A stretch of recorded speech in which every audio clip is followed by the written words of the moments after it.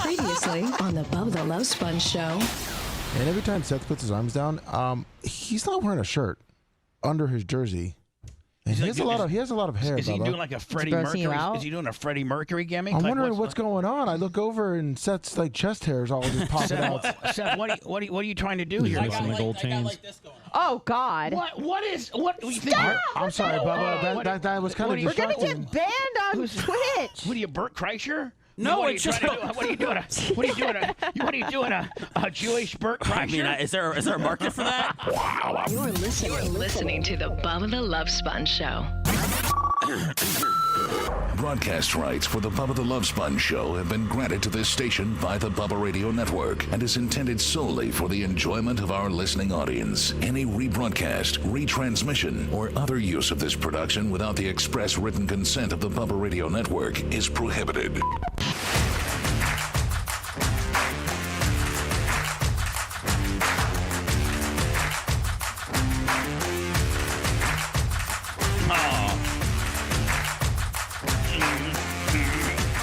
Today, by the way, the Bubba the Love Sponge show, Thursday, March 7, 2024. Today's special co-host is none other than the great babyface Brian Matroni, Esquire. He's a lawyer and a pain in the ass. Such a stud. Yeah, he wore his special shirt today. Got a Hot Wheels Ferrari at home.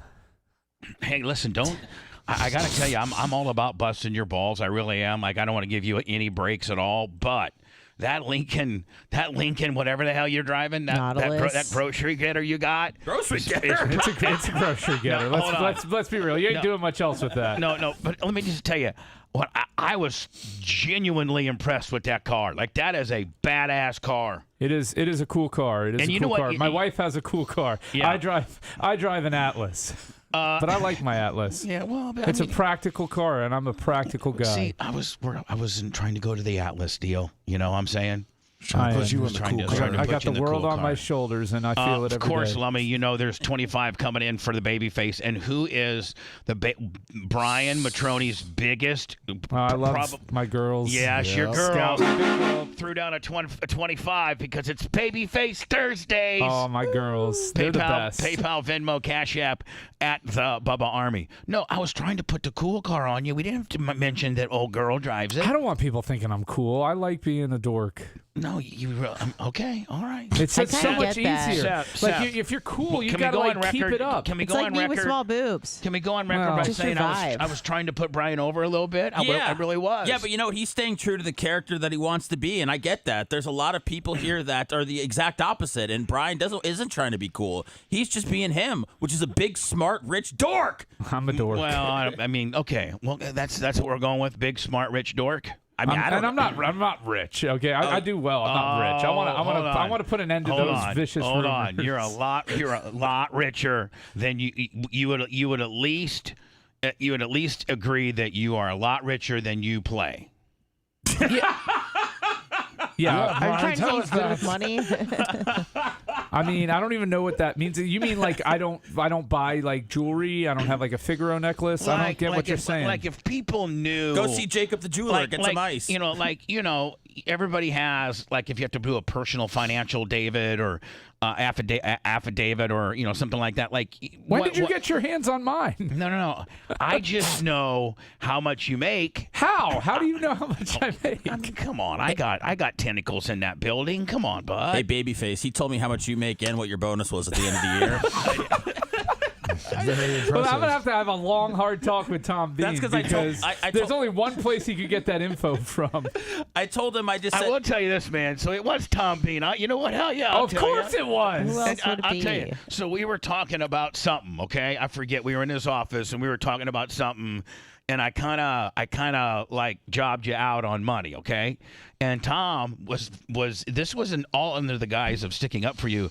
I was trying to put Diaco over with the $700,000 Ferrari and all that kind of deal.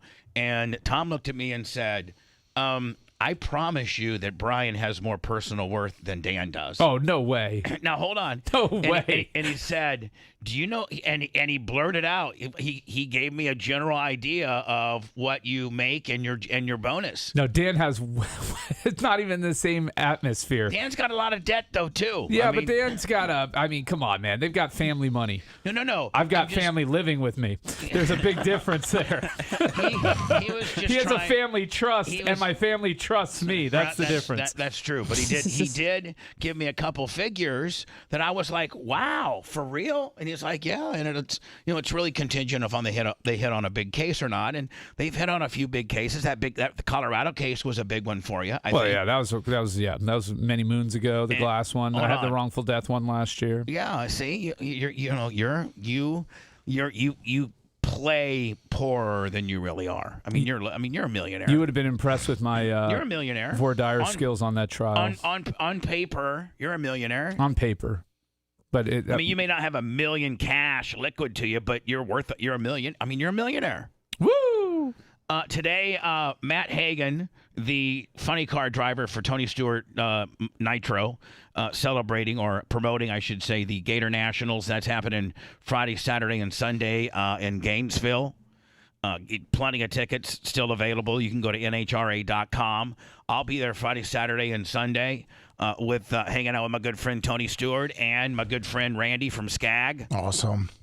So to 8:30, Matt Hagan today, and then tomorrow I think we're doing Alex Stein. Yes, we are. Alex Stein. Normal time, 9:15. And then I've heard Seth. I've heard remnants, or I should say, I'm hearing scuttlebutt of the babyface and Seth saying we got I don't know what type of Megatron jumbo pack shakedown we're doing today. But are we opening up? Are we doing cards today?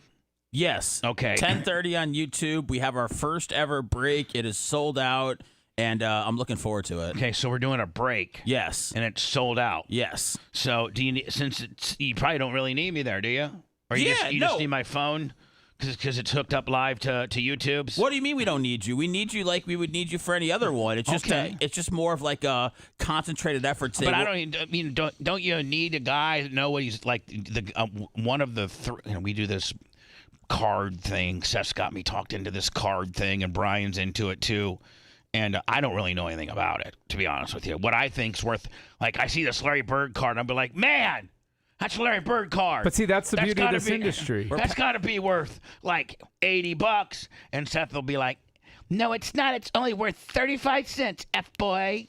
So I don't understand this. Well, here's what I can help you understand now. Now we're not opening up cards that are for us that we're going to take and resell and buy more cards. These cards are already purchased by some of the Bubba Army. Why don't we just send them to them? What's that? Why don't we just send them to them? When? Or where? Why? This is how we do it. Yeah, they buy a spot in the break, so everybody gets a random division. So someone will get, like, say, the NFC North. Someone will get the NFC North. Who bought the NFC? That's who I would have bought. It's random. So we're going to randomize the divisions. So there's two ways you can do it. You can price the divisions based on the quality of the cards that you potentially could get out of there, and that's one way of doing it. Or the other isn't all of this an unknown? Like, we don't know what we're getting. It's a gamble, yeah. Yeah, it's a gamble. So we haven't pre-opened these cards and know which ones are the good. Like, man, if you bought the NFC North, you're going to get a, Jordan Love rookie. You're going to get a, Neil Mount Plaisir, 15 on the Venmo. I love Neil Mount Plaisir. So this is a super high-end product that we're selling today. Like these are very expensive boxes. They're going to be, and it's going to be live exclusively only on the YouTube channel. Right? Yes. For about how long? Just out of curiosity. It's going to be 2 hours on us, so you just stick around, relax, get a massage. Following the card break, then we have the very, very, very highly produced and very sought-after podcast that you can go get anywhere you download your podcasts, Spotify, iHeart, Google Play, it doesn't matter, iTunes. It's called The Bubba Army. It's the Bubba Army podcast, so just download it. Today's episode will be 2 Live Jew, which is Seth and Anna talking about, I guess some Jewish stuff, or maybe That's not. what we always do. Do you guys ever not talk about Jewish stuff, or is it always Jewish stuff? It's very Jewish centric, so. We Really? talk about space No. lasers and Marjorie Taylor Greene today. Yeah. So anyway, today's podcast, available wherever you get your podcasting, will be Two Live Jew. Look at Seth. He's doing a 3-fer today. He's doing this show, and then he's going to be doing the baseball, is it just Football. called cards? Bubba's breaks. Are we only doing football? Like there's no basketball or baseball? Just or doing no? football right now. Yeah, football Right. today. Bubba's Big Football Card Breaks. That'll be live on YouTube exclusively. Our YouTube channel is at the Bubba Army. So what are we going to fire that up? Maybe say 10:15? I told everybody 10:30, but if we want to kind of just get on at 10:15 and start just messing Do we have around. a selfie stick or anything for my phone, or is this going to be? We can find one. Okay. We'll find one. Yeah. Sounds like God Company. They got better mic processing than we do. Oh, over there. Macho, get ready. No, nobody get ready. But Jesus, see how can you see how good he sounds? 3 days he'll be asking you to switch processors Hear again. that? Rhett was a big help. Macho, this how do you morning, sound, already. buddy? Do you sound like God too? He doesn't want to talk. Of course He doesn't not. want to change processors again. Macho, can you just say hello? Check 1 2. Hello. We're eating a protein bar again, sir. And we got, apparently my dad said I have bronchitis. You know what? What? Macho Man, can I tell you Please, something? please. And you please not get mad at me. I love you more than anything. You're one of my most favorite employees around here. I think it's just allergies. You're certainly one of the hardest workers, but you got a tinge of hypochondriac on you. You're a little bit of a hypochondriac, like just. Are you saying he's always sick? No, like any little like sniffle or anything completely freaks him out. Well, he had a fever the other day. Well, he I said. know, but he completely gets freaked out on the whole deal. He's always wanting to go to the emergency clinic and get a shot. You know what I'm saying? That's my dude. Bubba's like, look, man, I really don't have health insurance. It's all a scam. I know. It's a prepaid card. Yeah, I don't have health insurance. I mean, I think I do. I don't know. I mean, it's Macho's the only COVID denier I know who's also a hypochondriac. Oh yeah. Any little thing, man. Because he's so in tune with his body through all the nutrients and supplements and all the stuff that just a normal like little sniffle deal will just freak him out. Every weekend he comes in with something. It's like, how hard do you go on the weekends? You know what? You Here's can the only thing. imagine. I think he uses the week to rehab from the weekend. He does. You guys don't, but I thought Macho has like a condition, like an ear thing or something. He was telling me about the reason why he gets sick a lot. No. Yeah, he's got a thing. He told me. Macho, do you got a thing? You got some kind of condition that makes you more sickly? Do you got something? I was supposed to get tubes put in my ears as a kid, but I think we guess- all were supposed to See? get tubes. I had tubes when I was a So I kid. get inner ear It's infections all the time. You were tube boy? I was tube boy. What determined whether you got tubes in your ear? So Infections. you don't have proper drainage, and you get like he said, inner ear infections all the And it can time. go in your brain So and you almost die. Yeah. yeah, Really? See, Lummy, you needed tubes, and they just let it keep corroding away, and it turned you into an imbecile. That's right. Sorry, Speech didn't impediment. mean to say that. Heavy tongue. Lummy, you don't have a speech impediment. You just He's got have a heavy tongue. You just got a fat, heavy tongue. Yes. That's Doctor that's proven. sometimes liquored up. Yes. And, Makes it heavier. Right. And sometimes it gets nervous, which makes it heavier. There's a lot of things that probably contribute to the heaviness of your tongue. Yes. Please. But do you miss when Lummy would roll in here drunk every single day? I kind of do. Do you? Yeah. That was always a good first hour. That wife and kid. thanks a lot, Walker. Really, Walker and Ruined my Ashley. show. Walker and Ashley really put a damper on Lummy. Like Lummy would literally be at the Hard Rock till like 4:30 in the morning, just completely a degenerate. And with like throw up in his beard and he'd come rolling in here. Someone I else's remember throw up. you feed him nips. Oh You yeah, throw him over to him. Yeah, I have. Remember that?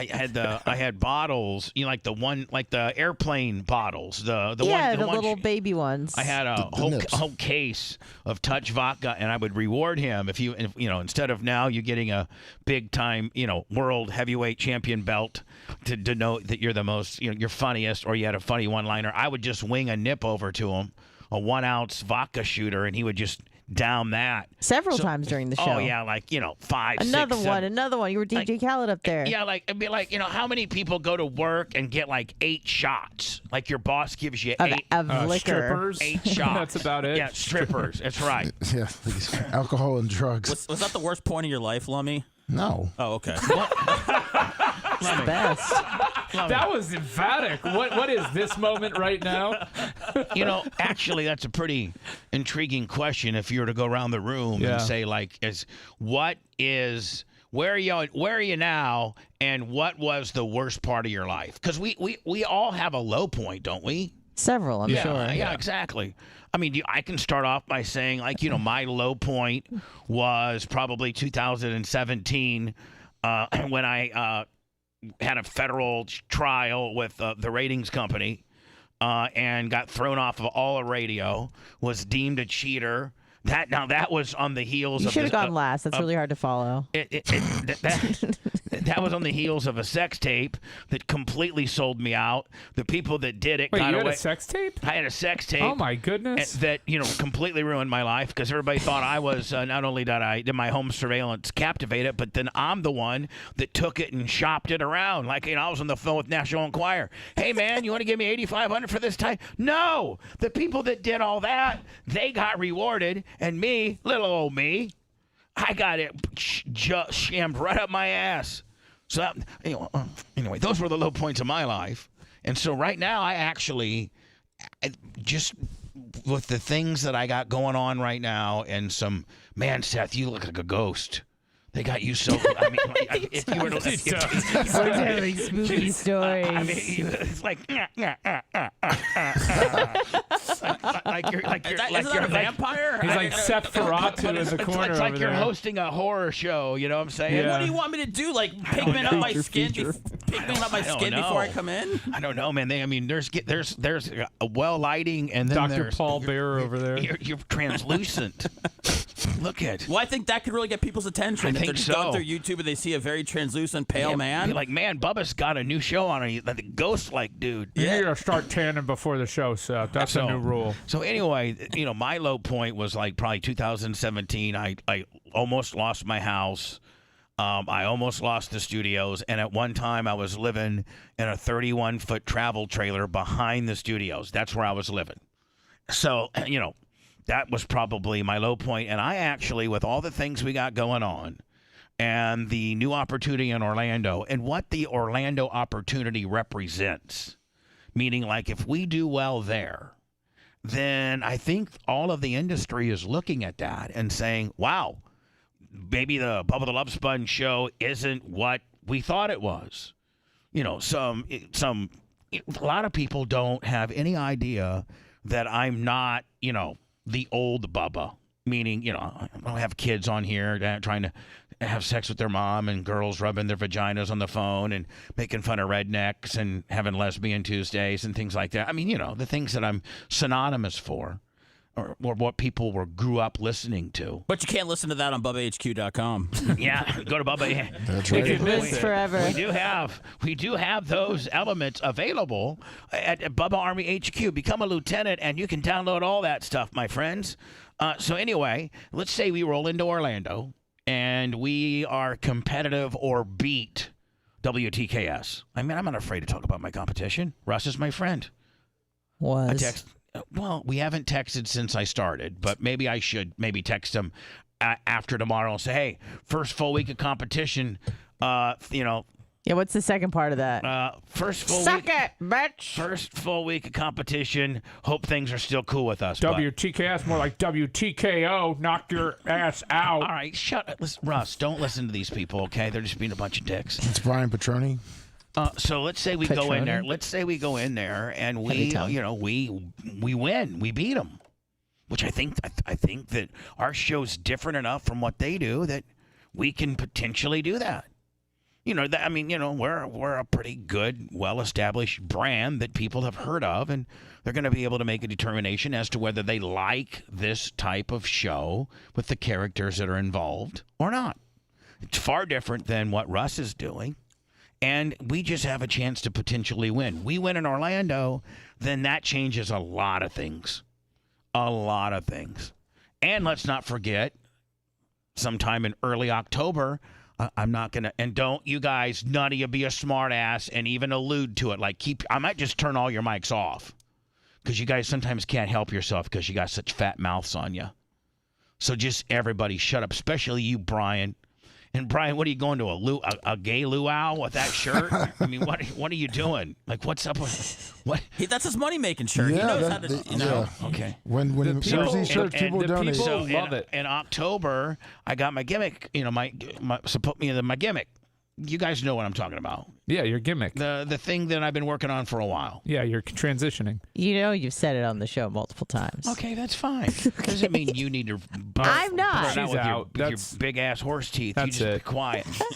Look like a bag lady today. Why can't you take Today, off, like most days. Take off that sweatshirt. Do you even try to be sexy? Because you got some sexy attributes about you. You know, all men skewing show usually have kind of a hot chick. We just got a chick. Oh my God. I'm just sorry. I mean, You're not wrong. But we got a chick who can be hot, but doesn't try, doesn't care. Most women care about being hot. Most women are like, you know what? If I was on a major radio program, a major show that produced, I don't know. I mean, if you look cumulatively and take all of we have over 150 million views if you take all of our things and combine them together. You know, from Rumble to YouTube to Twitch to Facebook to X, just visually, not even audibly. You know, because people in Fort Walton Beach that don't visually watch us, but just listen to us on the air, same as 103.1, you know, in Orlando.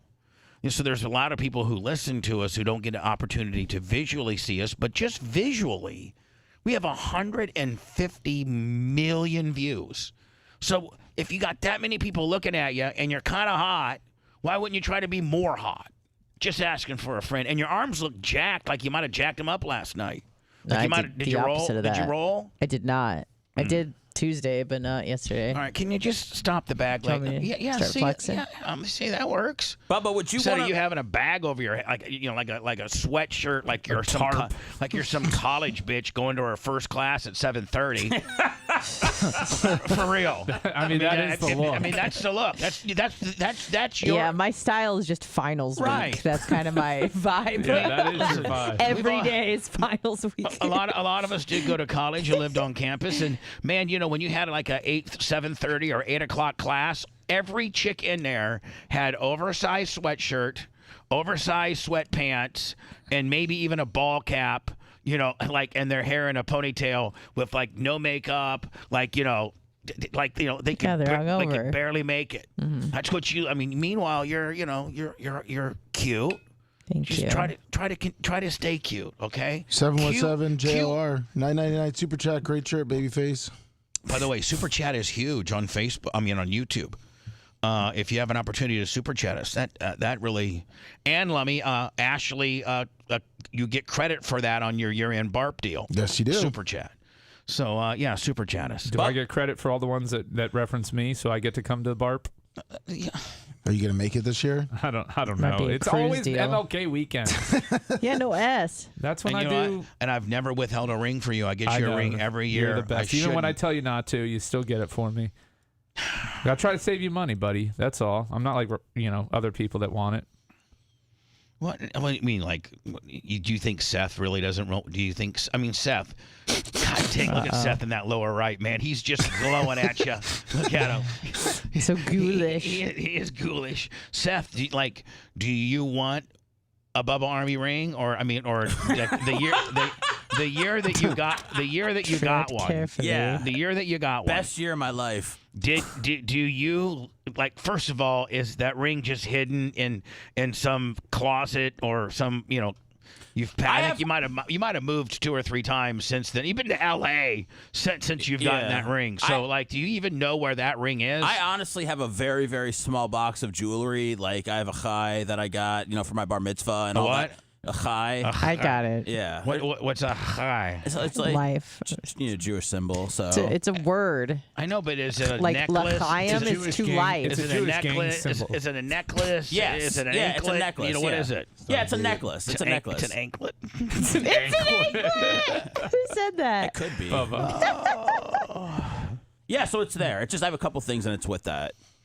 So in the rings with that? Yes. All right. Yes. Now, when you got the ring, or have you ever referenced the ring to your wife as to either you like it or that it's stupid? Not. I don't think since I got it, but she Right. was here with me when I got it. I mean, she doesn't think it's stupid at all. Right. Like, so, all employees usually get one. Yeah. And do you really want one, or do you like, I don't care. I really don't care either way. Would you rather have that or the cash equivalent? Cash equivalent. Was that the wrong answer? Kinda. Anna just lifted her eyebrows too. I think everybody I didn't know would that was an rather have the option. cash equivalent. It's not an option. I didn't know that was an option. Absolutely Well, it's not. hard to pawn them with your name on them, so it just would be easier if we could just cut out the middleman. Sorry, I was down and out for a time, Bubba. I know, but I did bring it to the pawn man. Every pawn store in St. Petersburg is taking a look at that ring. Right. They already had a donkey teeth one, so they were like, we don't want yours. Sorry. I miss some of the old crew. Which crews? I mean, people that were part of the show, or people that are. Oh no! Just like some. Is it? Yeah, that's a good question. Has Donkey Teeth? Like, is he mad? Like, yes, he quit the show. Yes, he did. Yes, he quit the show. Yes. Yes. Is he a troll now? Well, no, I don't know. I didn't say that. He's not a troll. He was one of my biggest fans, though. But what I'm saying is, I didn't know that Donkey Teeth quit the show. He did, and then he went on Twitch and was actively unbanning troll accounts. But But what? He's a great guy. Is there a particular reason why he quit the show? Politics. Now, wouldn't one think that, okay, maybe we don't politically align with you, but we only really talk about this in the year, like everybody, whether you're a radio show or you're, working at, a law firm, everybody talks about politics. Everybody does. Like, especially with what we got going on now. Don't even put that you like one or the other. Just it's hard not to talk about what we got going on. It's hard not to talk about our president. It's hard to not to talk about the guy that's running against him. And if you look at both sides of the fence, you can say, okay, if you're maybe a little more Republican, you're like, the guy in the White House is an idiot. He can't even barely walk. His cognitive skills are about, I don't know, one of a fifth grader. This is why you quit the show. No, hold on. Hear me out. Yeah. But you quit the show because you hear that. But you also, we talk just as much smack about Trump. And the fact that he's insane. Do we? And when Trump was in office, it was crap talk. I don't think it's equal time. It's probably not. But like, if you can't, that was your claim. But if you can't understand that's what, that you're wrong. No, that you're. If you can't understand that pop culturally, that's what everybody is talking about. And if our stance on politics don't align with yours, you just quit the show? You just quit? I mean, their stance doesn't align with me, and I come in. Yeah, you just quit? The fact we've been we've actually been friends. See, that's the He problem. used to come to 199s all the time. Hold on. That's and I adore Donkey Teeth, and I adore his wife. And they're like, Bubba Army royalty. Have you reached out to him personally? Why should I have to? Oh. If you just said you guys were friends. You said you were friends. Well, I adore them. I guess I could, but what I'm saying is, you back in the day, you could not agree with your friend's political opinion and still be friends. Now in today's world, you just quit. You cancel. You've been canceled. I'm just saying, I just don't understand. Isn't there so many other good things that we do as a show that you've enjoyed over the years that when we get into our political talk, and it's, by the way, newsflash, we're only like 9 or 10 months away, 9 months away from determining who the next president's going to be. And that's kind Let's go, Nikki Haley. And hold on, and that's kind of big news, regardless of which way it goes. It's big news. You need to talk about that. And just because we look at it differently than you, here's the way I look at it. I really wish, honest to God, I'm going to vote for Trump. Just because I think that he and his brashness is what we need, because we have sunken so far and gotten so soft. But that being said, let me put a caveat to that. I wish there was some other candidate that the GOP propped up that I believed in a little bit more, and was a little bit more presidential and a little less brash and a little less of a dick and just was a little more presidential. Kind of like a Republican Bill Clinton.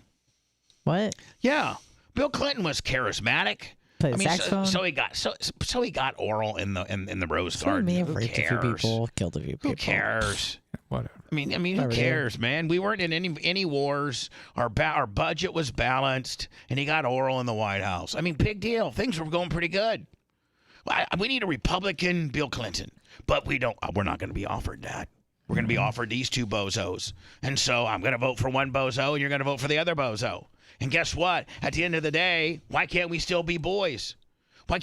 We've done so many great things together, Donkey Teeth. You've contributed so much to the show. How do you not like me just because you don't necessarily like when we talk politics? Well, first of all, if you're going to be a pop culturally based program, you got to talk politics. In fact, the State of the Union is tonight. Oh, no. And you staying up for it, Bubs? No, but I'll have the highlights of it for tomorrow, and we'll break it down. You're going to tell me what he said? At least it's not during football season. So what I'm saying, it's going to be a campaign speech tonight. But what I'm saying is, everybody, every male skewing, or everybody's talking about politics. How do you not? How do you not talk about politics? Taylor Swift. I mean, unless you're just I see sometimes Rhett, me, and Lummy will get off into a sports tangent, but then I got co-hosts that actually try to walk out. And Otto. So, I can't do anything right. I can't talk about politics. I can't talk about sports. It's either you or Anna, Donkey Teeth, and I made my choice. No, that's not it's not my official position. Donkey Teeth, I'm sorry. It's either Donkey Face or Donkey Teeth. There's also Jamie from Northern Heat and Air. That was mean. Yeah, I know Jamie. I know Jamie from Northern Heat and Air has we've lost him too. And unsavory character apparently. That was not because of politics. What about Big Phildo? Big Photo is not because of politics. Is there going to be anybody? Let's go through all the reasons why people left. Big Photo had some personal why are we problems. sitting here worried about the people that left us? How about the new people that we're getting daily? Iggy says he quits 4 times a year and he's still here. So. Iggy quits 4 times a show. Yeah.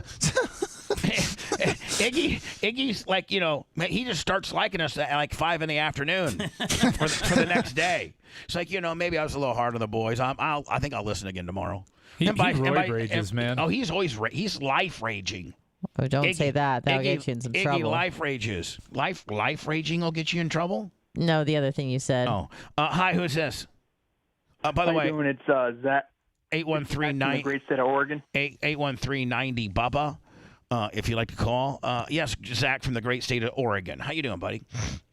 I'm doing great. I think you guys are doing a great job, and I love when Brian comes in and adds a new element, and it's the best. I'm telling you, it's the best staff you ever had. But with that being said, I was just thinking about the food reviews. I'm missing those, and I just had a little tip or maybe a nudge of something I saw that you might like, possibly. All right. What go ahead. What might I like? It's at a KFC. It's called the Cheesa. Yeah. So essentially, it's a pizza on a piece. Lummy told me chicken. about that, and you know what? I'm gonna do it. I'm gonna do it next Thursday. They have a name for it. It's called Chicken Parm. At every other restaurant, but they call it the Cheesa at KFC. All right, well, I'm going to try the Cheesa It's a little different, and at the KFC. That'll be my next food review. It'll be in my Adam from Fenderworks NASCAR type 04 Crown Vic. And it has lights on it now, Lummy, and it's really looking sharp as you can see in the screen. It's hooked up to. I have it hooked up to a trickle charger at all times. That's, by the way, for those watching the. Thank you, buddy. Appreciate your input. You're gonna like the $13 price tag on that value meal, Bubba. What? Yeah. I looked it up the other day because I was like, hey, Bubba needs to do a food review. 13 What's new bucks out there? for what? The Cheesa value meal? Yeah, the combo. You get a fries, your Cheesa, and a drink. Wasn't the Cheesa like 60+ grams of protein or something insane too? It's a big piece of chicken. Yeah. It's a big piece of chicken with cheese on top. 66 grams of Bubba, protein, brother. It's a fast food chicken parm with slices of pepperoni. All right, I'm gonna try it next Thursday. I'll take the merch crick and Bella. Oh, looks good. Bella, the pit bull with me. Lummy, as you can see, I'm getting ready for the Gator Nationals. Oh, yeah. If you want to look on the screen right now, this is actually I did a new video with Seth. It's just part of the Manning Up Seth series. That video, actually, I watched it last night, Seth, and it ended up being pretty funny. Yeah, I liked it. I normally don't like to watch that stuff, but I did enjoy it. So, Lummy, as you can see, this is actually a peek of, this kind of represents, my life. This is the back of the studios, and I got a bunch of storage containers and some pallets, and I got my F-150 pickup truck already preloaded with my golf cart. Lummy, already strapped down to go to the Gator Nationals, because when I go to the Gator Nationals, bitch, I ain't walking. I'm golf carting it. You're riding style. Because I'm VIP. But I already got it loaded up. And I got to tell you, Lummy, with those ramps, it's kind of sketch. Load. It's a very high degree. I need to have Merch Crick maybe videotape me, loading this thing. It's kind of sketchy. When you're driving it up? Are you driving down all the way to Ocala, to Gainesville with that open like that? Yeah. It's going to be strapped. It's going to be strapped. Ooh, you hit the brakes hard one time, man. That strap's not going to hold that thing. They have I got big straps. I got straps going both sides. Plus, I got the front wheels chalked going both ways. And yeah, I got it strapped down 4 different ways. You got a red flag for that thing? Yeah, you got to have a flag hanging off the back. It's a law. Yep, he's right. Look at Johnny Law Boy over there, who's rolling around with 16 pounds pressure in his right front like a little bitch. Not anymore, slut. While Bubba is eating whatever the merch chick brought him for lunch, go check out all our great Bubba Army merch at BubbaArmyStore.com. The Bubba the Love Sponge Show. We'll be back after this.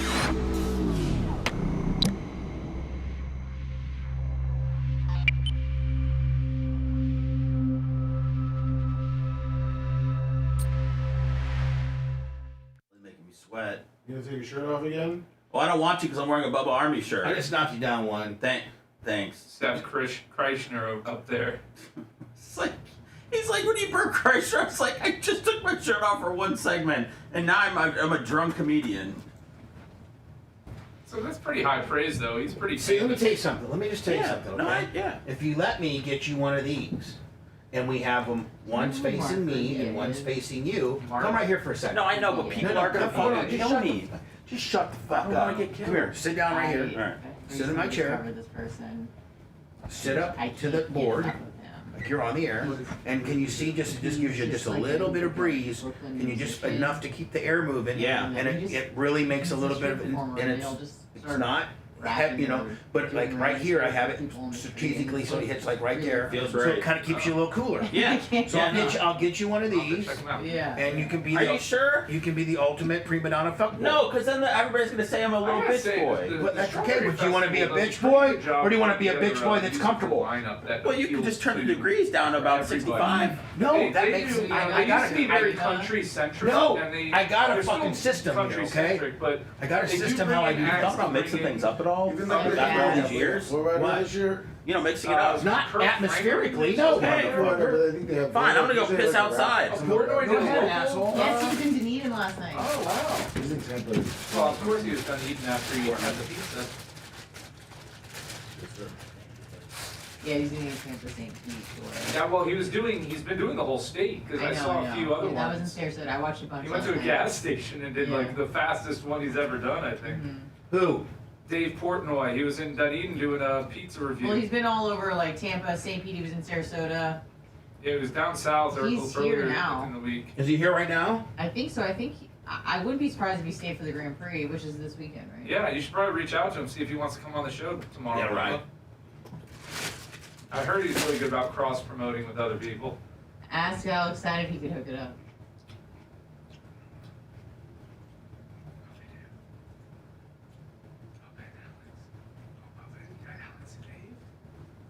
He tried to storm it. remember that. Yeah, that wouldn't go well. Yeah. Well, gotta crack some eggs to make an omelet. Egg white omelet? No. Really? You like the yolk? I mean, I always have. What do you put in your omelet? Veggies, all of them. Yeah, feta. I like feta. I don't like Feta, tomatoes, This is what I have onion. to say about feta. Feta is not supposed to be with warm stuff. It's not a melty cheese. So I hate when people put it in omelets because it doesn't melt like cheddar or mozzarella. That's what I like about it, is that you get like a whole bite of it. See, the problem with cheddar in an omelet is it congeals, it becomes part of the egg. So it's really you're eating cheese. No, I like the cheese pull. You don't get Yeah, feta. I just like that feta's lighter. It's not as greasy and heavy. Because I'm looking at breakfast. I ain't looking to weigh myself down with an anchor in my gut. Okay? So I'm not The feta's really going to do that, or the cheddar's really No, going that to shit. Like, have you seen how much cheddar some of these people put in omelets? It's an absurd amount. About it. No, you haven't been on a cruise ship. I have not. I have no They idea get on a too cruise generous with the Yeah. cheddar. You can say light cheese. You can try. You got They heavy force hands. it down your Yeah, they force it gullet. down your gullet. Yeah. Yeah, no, I feel like They feta's need for you to salad. they need you to coat their plumbing there to keep it all running well on the ship. Oh boy. Yeah, I feel like feta is for like salad. This should be on cold things, not warm, hot omelets. I'm on another cruise starting Saturday. For real? Yeah, the Icon of the Seas though, the biggest, baddest ship ever made. Unsinkable, they say. No shit, you're going down, bro. Yeah, if we hit an iceberg in the Caribbean, I'll gladly take that one. I do like feta though, just not on. Yeah, I gotcha. What up, you? But- Feta, you know what's feta? Big Feta's meal really Mount good on Glacier. top of like Greek salad. or hummus. Yeah, of course. Yeah, it's a nice compliment to hummus because it's a little firmer and Not just that, but the it's texture. like the taste. Yeah, the tang. It's Yeah. got a tang to it. And it does have a tang It to does have a tang to it, but feta goes really well with tomatoes What and up, onions, Duper? and spinach, which I like in my Hello, Maria. So. Here's something that everyone goes crazy over that I do not like goat cheese. I don't like the way What it up, tastes. Jay Gator? I Big day, And I babies. know it's like But I don't Maria, like you know what I said lot. yesterday about when your picture It's popped just up? too rich. It is rich, which is why I like goat cheese. What like up, Danny? on a cracker. Right, it's something popular small. charcuterie. Yeah, or I'll tell you, the chicken brine at Carrabba's Oh, that's good. with the goat cheese on the top. Yeah, you that get ham chicken. well, okay. You salmon brine. You don't I need think fish. it No, it's very good with the What up, sun-dried Storage tomatoes Shed? and the lemon butter sauce that they put on it is. Just don't like goat cheese. Yeah, I got everybody squared up, man. No Goat one's gonna cheese lose is in this goat break. Cheese. No, it's good. It's just too rich. I just don't like it. It's too rich. On anything. I got some stuff taken care of. What? What up, Peabody? What's up, Manson? Yeah, sun-dried tomatoes. Oh, Like a lemon hummus. butter sauce. Goat cheese. Like What up, Dre chive, Days? goodness. What? Green Scallions? No. Leeks? Parsley? Like your Sage, name. rosemary, thyme? That's very good. Oregano? Timothy, asparagus? Timothy, what it do? Little green things. Hookah, Richardson. I'm excited.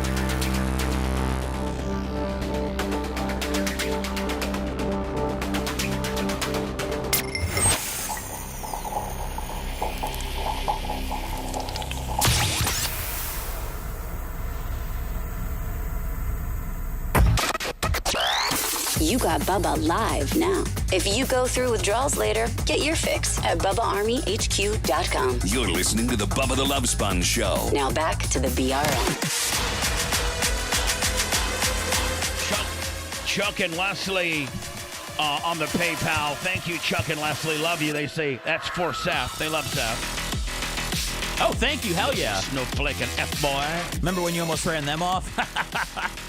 Sorry. Are we going to get back in everybody's lowest moments? No. Yeah, no, we heard Bubba's. He won. I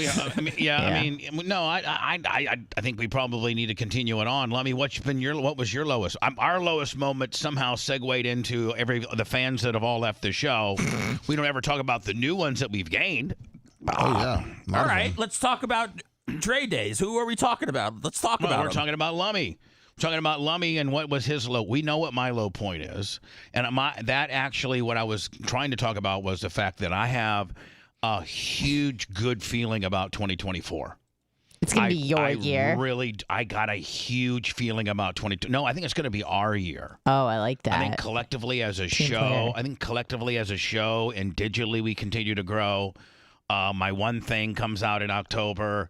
That helps catapult everything. And I think we pick up after we do well in Orlando and they see the show is not the show that they have typecast us to be, that it's a award-winning, that a ratings getting, very sellable, somewhat controversial, male skewing talk show.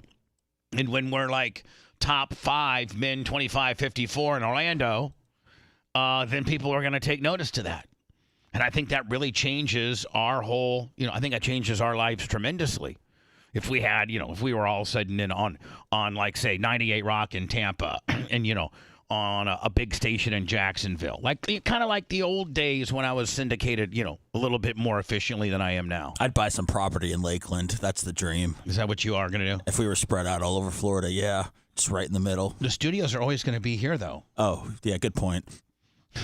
Sorry, I thought it was going to be traveling all over Florida. What are you going to Comrex in? I don't know what I was thinking, Bubba. It's been a dream to buy a house in Lakeland my whole life, okay? Well, okay. In Lakeland, your whole life? Your whole life. Well, we used to drive from Tampa to Orlando and, lots of... You'd be like, man, I could have the best of both worlds if I lived here in Lakeland. You wanted to buy a house in Orlando. I think everybody in Lakeland really... I think everybody in Lakeland, unless they have large lots of land, wish that they were either in Tampa or Orlando. Really? Yeah. I don't think anybody in Lakeland wants to live in Tampa. Oh, okay. I think they like where they are. Yeah, I think so too. I think they're the type of people that we're just fine right here. Perfect. I don't think they're a type of people I want to say though. I consider them, just like anybody else. Right. They're straight white trays like me. Oh, okay. I'll be seeing a lot of them at the Gator Nationals this weekend. Lakeland will be empty this weekend. They'll all be up at the drag race. They'll be at the Gator Nationals, buddy. In Plant City. Lummy, what was your low point? My low point, we've already talked about. It would be the sex tape with the ratings kicker. And then what was thrown off of everywhere? Typecast, blackballed. Still somewhat there, just trying to dig out of that hole. IRS issues. So how about you, Lummy? It's when I just got divorced and was living in my office for like 3 weeks. When you're only divorced. Yes. Did you? And first divorce. That's called foreshadowing. That wasn't too long ago, and that's when you were also doing that heavy gambling and drinking too. Yeah, I mean, I was living in my office. I didn't have really much. How long did you live in your office for? Probably like 3 weeks, 4 weeks. Really? Yeah. Where would you shower? Here. That's when you were living in the trailer behind the studio. Oh yeah. They coincide at the same time. And we only had one bath. That's cute.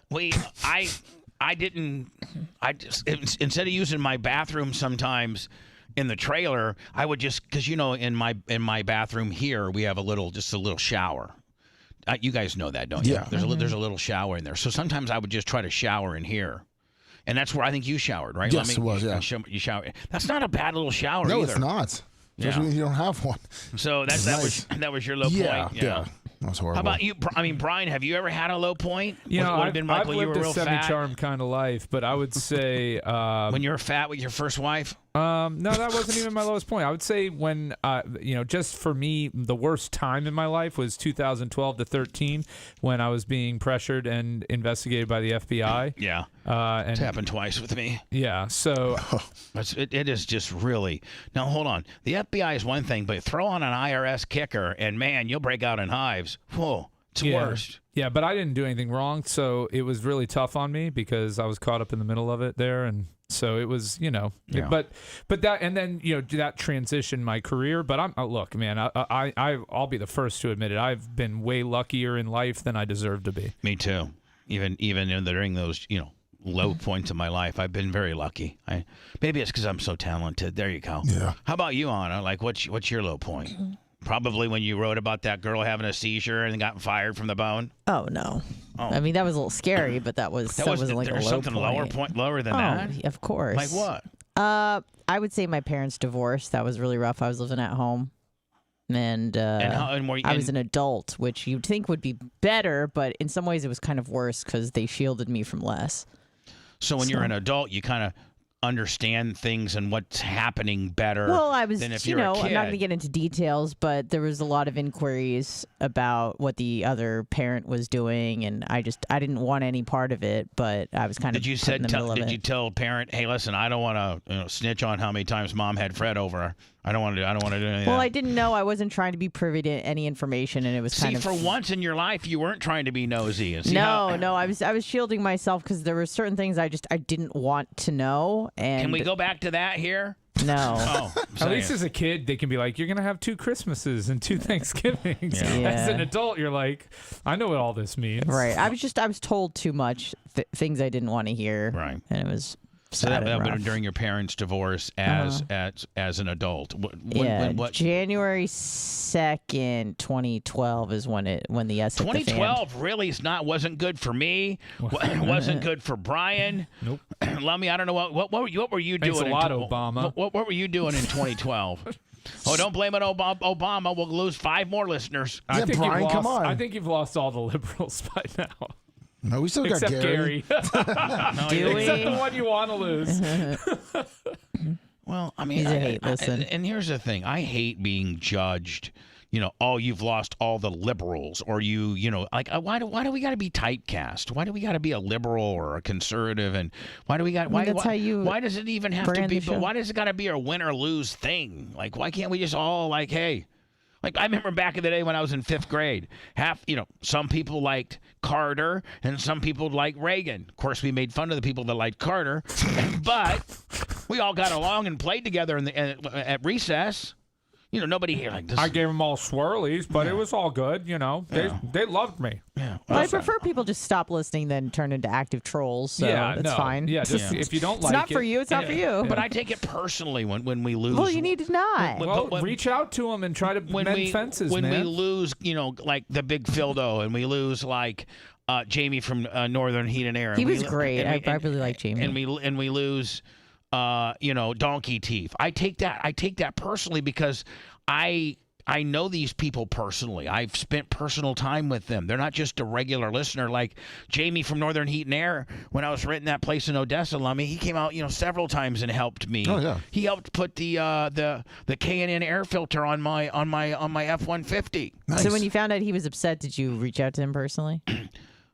Yeah, I think I did. Like you texted him? Yeah, I think I did. And what did he say back? And you know what? Probably nothing. I think he ghosted me, or that or didn't go through, or something. It didn't go through, or something. You didn't send it, did you? Anything.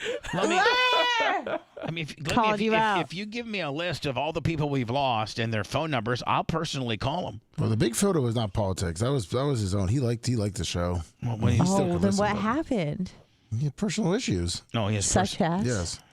Well, probably maybe health or a divorce or something like that. Yeah. I don't know. So, Rhett, I mean, what's been the low point of your life right now? After I left you the first time. Really? Yeah. Was it? Hold on. Now, was it because you hated me, or was it because there were several different things going on in your life? No, it was because I applied to 150 plus video jobs and none of them called me back. So I ended up going to work for Amazon. That burned me out. And then I tried one more time to get a video job, and it just did not work. So I quit Amazon without a backup plan, and then I just laid on the couch for about 2.5 months and thought about, doing myself in. For real? Killing yourself? Yeah, and then come February, that's when my wonderful girlfriend of 5 years had broken up with me, and I had nowhere to go. So I moved back home. My account balance was like negative $1,600, and I had to buckle down and get a job at Moe's, and then I came back here. No, so are we like? Can you hit me with a welcome to Moe's real quick? No, I worked in the back. Oh, but like, asshole. I look at this as either as we suck so bad that this is the only video job you can get, or that we're so cool that we're the ones that you really need to work for.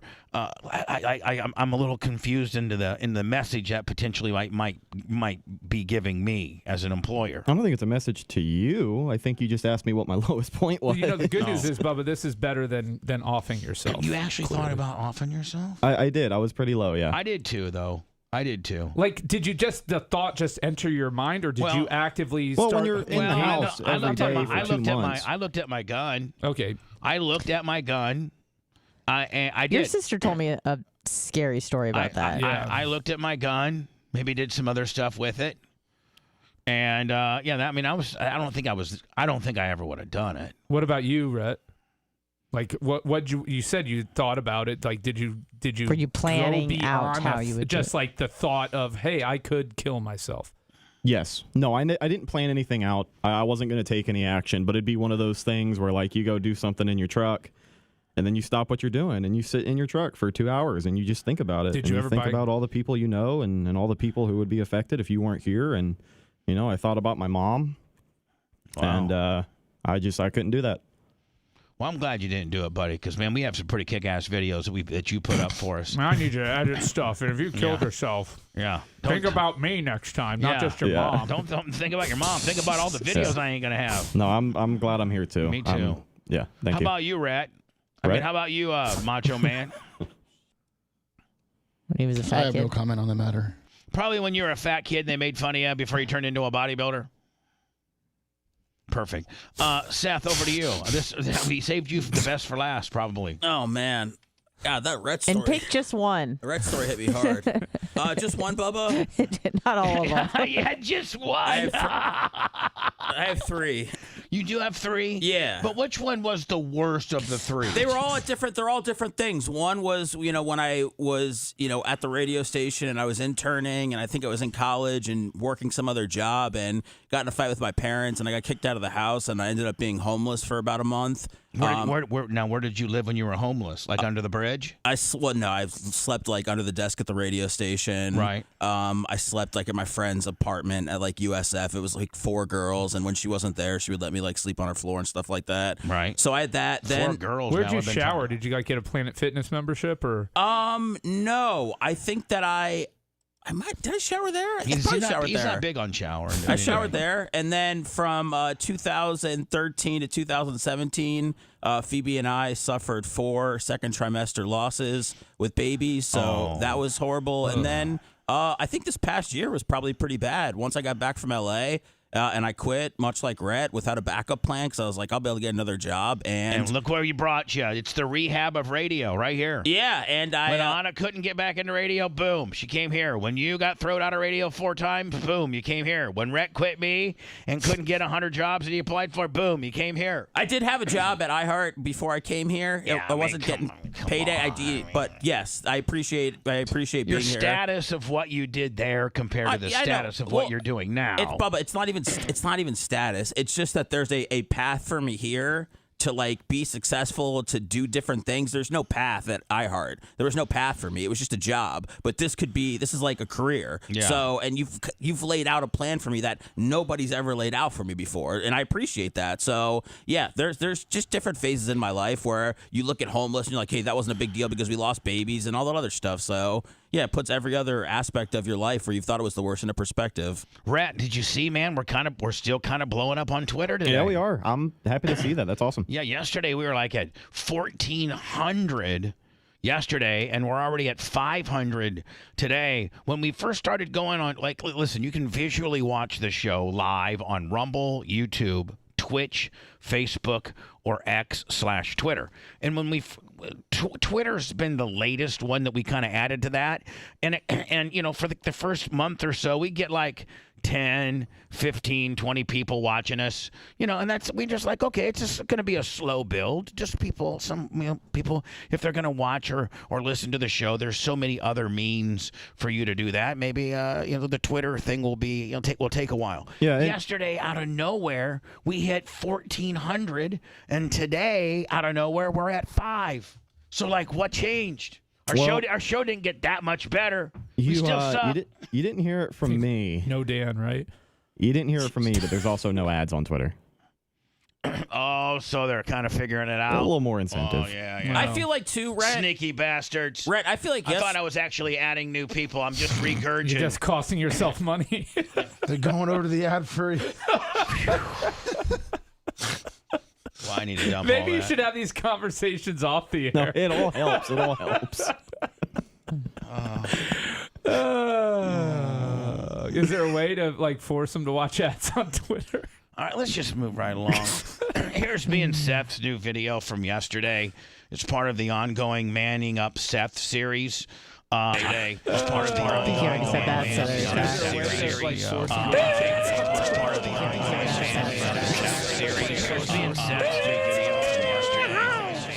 ongoing Standing Up Seth series.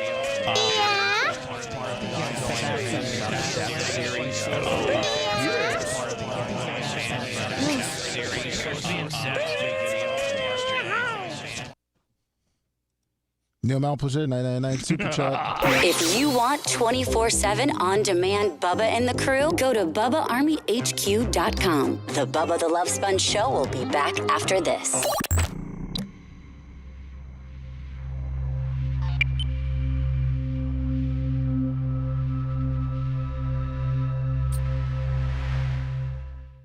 Some of them are like this, some of them are what?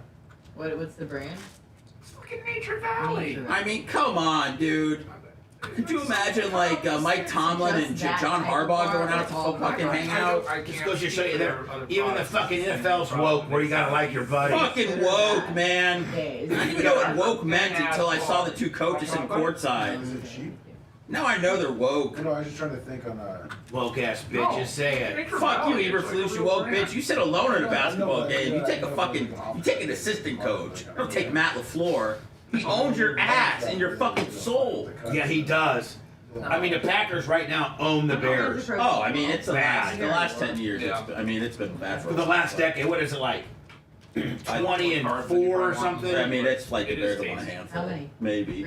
Yeah. Maybe. But it was the 70s and 80s and even early 90s were tough sledding for the Packers. I don't care about those times. But I'm just telling you, like, the Bears fucking dominated the Packers. We would get our ass kicked. But you know, we get that 34 had 9 million yards on us. But you know, the 90s was 30 plus years away now. That's lifetime ago, man. You don't feel like eating something like that makes I'm glad that you were holding on to those memories, but I got no memories to hold on to of anything good. I want something light. I got nothing. What was your first year as a Bear fan? Like, were you really understood the game? Like, we're a Bear fan. These mornings, I don't know. Probably when Jim Harbaugh was their Probably like when you were like, 8 or 9. That's when you started understanding. Yeah. So what year would that been? You were 8 or 9. What year were you born in? 82. So like 1990, suffer through it. 91. Yeah. So I was 2 when they won the Super I'm not Bowl. weird with food like Yeah, and so There's no recollection of that. right. myself in this You don't remember the Super Bowl shuffle either, do you? Oh, I remember that. My dad had the Food cassette that way. tape or had the videotape. If I'm like, I know when I'm hungry, I don't overeat. All right, I gotta write some shit down. All right, man. You know, Take care. it's clearly not dehydration. What's up, Rumble on YouTube? You know, it's real hungry. Is that water? That's a monster. Actual Monster, actual water. Oh, I loved, what was it, yesterday's show when Bubba was doing a Bubba himself? That was. Man, I got this message on Facebook from this unhinged guy who was mad about because I said Caleb Williams might be good. He might be good. That's what I said. I mean, that's not a controversial position. Well, he was mad. He was telling me that the kid was straight trash. And he started talking about Dak Prescott. I was like, what do people think that they hear? Like, we never talked about Dak. What up, Steve? Ryan Leaf. What up, How Wowie, Yo Wow Wow, Ohio 420? He said he's warning NFL teams to be careful of drafting Caleb Williams. I wonder if I'll ever go to Ohio. Ryan Leaf needs to keep his fucking mouth shut. Why? I mean, Good morning, Mr. D.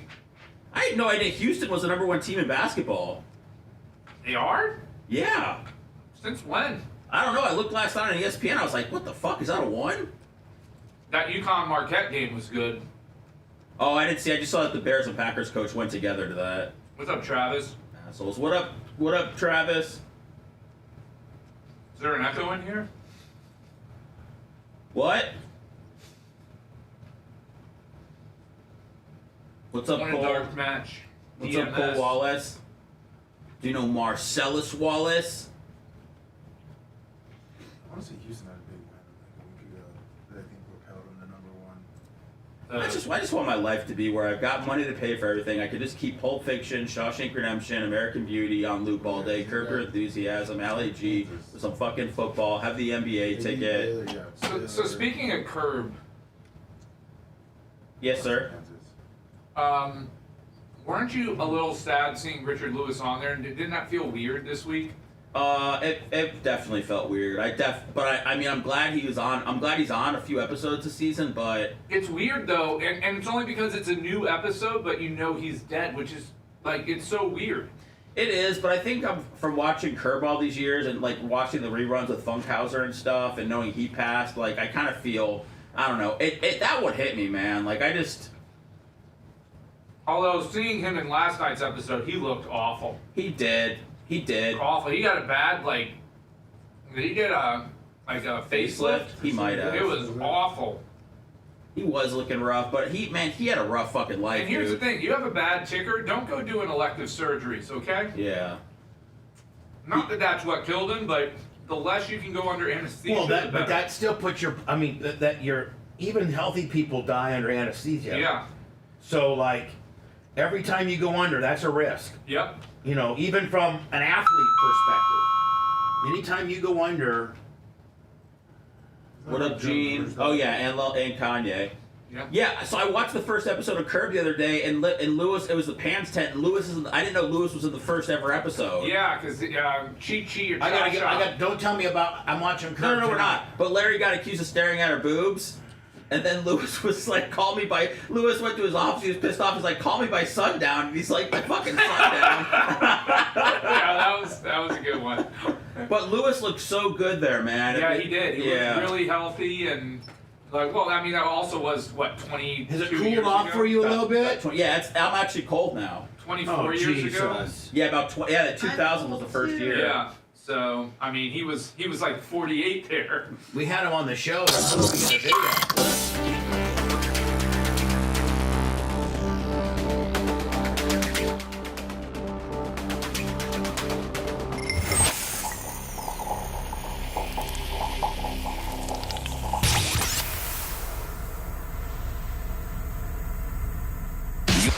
You're listening to the Bubba the Love Sponge Show. After the show, make sure to check out BubbaArmyHQ.com. It's all things Bubba 24/7. And now back to the BRN. We often think that living a more heart-healthy lifestyle means making big, unsustainable changes. But with Super Beat Heart Chews, you can get a daily blood pressure support, with just 2 little tasty chews. They taste good as hell. And they even promote heart-healthy energy without the stimulants. Paired with a healthy lifestyle, the antioxidants in Super Beats are clinically shown to be nearly 2 times more effective at promoting normal blood pressure than healthy lifestyle alone. The #1 pharmacist, doctor, and cardiologist recommended beet brand for cardiovascular health support is Super Beat Heart Chews. Super Beat Heart Chews support healthy circulation without the stimulants. No pills to swallow. No ingredients to mix or prepare. It's plant-based and there's no artificial sweeteners or colors. Double your potential with Super Beat Heart Chews and get a free month supply of Super Beat Heart Chews on all bundles, and a free full-size bag of what, Lummy? Turmeric. It's very important. That's valued at $25 with your order, and it all starts and stops by going to BubbaLovesBeats.com. Get this exclusive offer only at BubbaLovesBeats.com. Here's a sneak little peek of something that you could go to and watch later today after you listen to the show, by whatever means. Maybe you're on our Twitter page right now, twitter.com/The Bubba Army. Yesterday we hit 1,500. That's pretty huge. Yes, it is. You know, Lummy, so Seth tells me Seth's not good at maintaining his vehicle. He's just not. He's a little bitch when it comes to knowing anything about a car, and even Brian probably maintains his car better. Brian, if your air pressure indicator, your air sensors in your wheels said that your all 3 tires, your left front, your left rear, and your right rear were at 40, and your right front there was a big red tire that's lit up on the display panel, and it said 16 pounds pressure, and all the rest of them had 40.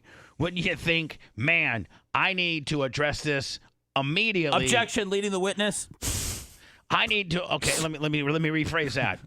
Brian, if you got in your car and you turned it on and the indicator showed that your right front, your indicator was in red, and your right front had 16 pounds pressure in it, and the rest of the tires had 40, what would you do? Am I rocking a front wheel drive, a rear wheel drive, an all wheel drive? You're rocking a Ford SUV Focus. I would go and get air in that and get it figured out what's going on, get a patch in that tire. Or would you something. figure the way Seth figured is three out of 4 ain't bad? Yeah, 3 out of 4 ain't bad. And if, my overall average is about 32 pounds pressure, so I'm good. And so, does that math not add up, Brian? No, I mean the math adds up, okay. but that's not the way it works. Okay, well I thought that's the way it works. Doesn't mean that your right front doesn't blow and you go careening off the Gandy Bridge. Well, there's that thought again. So thank you. I mean, if you are lucky you didn't blow that tire. Now, let me ask you a question. Today, did you drive the same vehicle? Yeah. All right. Did it give you an air pressure warning on that, or did it end up? Where's it at now? You know what? That's a good point. I did not see because we can determine if it's just was somehow got low. Oh, I know I put 42 pounds in it yesterday. No, it's good. It's good. It didn't show it. It showed that I'm low on fuel. So that was what was flashing at me So today. man him up today, Bubba. Take his car to the gas station. Show him how to gas that bad boy up. I'm not. Now, see, if you can't pump, take him to 7-Eleven. That's where I fire you. If you're not man enough to fuel your own vehicle, I'm man enough, but I need the $46 to get it to the top. He didn't get the joke. All right. So Seth yesterday, we need to check his oil. He doesn't know how to check his oil. And we need to fix that 16 pounds of pressure in his right front. So he came to Clem's Car Care, which is located right behind our studio. Can I tell you what a lot of people were saying on the video, Bubba? What? They were saying that you really messed up because you didn't check for a nail in my tire. Yeah. And they also said you were supposed to lick some sort of mechanism that you didn't spit on or lick or something. The valve stem. Is that what it was? Okay, whatever. I'm just telling you what people Bubba, you're supposed to suck on the valves. It's hotter if you spit on it. If I had jacked the car up, it would require me to jack the car up, spin the tire around. I knew I was going to get him enough pressure to get him to here and back, and then I would be able to see what the pressure gauge is now. And if it was at 40, 38, then he's just got some little, I don't know, but probably you would be able to determine if he has something in a screw or a nail in his tire if he knew, which he should know, what his tire pressure reads. Plus, think of the ratings we would get if Seth went off the Gandy. I mean, don't give him that thought, Brian. I'm just saying. By the way, I think about driving off the bridge every time I drive on the bridge. Even with good tires. Say it. I mean, yeah. I mean, I feel like it's my destiny to drive over a bridge. Yeah. Like Thelma Louise. So here's a little, I'm not going to play all of this video. It's 10 minutes long, but it's pretty funny. And here's a little taste of it. It's on our YouTube channel, which is at The Bubba Army. You can find a bunch of really cool exclusive stuff that we do video-wise. Lummy does a goat report on Sundays. Lummy, I cut a promo on your goats. Did you hear it? I saw it. Yeah, here we go. Because every time they see me back there, they think that they need to be fed. No, that's not it. That's not what they're doing. If you Google it, too, it's on goats.com. It's their bleeding sound. Goats.com. Which is when they're excited or happy. Wait. There's a site called goats.com. Hold on. You can Google it, Bubba. It's on goats.com. Hold on. You're trying to tell me that I don't and I spend, would you not agree that I spend the most time back there? Oh, yes. Okay. You are back there probably second most, but the amount of times that the goats see me is probably 5 or 6 more times than they see you. Yes. And they've been able to establish who they know what I look like, and they know what you look like. Yes. And they know what you represent, and they know what I represent. Correct. What I represent is I bring my black pit bull and I unleash it on them, and they have to run around until they can get to the top of their shanty because Bella loves to go goating. What you represent is treats. Man, that's what you represent. Every day you go back there because they've eaten there's no more grass left. It's barren. So I initially got these goats to keep, the grass down back there so we don't have to mow it. Well, they have eaten, we can't even plant grass. They eat it so fast. Yeah, they've done a good job. They've eaten all the tree limbs and all that. So Lummy now has to get goat feed and peanut hay So we can't even really, have a sustainable area where they just eat the grass and we don't have to supplement their diets. We have to supplement their diets with goat feed. And so they represent me. So if they see me back there, Lummy, well, first of all, this was like right after the show. So they have an internal timing system that right after the show is usually when you go back and see them, right? No, yeah, sure. Right. Not really, yeah. So sometimes he makes them wait for it. Yeah, They start exactly. As soon as they see me back here, they start greasing me. Yeah. Just bah, and it's not we miss you or we like you. It's hey, give us some treats, fat ass. That's how I took it. Oh no! Here we go. Hold on. What it is actually, Bubba, is they're So you're excited or happy, and they are. It's their greeting for their human caretakers. For real. Yeah. Well, then why do I go out there by myself and they don't? They're mean to me. They don't like you very much. Yeah, because you're mean back. you unleash a pit They bull see on you them. and they're happy until then you bring the pit bull. So they associate me with the pit bull. Yeah, now they do, but they still are happy to see you. Shut up. Here we go. You dumb goats. Maybe that's why. It's because Lummy spoils you guys. With You think food. every time somebody comes back here, They're listening to me too. Listen. you're supposed to get a treat. Shut your mouth. And they go, bah. Baby's such a little fat ass. Yeah. Like you guys are starving. Look how fat you are. They're saying the same You've thing. eaten every. They're saying the same thing. They're like, back at you, buddy. You got that little chick running around feeding you. Well, you're fat too. You have the piece of same. grass You we make got the back same noise when Erica comes during the break. You've eaten every piece of grass we got back there, and so you know that this would be the time normally your dad, Lummy, who probably does sexual stuff with you on Sundays. Jesus. Thanks, Bubba. Look at- Look at now look at Hootie. He's dialed in. He's like, yeah. What about it? God forbid you don't get your 10 o'clock treats. Oh, here comes F-Boy. Yeah. Here comes F boy. See, did you like that? way. See, because Seth, all I did was kick those things out of the. So why show that? You might as well just transition to a nice little. Oh, you did that? You did that on it? Yeah. Oh, See, wow. Because remember when you pulled in, I had to hold on. I had to move this stuff right here. One was a jack, and it was some tie downs and a mini air tank. So I had to move that with my feet. So that's not fun. Like nobody wants to see that. So why not edit it out? I'm with you. With a nice transition swoop. Really, watch this. Whew. And now you see the car. Ready? Look at that Bubba Corsese and shiz.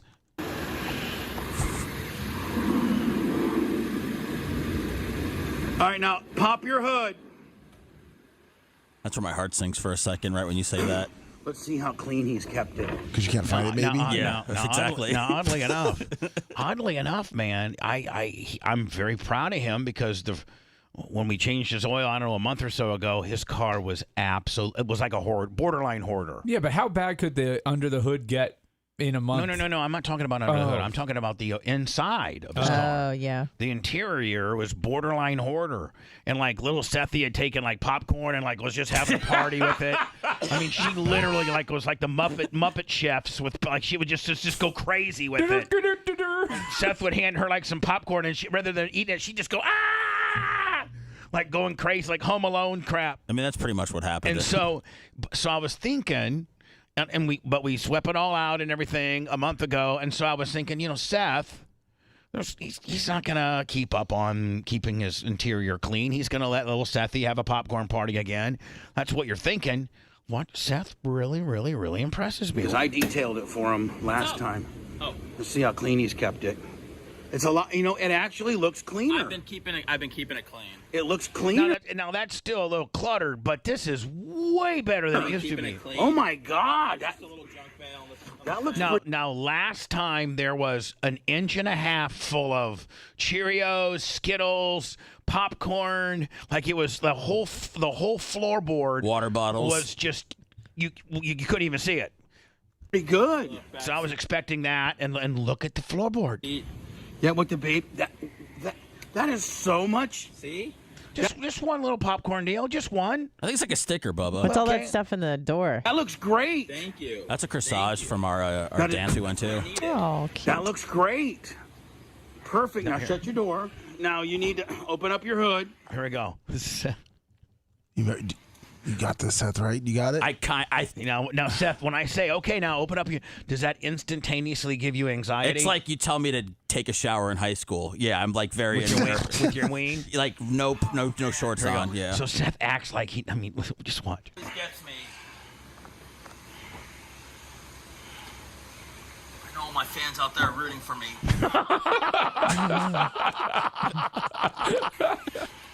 By the way, this is on our YouTube. It's exclusively on our YouTube. I felt like people were rooting for me. You know, go to our YouTube. It's at the Bubba Army. They are deep down. They're rooting for you. But they're pulling for the. They're pulling for the flag. I sensed it. I'm gonna get this. All my fans out there are rooting for me. They go. I'm going to get this. Some people know this is a struggle for a guy like me. I mean, most men can't wrap their heads around this. What are you talking? It's that a man can't do this. It's a man. Give the man a chance. Well, I am. We are. And watch. Oh, he almost had it. It literally. Now hold on. Literally, after he gets it, it's like we just won first place in the bowling league. Like we're so happy. It's like the Special Olympics. Like it's like literally we're watching the White Sox and one of their guys just hit a dinger right out. I mean, like we're so happy. We're so happy. It was a great feeling. I can't lie. Open sesame. They say, find the latch with your hand and open it up. And the latch is over here, right? Well, it kind of looks like it's in the middle of the deal there. The middle of the deal? I mean, The middle of the deal? looks like it's kind of maybe over towards that crease right there. I mean, Seth, you really can't open your hood. Like, Dude, come on. Just give me a second, man. I'm hitting it. It's just not. You're not doing it. Watch this. We get so excited. Literally, like we just won scratch off. And the accomplishment is, a man opens his hood. That should have been the video. A man struggles to open up his hood. And man in parentheses, in quotations. Yeah, a man struggles to open up his hood. Watch. Look at that. You got it. I told you I was hitting it. You got it, buddy. I told you. Don't blame it on the mechanism. The mechanism's fine. But we will put some lubrication on that mechanism. How long does that Now take? get your prop rod. How long does it... Get your prop rod and prop your motor up. Like this? No, it's got a prop. It's got a prop. No. Yeah, there you go, right there. It's okay, perfect. See, you got to have a shop rag. Do you need me to hold that for you? No, you got to have a shop rag In your back pocket, Lummy, if you're going to be a real man, you're working on a car, right? Yep. Yeah. If you're a real man, like, you should put that in your back pocket Just almost. checking your oil. All right, I'm Let's going see. to wash these jeans Let's today. see. Let's see. Put it in your back pocket. Yeah, there you go. Leave that. See? And then like, oh, you need oil. Oh, okay. Yep, and see, then you whip it out. Yeah. All So right. let's check. So I'm just going to show you a little bit more, but where Seth thinks the oil check is here. Let's check your oil. Okay. All right.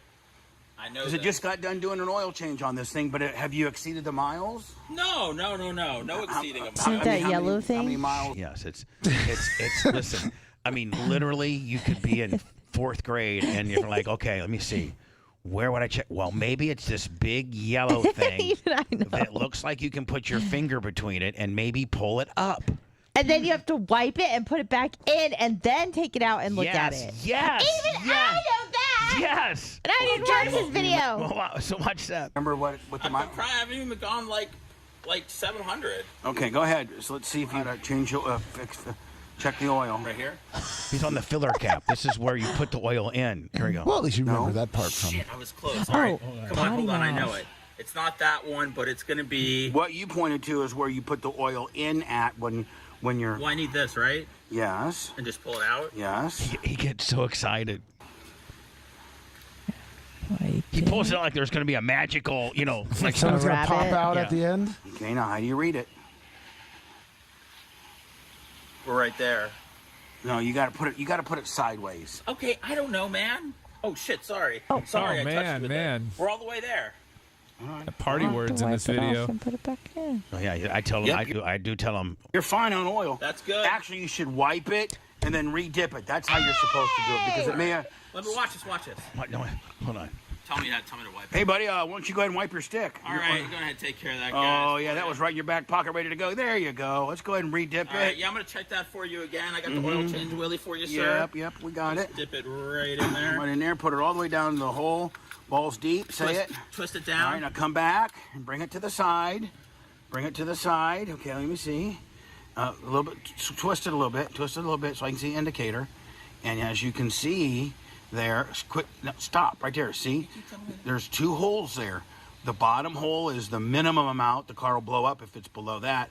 And then the top hole is where the oil should be, and you're right there at the top hole. So you're, oh man. So you're good, dude. You're good.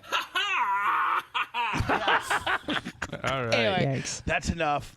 If you want to go watch it, go over to our YouTube channel and watch it. Seth then goes and properly checks all 4 of his tires and takes the one that's got 16 pounds pressure and puts it up to 40 where it needs to be. And so, Seth, did it feel like it drove a lot better on the way home? Yeah, did it? Did you notice anything?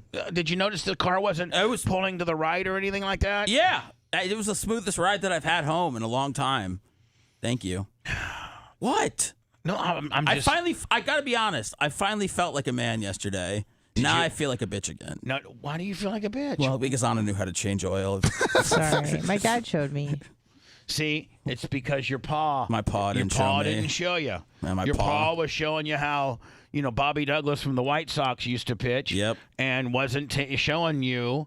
It's things, again, Lummy, I wish you could find that Mike Rowe short. And Mike Rowe from How Stuff Was Built describes where we've gone wrong on why men the age of Seth and lower do not have zero car skills.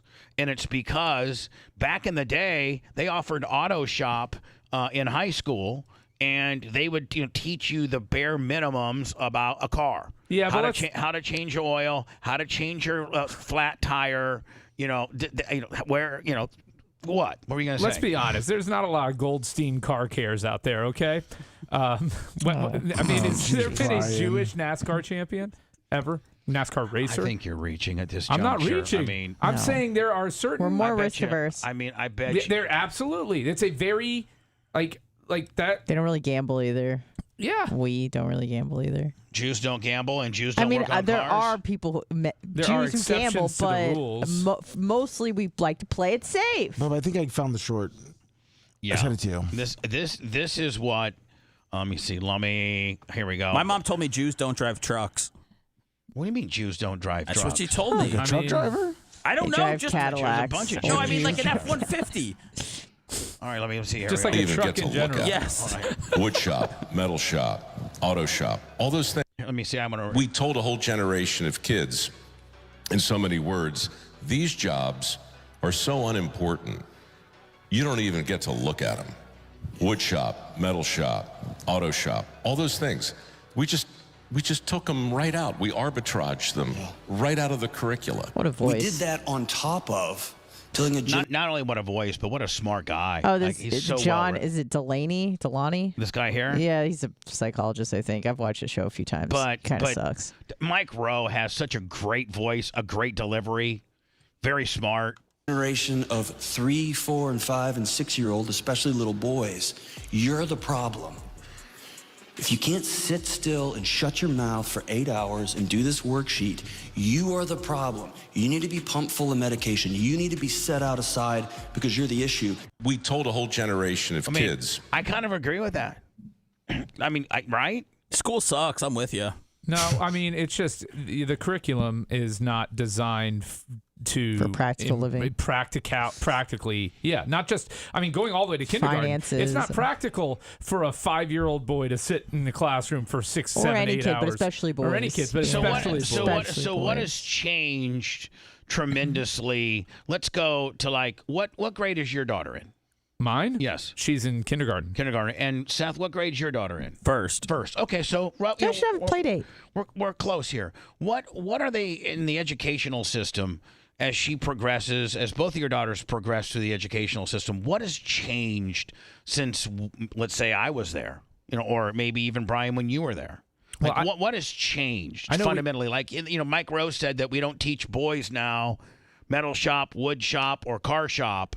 What are we teaching in lieu of? Well, that was a big problem, is the technical, side of things, and that being defunded in a lot of instances because they are expensive curricula to teach. Yes. I mean, let's face it. When it's a lot cheaper to have kids buy a copy of Romeo and Juliet and sit in the classroom and read it than it is to teach them how to tack weld. Well, have welders and wood lathes and metal lathes and car lifts and things like that. You're right. I mean, as far as an economical aspect, yes, you're right. But also the big college industrial institution wants as many people trying to get into that as possible because it's a gigantic money suck. So you're saying they offer those courses after you've got out of high school and tech school, and that's where where you could learn a little bit of a trade or a little bit of this skill set in high school.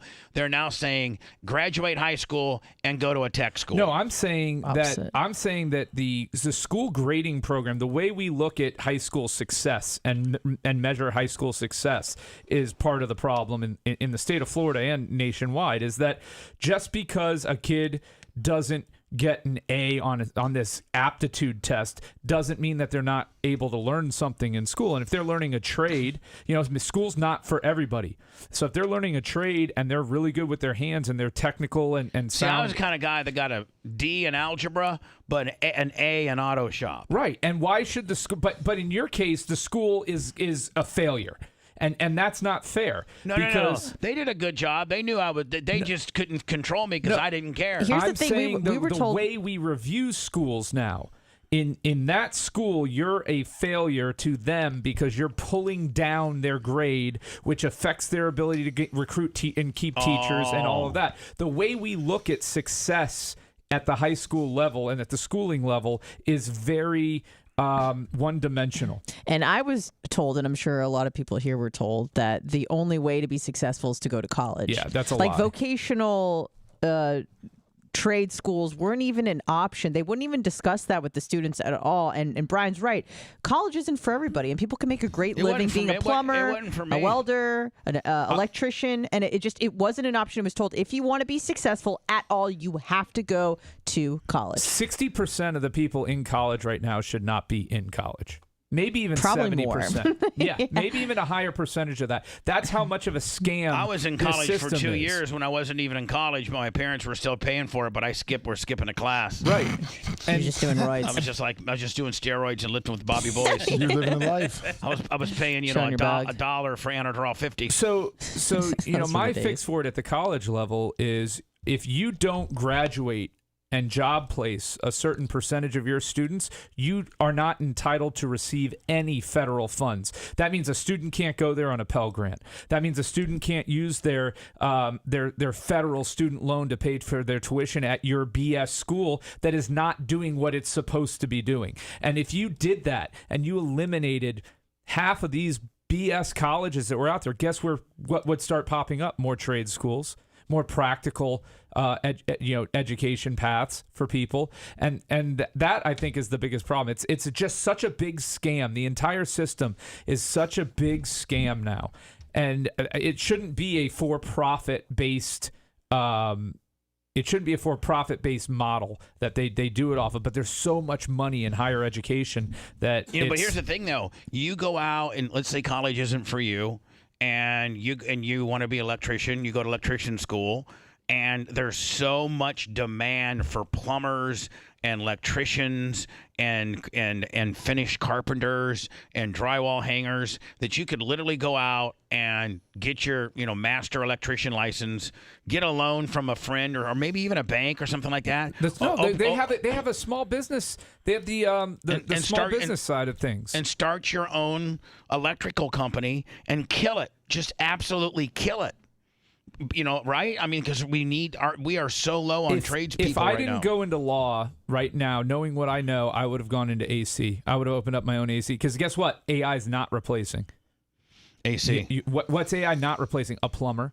What's AI not replacing? A welder. I may be a welder at some point, Electrician. but yeah, an electrician. So these, those are the jobs that they're not going to get replaced. Now, automation may make fewer of those jobs available in the future, but yeah, no, I mean they're not under immediate threat. But those careers should be celebrated. I mean, AC techs, not even owning their own business can make $80,000-$90,000. I was talking to my buddy Jason, who owns his own plumbing company, Adams Plumbing, and he was like, I'm always looking for good plumbers, and my starting pay is $45 an hour. I know one. His name's Larry. He's the best plumber I know. Oh, Jesus! Oh my God, for real? Play it. Jesus. Morning Zoo on Z100. Alex Stein, I think, went to the city of Allen. Yes. Now, is this getting much traction? Yeah, I mean, yeah, it's doing good for his. It looks like he's YouTube kind of videos. doing. You know what I'm proud of, Alex, is that he looks like he's doing a little bit more of this and a little less. Maybe part of his talkings that he's had with the CEO of the Blaze is go into the community and do what got you to the dance by being obnoxious at city council and county council meetings with various topics from I am transitioning and I want to swim against the girls in this summer league intramural city sponsored swim meet to his Trump one. Who had a comedian that is probably the best Donald Trump impersonator I've ever heard.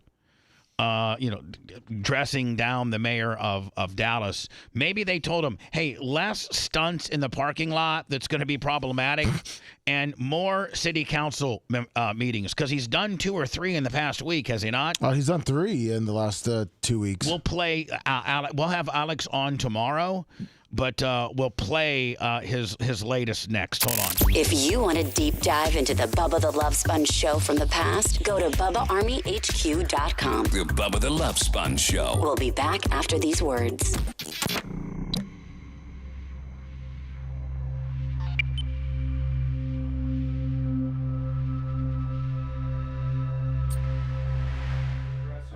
Things like that. They could go take courses there. They had auto shop. They had a bunch of technical. Nah, not quite like dental hygienists. I don't think did they do dental hygiene there. I don't think so. But just for high schoolers, those were their electives, and they could go and do like half a day there each day. So they were coming out of high school, with a year or 2 years experience in whatever area they were doing. It was right over by Ridgewood, yeah, Calusa Elementary, that area. Yeah. But I'm a big advocate for that sort of stuff. But they're not chic, they're not trendy, they're often looked down on as blue collar work. And the real problem is they are expensive at the high school level, but they're worthwhile. It's better than wasting money, time, and resources on kids that clearly, after 15 years, you should know what their track is going to be. And if you don't know what their future track is going to be, you've failed them. We have the ability to know, on the whole, this set of kids that are achieving at this level, these are the only ones that really should be pushed to college. If you're kind of in this middle area, okay, community college, technical, you're kind of, but if you're on this area here, we got to figure out what to do with these kids. Right. Clearly, book smarts is not their strength. They have other strengths, but they're not interested. That's what I'm saying. It's strength. It's, interest is a part of strength, drive. But we're failing our kids massively with that. That's the one area. I'm not caring about fucking woke or whatever. It's not. Long would send me a tutorial on how to. Long would send me a tutorial on how to talk sop hop, utop, e-hop. Doing your taxes. It was pretty funny. Balancing a check. It was like he was really trying to teach his son something. He was really breaking it down for me. I appreciate it. All that shit.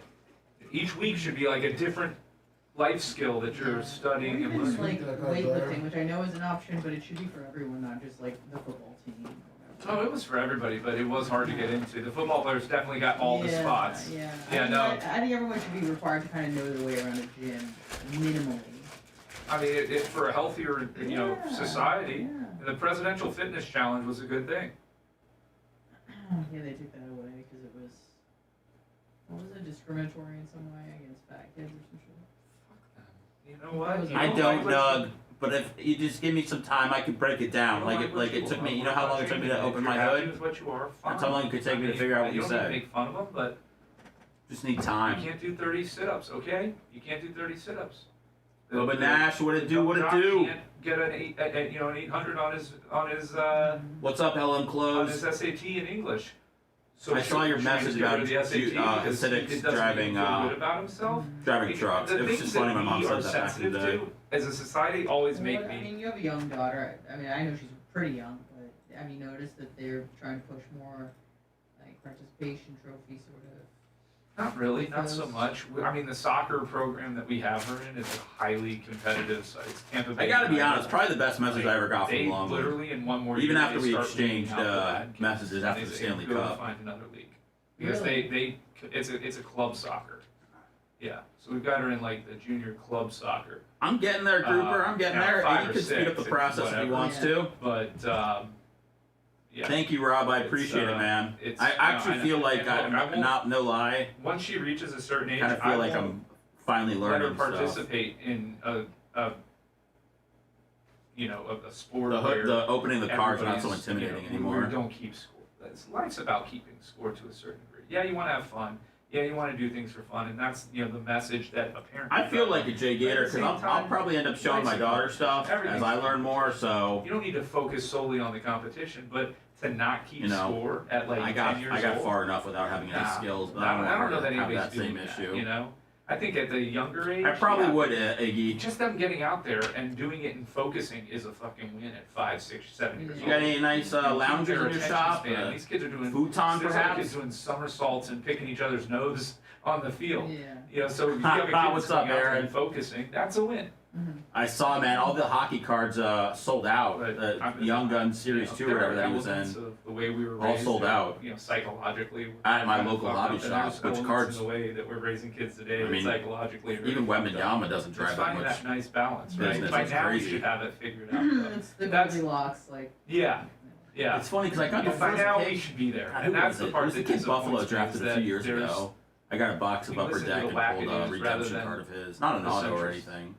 I just feel like it's kind of like a back and forth between the generation before. Like my parents. I'll take a motor out, Rob. My parents worked when they were like 14. I don't know what to do with it when I get it out, but I'll take it Never out. gonna work through school. Like just focus on school. So Hose it off. I was like 21. Yeah. Which I probably should have had one. Yeah, no, that's not gonna happen. You know what I mean? Get a new. Or they made them do all the chores. So my parents made me do. Get a new oil checker that thing. bumped me up, and if I had kids, I'd make them do all the chores. You know what I mean? So. Yeah, but I say there's balance there, though, right? Like, Not all the chores, but half the responsibility. But I mean, but that's where the balance comes in. Yeah. That's Jake. Okay, you were here. Now I'm here. Now it's the third generation. By the third generation, you should have it figured out. That's right, Jay Gator. That's it. That's the point at which you should be like, okay, the third modern. And I got a little generation, bonus, and we're I got a like, little bonus thrown in because thanks to generation, we're not even close Mr. to getting it. Kostika. And that's the part that irks me. Like with my daughter, she's gonna have a job. I don't care how well off. I'll look for it after the show. She will have Chub it a up, job Spice. before she graduates high school. She will do something.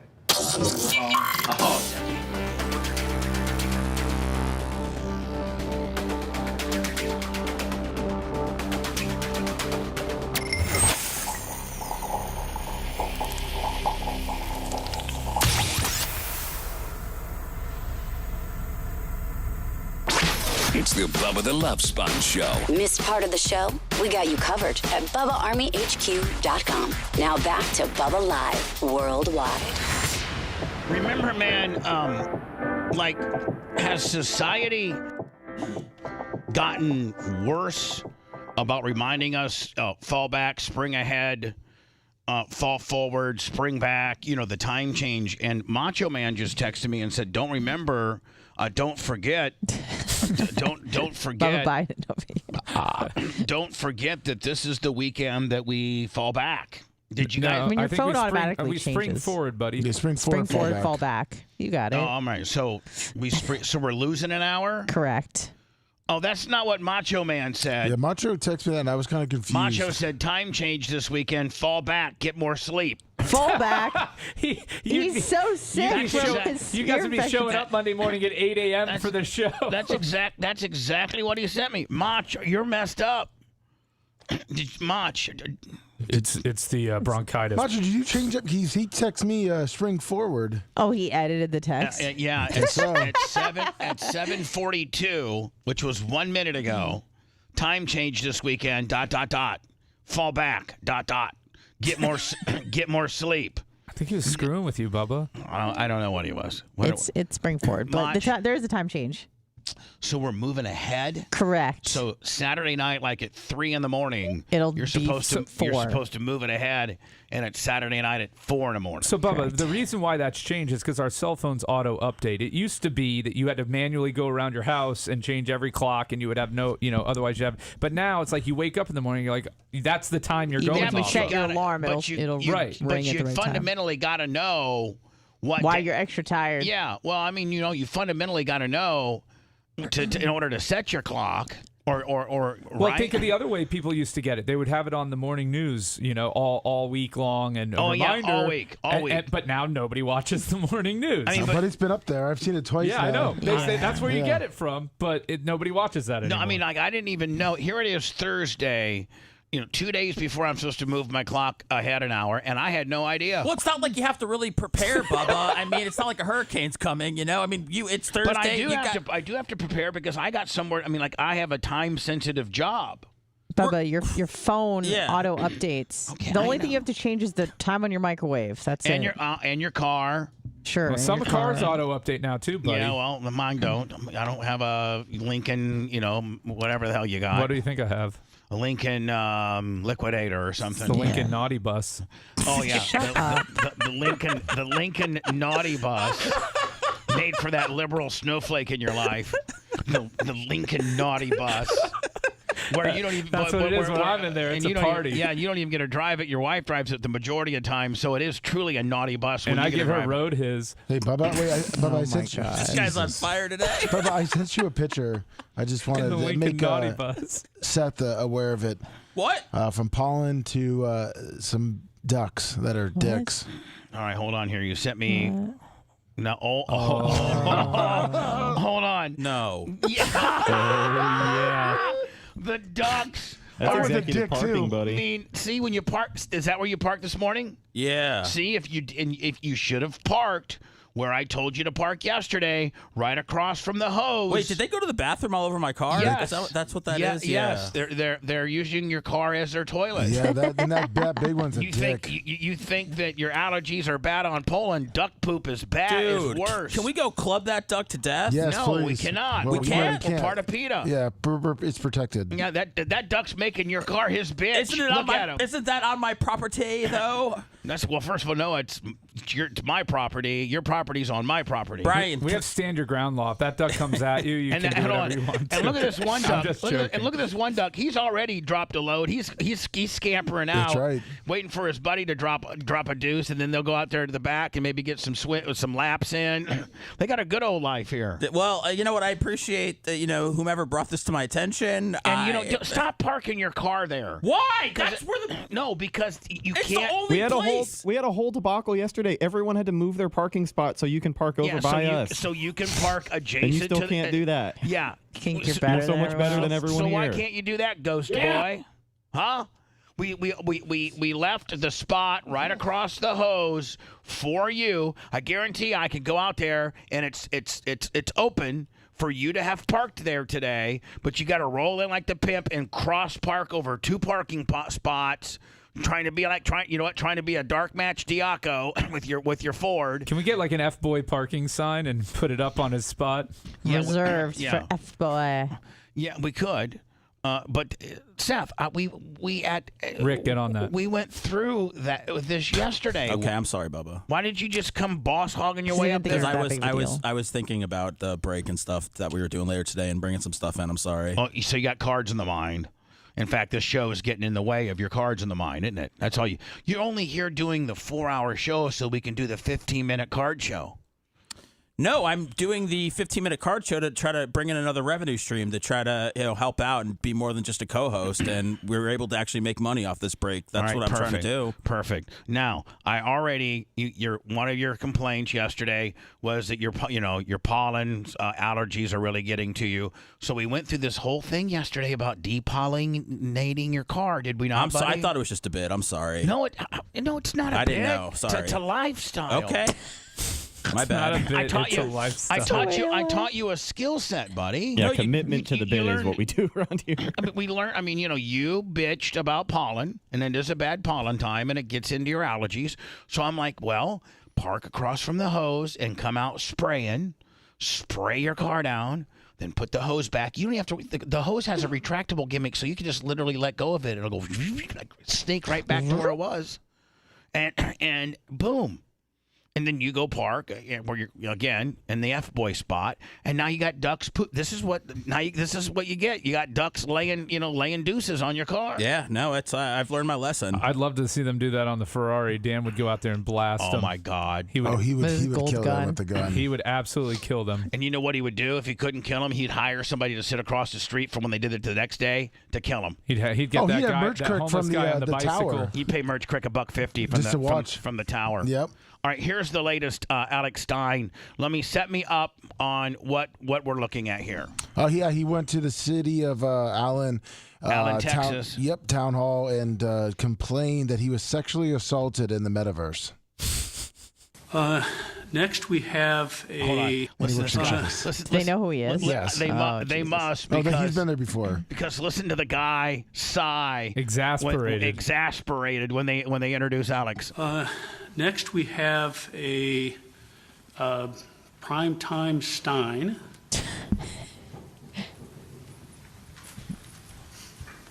Hello, Mayor.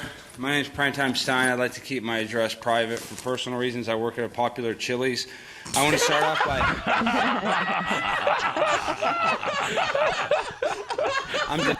By the way, pretty good. So Alex is wearing like a very patriotic T-shirt that's got like the Washington Capitol and like the Mount Rushmore, Hollywood sign, the Golden Gate Bridge, and Stars and Stripes, an eagle. Then he's got a hat. He's got a Joe Biden hat. See, we support Joe Biden. Right. And then he's got sunglasses and like a tactic, like a duffel bag. Yeah. Denouncing the Dallas Cowboys. I was a fan of them, but no longer am I a fan of them. They had a major executive, Rich Dalrymple, got in trouble for sexual assault.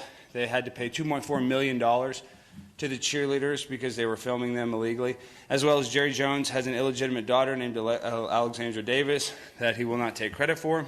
And the reason why this is so he just gets all the Dallas dirt, does he not? Yeah. important today is because although I am a Dallas Cowboys fan, the reason why this is so important because I was recently sexually assaulted within the metaverse.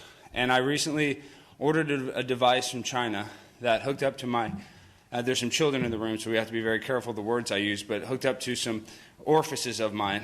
And it was actually... And then what he does so brilliantly is he finds out the first names of these council members, and then he always addresses them by first name. He always does. It's brilliant. They say on the manual, I don't know if you're familiar with it, Dave, but it's actually indistinguishable from actual physical intercourse. And I'll be honest, I was having a good time until things got wildly insane. Other people's avatars were starting to take advantage of my avatar, and I felt helpless. I felt out of control, Dave. For the first time in my life, I'm a tech guy, and this equipment was being used. A gargoyle was doing stuff to me. Somebody like Wendy's, the girl from the sandwich shop, the popular hamburger place, was doing stuff to me. It was absolutely frightening. It was something like you would see out of some sort of satanic movie. And the reason why I'm here, Chris, is I need your help Chris. Getting Mark Zuckerberg's attention, because if this can happen to me, this can happen to other children, because Mayor Falk, I'm a professional when it comes to the internet. I'm on there all day long. So when I'm inside the metaverse, that's my second home. That's my second life. That's where I really grind and shine. I know I have a lot of flamboyance now. I'm handsome. I'm tall. You think I check a lot of boxes here. But in the metaverse, I'm 10 feet tall. I'm balling. I got wings. I'm like a bird. I'm flying. You can't do that here. But that doesn't give them the right to sexually harass me or sexually assault me. They say, oh, look at Shorty, looking fine. They say some nasty stuff, way worse than that, and I have to. This is so funny. And these poor city council members, they have to. Poor them.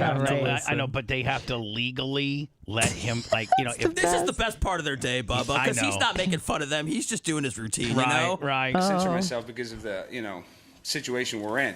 But I'm telling you, Dave, it can very easily happen to you. I don't know if you have an online account, but I'm telling you, you log into this, the Oculus 69, you plug this thing into it, it plugs into you. It feels great.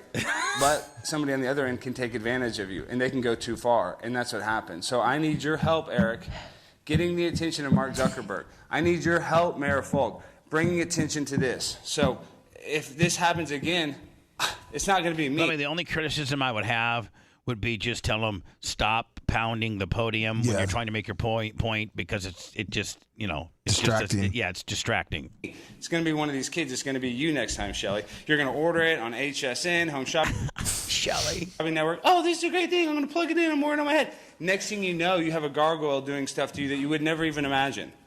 That can happen to you. I want that to be known. So we need to bring attention to the sexual assaults of the Dallas Cowboys, and we need to tell Mark Zuckerberg how I was sexually assaulted within the metaverse, Dave. I really need your help and your attention. Your time has expired. Thank you. Thank you, Mr. Stein. Oh my God. So That's hilarious. we're gonna get into a little politics. He works here. at a popular Chili's. We're gonna get a little politics here, and this isn't one way or another. This is the fact that the State of the Union address given by our president happens tonight. And that whether you watch the news or you don't watch the news, I don't ever watch the State of the Union address live because I'm in bed, but I always try to catch it the next day or at least the highlights of it. And there's a lot riding on tonight's State of the Union address. And I think the number one, and you guys can, obviously I like your guys' opinions, but I think a lot of people, this is an opportunity for Joe Biden to either validate that he's senile, old, and way, way, way, way, way not suitable to be the next president of the United States, or they don't think the White House doesn't have just an absolute team of doctors that just couldn't shoot him full of some Adderall and some, and really that get limitless pill that they have. I saw a documentary about it. It was called Limitless. Yeah, give him a limitless pill with have him snort some Adderall, maybe even Adderall anally.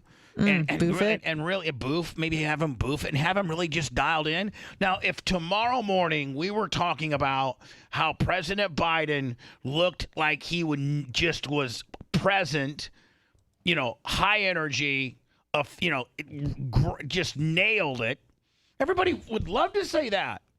But I mean, everybody is going to watch the State of the Union. I don't know that everybody would love to say that. Well, no, but it would be. Listen, it would be a drastic change from what we're used to. Yeah. Right? Oh, yeah. Would be so there's a lot of things riding on this.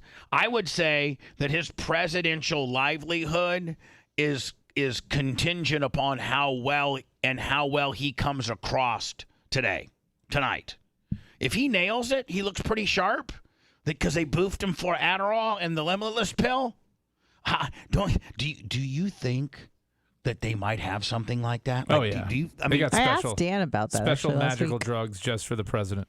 This, Brian, that the Buccaneers have a special. If you come in at halftime and your knee is all swelled up, they got some shots they'll give you to get you back out there on the ball field. Do they not? Yep. Okay. In athletics. So, the president of the United the president's States. using PEDs, totally. Right.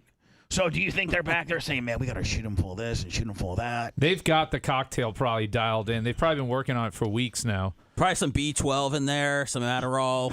Yeah, because I'm looking at last year's, some cocaine, and he doesn't actually look bad. Yeah, no, they'll have him on point, and he's they'll make sure he sleeps all day. He's been studying his speech since the 4th or the 3rd. Oh, he has? Yeah, they sent some pictures out like they thought this was a good idea. There's 7 words on the page and of his script. Font 104. Oh my God, 120 font. Yeah. Font 120. Yeah. Last night's contests, one of his long shot challengers, Dean Phillips, suspended his campaign today.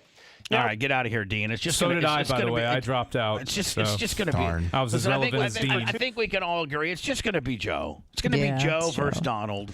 Unless It Joe is. backs out last minute, which I think is still going to happen. That's still on the table. I mean, but aren't they saying, Brian, that might happen at the convention? It could. Like it's more of a convention deal. Yeah, than, yeah. I'm not saying now, but he And will. you're gonna hear the glass shatter, or you'll hear the music, and all of a sudden The Rock will come out, and he's gonna run for president. Tuesday in the rear view, the president's focus turns to tomorrow night's State of the Union address.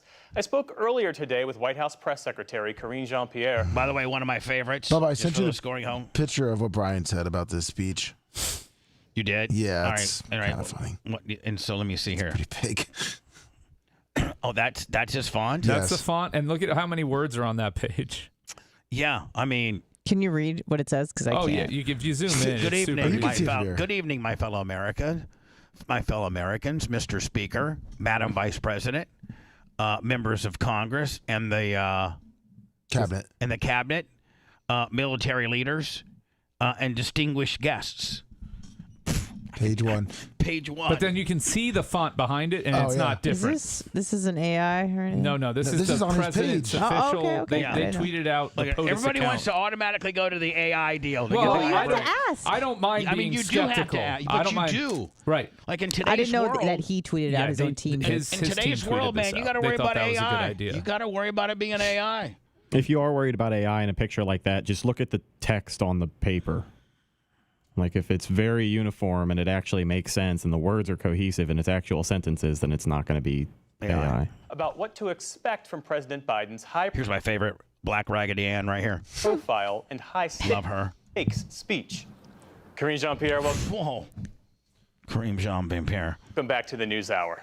Thank you, Jeff, so much for having me. I appreciate the opportunity. So tomorrow night marks President Biden's third State of the Union address, but you could argue that this one is freighted with significance because it's essentially the hard launch of his re-election campaign. And this is a president who is facing sinking poll numbers, concerns about his age, a progressive base that's been splintered over the humanitarian crisis in Gaza.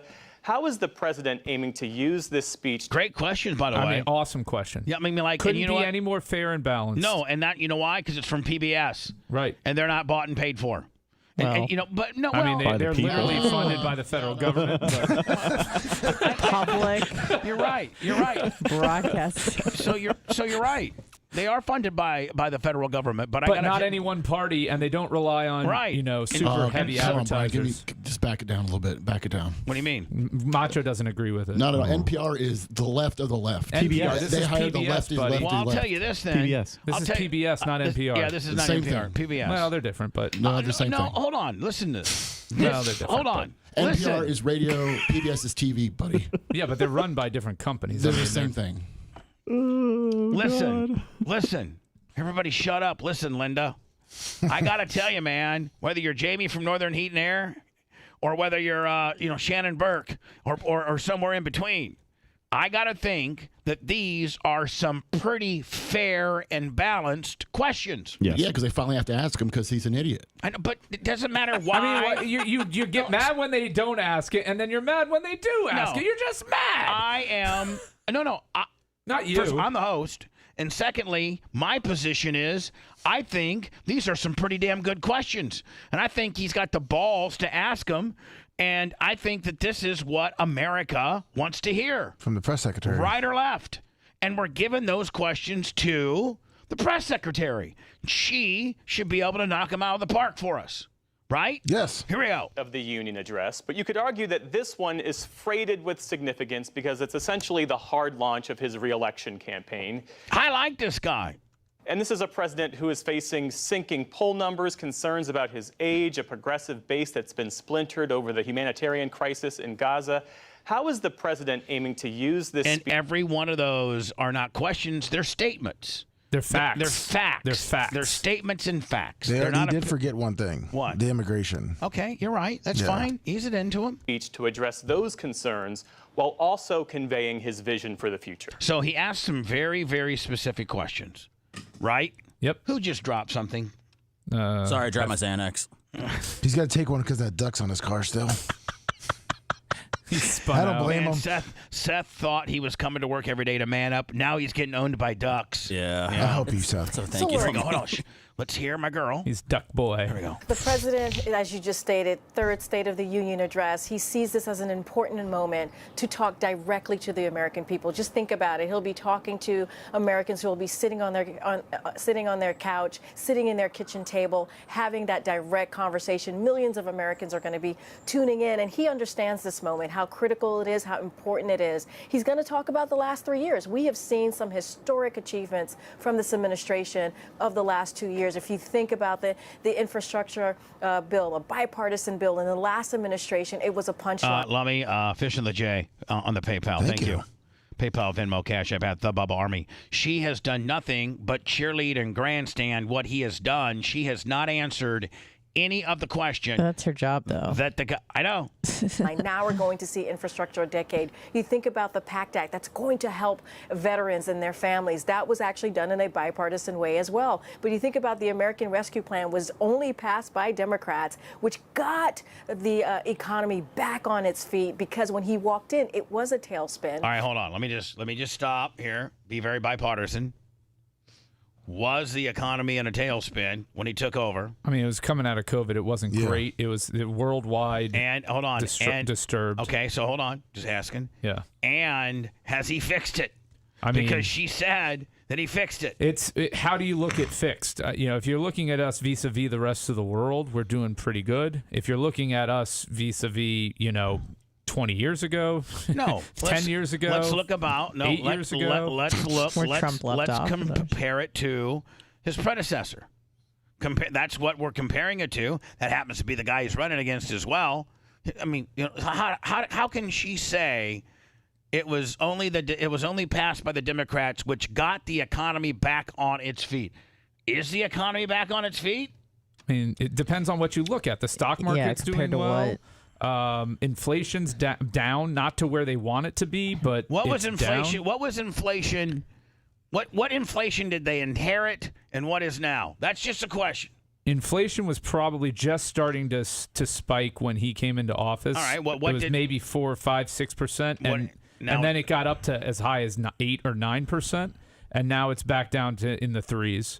Got the economy back on its feet, because when he walked in, it was a tailspin that was happening. And so the president is going to hear, is going to really speak to the American people. They're going to hear from this president, and he's going to talk about the progress that he wants to continue to make. The president is an optimistic. The progress we're making. The future. Person. He's going to talk about the future. He's going to give his talk about the future. He doesn't have much time left. We got to continue to grow on that. Lower costs for the American people. Give them a little bit of breathing room. That's so important. We see how women's reproductive health is under attack, relentless attack by Republicans, elected officials. So he's going to talk. How much did you spend for that fancy new outfit for this interview? Talk about that. Our democracy is under attack. Yes, we are at an inflection point here. Our democracy, we got to continue to fight for that, making sure corporations, the wealthiest among us, are paying their fair share. He always puts the middle class first. He understands how important it is to deliver for the middle class. So there are a lot of issues here that he wants to lean into. I've spoken with Democrats, Karine, supporters of his, who make the case that in some ways, what matters more than what the president says is how he says it. Does he appear energetic? Does he appear? Oh, this is great. Mm-hmm. By the way, I'm telling you, they're going to make him a sacrificial lamb and take him out. Over a G-ball, Lummy, on Twitter. Oh, nice. Yeah. This is all given strategy. the fact that poll after Rhett, man, I mean, it looks like maybe, that's kind of like the new norm now on Twitter. We're G-balls. Absolutely. Nice. Their poll shows that majorities of Americans. Those two guys in there, they got their They're own. interchangeable. They have their no. They got their own little world going on in there that we're not part of. They're a tag team. Yeah. Have serious concerns about his age. How attuned is the White House to Here we go. So Brian, does he not specifically address age? Listen, we know this crack. Oh, go ahead. I mean, no, but Brian, does he not specifically, bring up age? Yes. Okay. I mean, look, here's what I will say to that. This is a president, as I was talking about the achievements he's made in the first 3 years. He's done more in the first 3 years than presidents have done in 2 terms, in their 2 terms. I mean, That is just a fact in what we've seen in the data, what he's been able to accomplish. That's what this president. So it's very clear that what they're doing, and see, this is why it becomes a campaign. It's not a State of the Union. It's a campaign. It's a campaign ad because that's clearly the talking point. Yep. It's a deflect from his age, deflect from his energy, deflect from the problems facing this country, and just talk about the infrastructure bill. Look, the infrastructure bill was great. Okay, we need to invest in this country. Even Trump and the Republicans said that. That's why they were able to get it done. But these questions about his fitness and competency to run this country moving very forward poignant, are very fair questions to ask. Right, they're fair questions to ask. And she hasn't answered one of them. I don't think she's answered one of them. Has been able to do. And why has that happened? Because it takes experience. It does. It takes someone who has been in the Senate for 36 years, been vice president for 8 years, and you see that experience because he's been able to deliver for the American people. Wow. What the hell? So he's experienced now. He's not old. He's Right, experienced. exactly. That's what they're. And so what they also do though is they workshop these things and they try different messaging to see how it works and they focus group this So stuff. she's been highly coached before they propped her out there. 100%. Right. They just didn't let her go out 100%. there and roll it. Say, go on, Jean, bang, blang, blang. And yet there is this persistent disconnect between the president's objectively popular policies like student debt relief, reducing prescription drug costs, capping junk fees, etc., and his underwater approval ratings. What's the White House's theory of the case as to why that is? So look, here's what I will say. You just said it.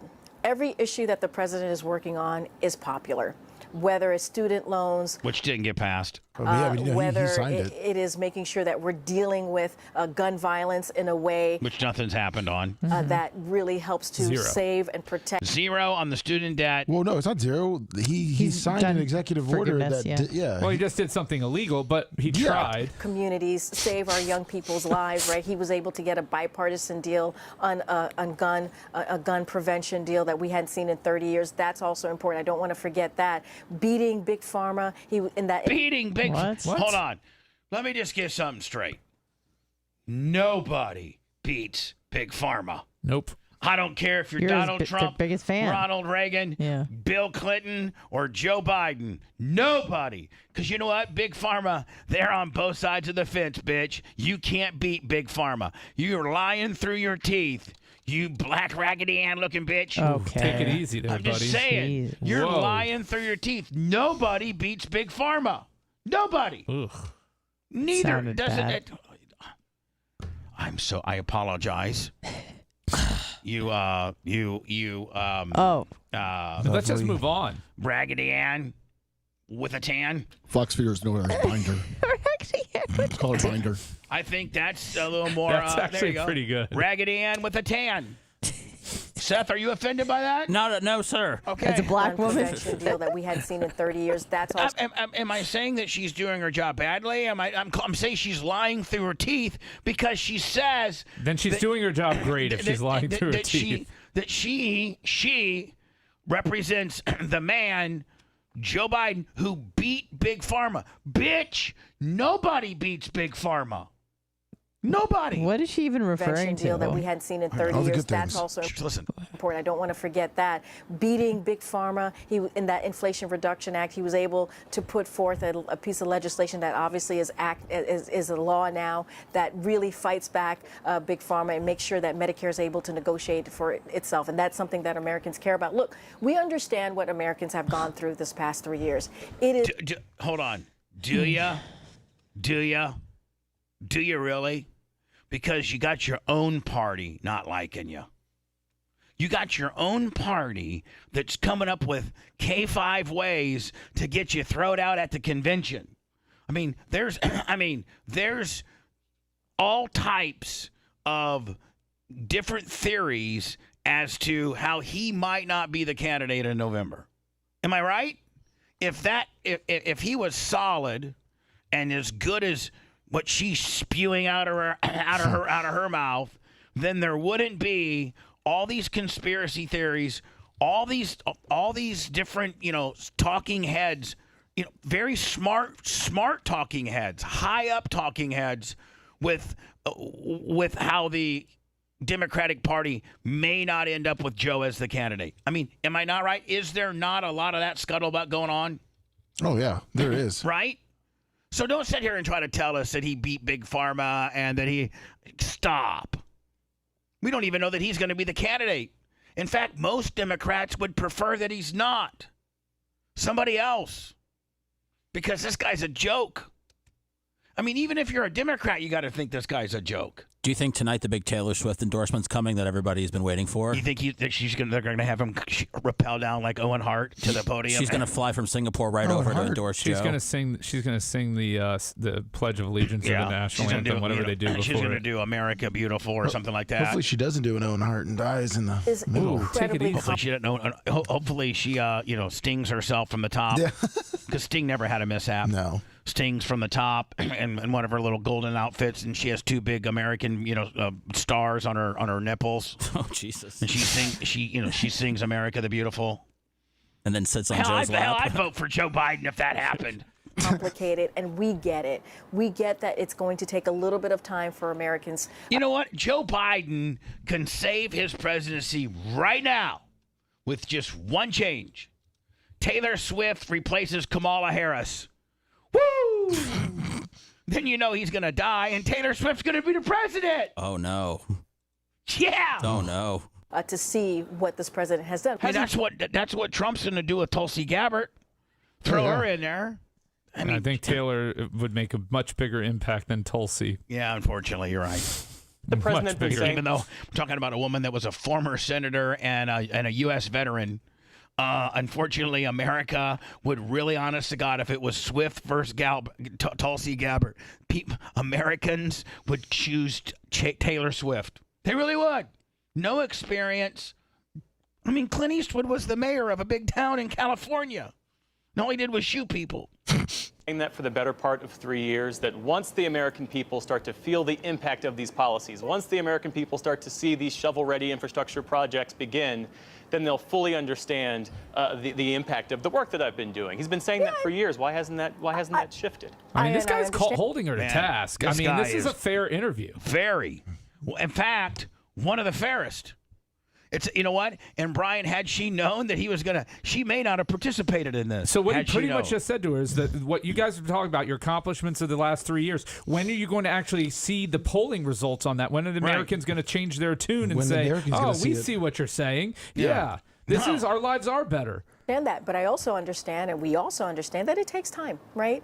You asked me what the president's going to say and what he's going to do tomorrow. He's going to lay that out. He's going to lay out the achievements that he's done. Do you think when she got done, they high-fived her and said, man, you nailed it, Reagan Ann with a tan? I mean, she did as good as she could under the circumstances. It is so important. We know millions, 20 million Americans are probably likely to tune in. How about this? How about the...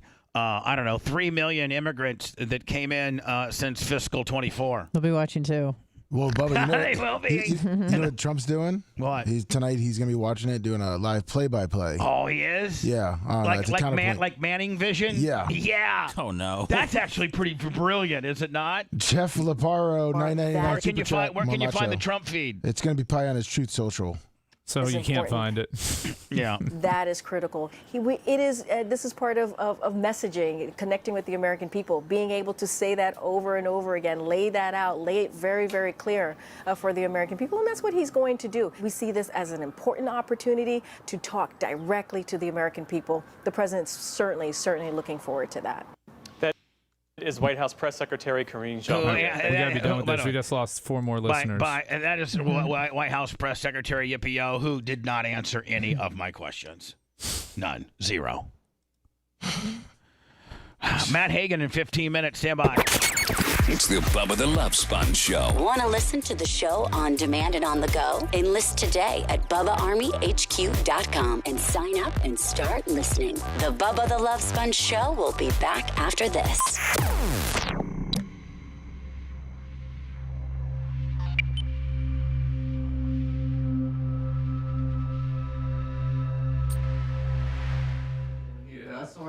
No, I'm going to do like beginner yoga, not go straight to the hot shit.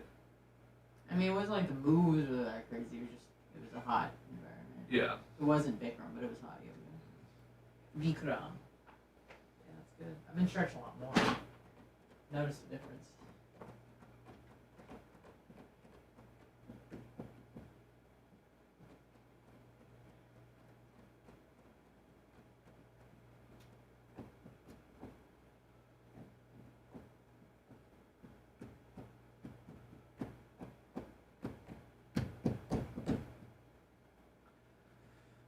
Good morning, JKO Stex.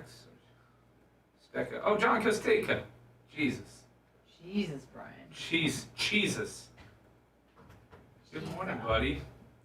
Jay Gator, you ready for the break? It's going to be exciting. 10:30 live on YouTube. Bubba's super excited. I'll promote that.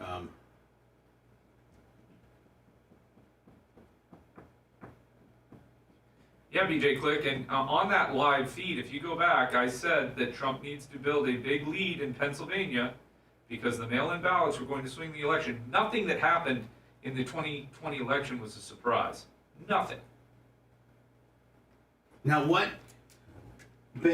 Based on let's use Wisconsin, Michigan, Ohio, Pennsylvania, Arizona, Nevada. Now hold on, and Nevada, And Georgia. And Georgia. Yeah, and Georgia. Use those. Yeah. And you are, listen, I got to give you credit. You were the only guy when we did our special election show and we had it all rung in. You were the only dude. We had you live on the air, if you remember. And you're like, I'm telling you, you can't call it because Fulton County, and you broke it all down. You were completely fucking right. So what's your opinion of all those states that I just said going Trump?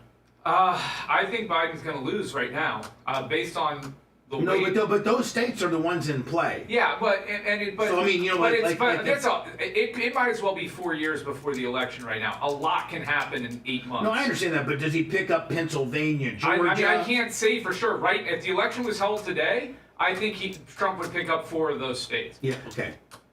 And he would win. But you know, the election's not today. Right. We could have a lot. I mean, so much can happen in 8 months that can completely swing these things. But based on based on Biden's polling numbers and where things currently stand, it's almost impossible for him to win. Polls showing immigration now veto. Some of my Republican friends in Congress were blocking this bill. That could have helped. It's time for the. Just visited the border. The top issue. Decline.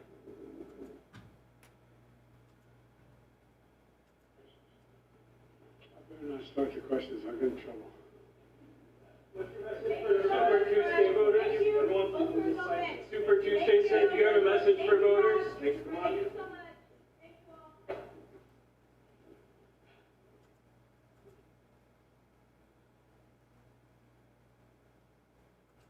Talk about sports or something. I'm politicked out. It's more than sports. Most people are. It's for long. Just $15 a month can change an athlete's life. Start your monthly gift now at specialolympics.org/more-than-sports.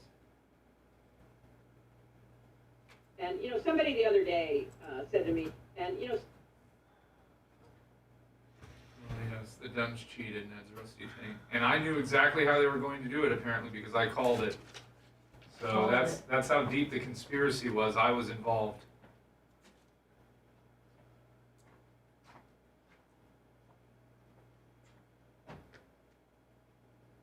Oh yeah, Sturgis, baby. I'm ready for the rally. You the man, Sal. What's up, Clit Rubs?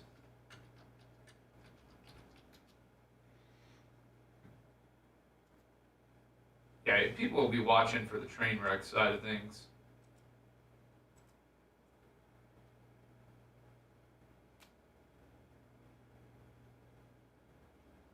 Thanks, 717 JLR. I'm just getting back to some of the comments here. Oh, you want me to tell Bubba to turn his phone? Brian, check your phone. What's going on? Nothing. Seth just choked up the duck. No, Mach just sent him a text. Told him to let him know. What's going on? Am I in front of do something wrong? No, I think it's just. I think it's That's funny. I think it's between them. I don't know what it is. Why I gotta be left out? I'm left out too. Mach just said, "Hey, tell Brian to check his phone." Brother, 45 months, struck down, You crazy, know? 24 months. Don't shoot the message. Shoot the messenger. Who's rolling with the duck? He put a bare naked choke on the duck. Then Lummy's always jamming Bob Cook up to get on his painting schedule. No, we were talking about the duck. I thought you were saying that you want to get the painting done in the next year. No, that was something. That was about the gym. I thought I overheard that when I was pissing. No. Okay. Sorry. He's outside. You're okay. Sorry, I was eavesdropping. Seth was? I'm asking. Yeah. He's a real man.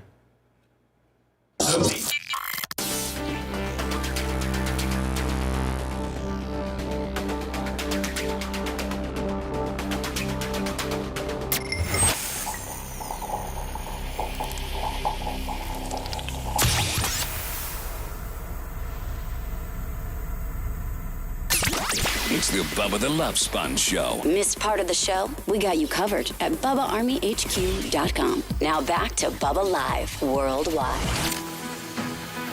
Monch, I probably have short-spaced my self, so I'll just probably go right into Matt Hagan Live and not do a stop set before him because I think I'd have to literally stop right now. So... Do you need to come in here and do a Zoom Willie deal or something like that? I'll log in. Okay, perfect. Thank you. Matt Hagan, the driver for Tony Stewart's Racing's Nitro division. Tony's taken over his wife Leah's spot now because I think they're trying to have a child. Nice. And Matt is, I think, last year's a champion of funny cars. 2011, 14, 20, and 2023 NHRA Funny Car World Champion. Yeah, and he's... Four-time. He's a four-timer. He's a thick guy. Oh, he's thick as hell. One of the things he fits in the car. One of the things I'm going to tell him is one of my things I'm going to ask him is like, listen, Tony's had all these drivers over all the years, and they have to. And Tony sometimes can be, Tony can be stiff. Really? Well, I mean, he's literally one of the greatest drivers of all time. And so if he's talking to Donnie Schatz, he's talking to Donnie Schatz in the perspective of I've won at the highest level in your car, a sprint car. Donnie Schatz sounds like a bad mobster name. He's one of the greatest dirt sprint car drivers of all time, probably only behind Steve Kinzer the King. What shirt do you have on today? Today I got on a Tony Stewart Nitro shirt with... You took that right out of the merch truck, didn't you? Look at this, with Matt Hagan and Tony on the back. That's pretty cool. Yeah. That's a cool shirt. Thank you very much. And it's the first, I think it's the first of the year, first shirt they're offering that has Matt and Tony on the back together.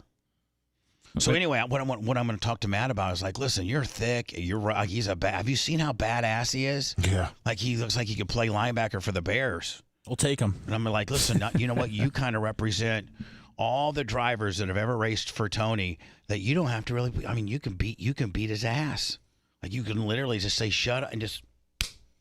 I sent you a picture of him standing next to Tony, and wow. Yeah, he's a mountain of a man. Yes. Oh, he's thick as hell. I see his neck is about the size of my torso. How does he even fit in a car? That's a good question. It's a funny car. Yeah, look at him right there. Tony looks like just like a little kid. Dude, this guy looks like the Undertaker. Yeah. This guy is big as hell. And supposedly, I haven't met him. I'm going to meet him this Saturday, but supposedly he's super cool. And like just really, really, really cool. He is shredded. Have you seen a picture of him in the hot tub from his Instagram? Look at this. Send it to me. Hot tub? Look, I just typed in Matt Hagan images. Oh wow! I'll send it to you. Send it to me. Now we're looking at. Anna went.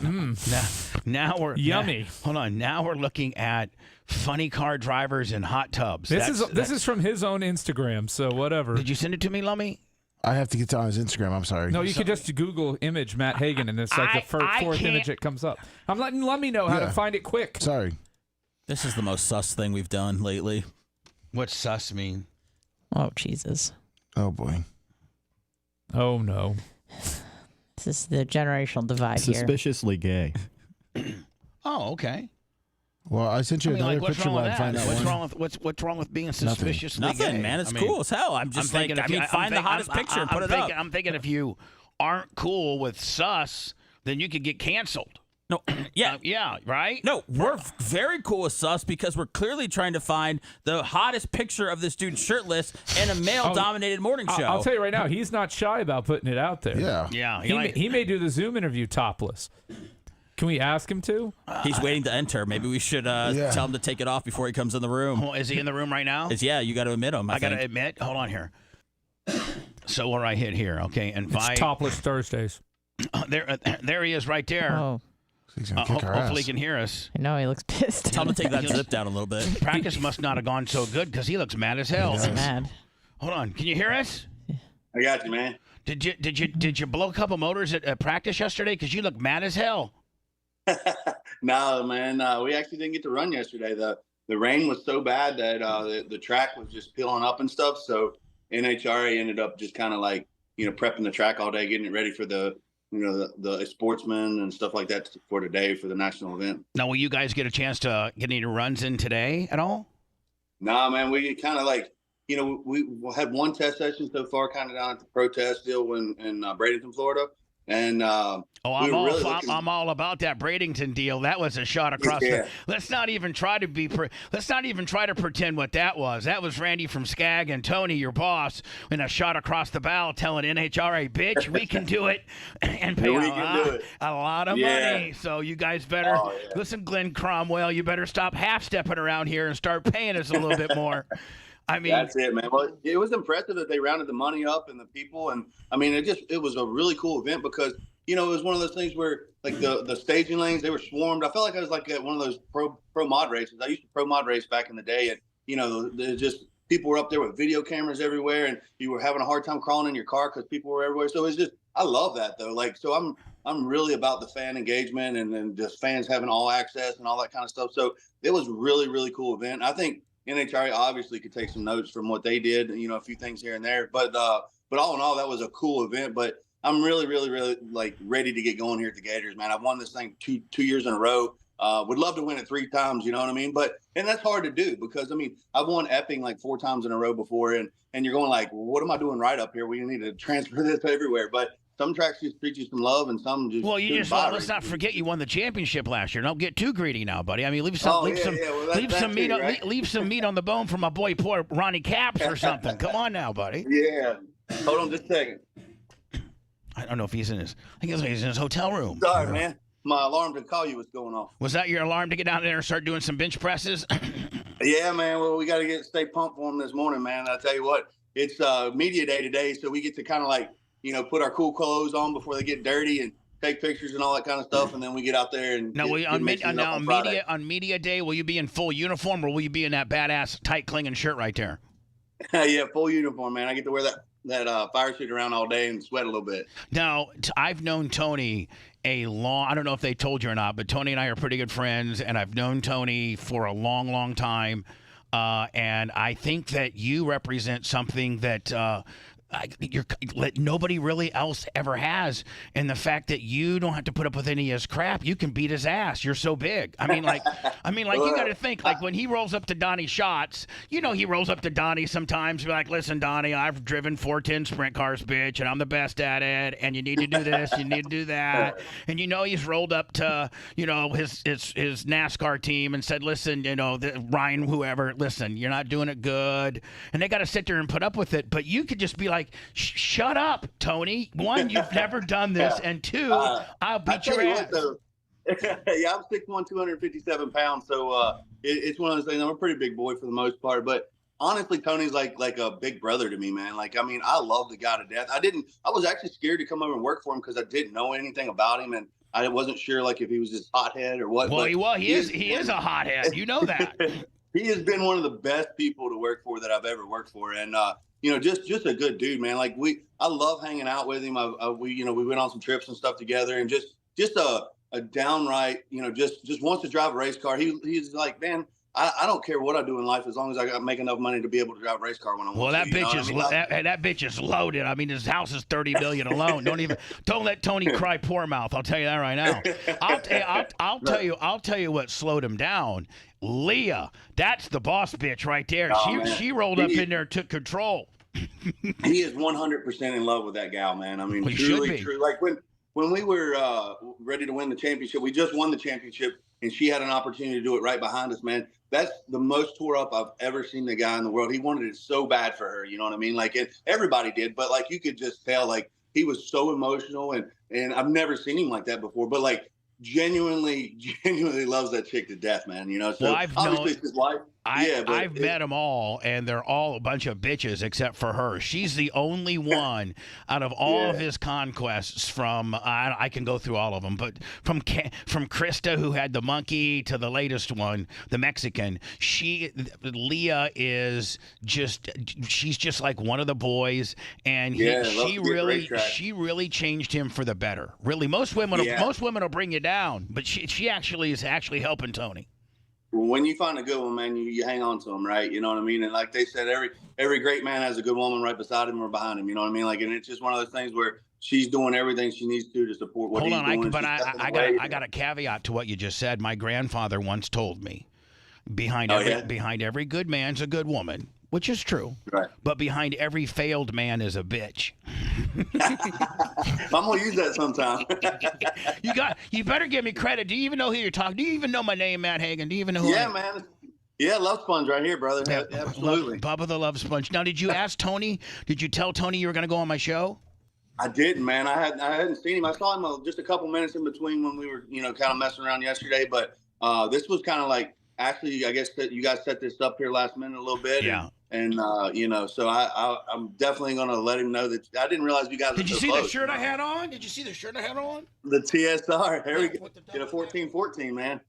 Oh, that's great, brother. We love it. Because Gooch, you know Gooch, right? Gooch is he's the greatest, man. Gooch came and spent a couple days with me. We're such good friends. He stayed a couple days with me in Tampa before he met you guys there yesterday. So Gooch, I kind of they call Gooch. He's like the furniture, man. Like, he's there for life. You know what I'm saying? Like did you know he's employee number 1?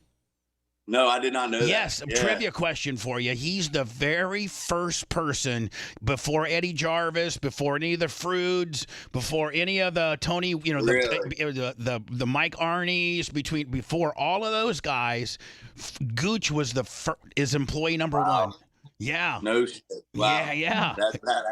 So, and plus he's a big he's a big dude too. He might be able to take you. Tony, the other day he went in there. I had to sign some stuff in the merch trailer, and he said, "Hey, go in there and talk to Gooch," and he ain't happy. I was like, "Damn, Gooch is a big boy not to be happy." You know what I mean? So anyway, he was just messing with me. Gooch was fine, but like Tony was like, "Hey, if it gets at you, you get in that collarbone, man." He said, "Well, see, that's just Tony. Tony automatically knows he can't do anything with you, so he has to bring Gooch as backup. That's the problem." So so last year you I think was it your fourth? It was your fourth championship. Fourth championship. I'm very, very, very blessed to be able to win 4 and out there. It puts us in a category with Forrest, I guess, Snake, and Kenny Bernstein. Oh, that's right. That's right. Now, how many has Ron won? 2? Ron's won 3, man. He won 2 back-to-back. He won 1 back in the day when we were at DSR, and then the last 2 years up until last year, he won the last 2, man. So, I mean, those guys, they're tough, man. There's obviously there's Robert, which he stepped out this year. We got Austin in the seat, but that car is going to run well. You have us that always usually run really well, and you have Caps. And then Task has been putting it into the mix here lately. He went 341 down there in the protest, you know what I mean? So, it's one of those things where there's 3 or 4 cars out there that are just absolutely going to it's going to be a dogfight every year. How did you do in Bradenton? Oh, we did all right. I run it up, man. Like we're having some issues putting cylinders out down on the big end and our mile an hour's down a little bit, but we lost by a couple hundredths on the deal. And it just, it kills you because you had a real opportunity to win $250,000 right there. You know what I mean? And when I won the championship last year, put this in perspective, we won $400,000. So one race, we had almost a chance to win as much money or half of as much money. Yeah, that's why NHRA needs to pay attention that Randy from Skag and Tony Stewart's got something up their sleeve if they don't start doing doing a little bit better by you guys. Well, it's out there. I mean, those boys, they rounded it up. We were able to put the event on, and it was a huge success. So it's doable. You know what I mean? And then you got a lot of other guys that are looking at, like I guess I saw a tweet the other day on Twitter about Dana White and different things like that, and drag racing and NASCAR and stuff. There's a lot of people interested in motorsports right now, and I think it's just going to be nothing but good from here on out. Just got to keep growing and pushing and putting the right people in place to do what we need to do. Well, when you got Hall of Famers and legends like your boss making the transition over from, roundy round, asphalt racing over to, usually you didn't see AJ Foyt make, AJ Foyt could care less about NHRA and, Mario Andretti and some of these, guys that are along the lines of Tony. And then when Tony made the transition over to drag racing, people are like, oh my, well, hold on, maybe this is a little cooler than we thought. Yeah. Here's one of the greatest racers of all times, and now he wants to try this. And I've talked to him privately, and he's like, this is as challenging, if not more challenging and more sketch than anything he's ever done, as far as it's just so sketched out. It's raw horsepower, man. There's some seismologists came out. It's a 2.3 on the Richter scale when two of these fuel cars leave the line. It's a small earthquake.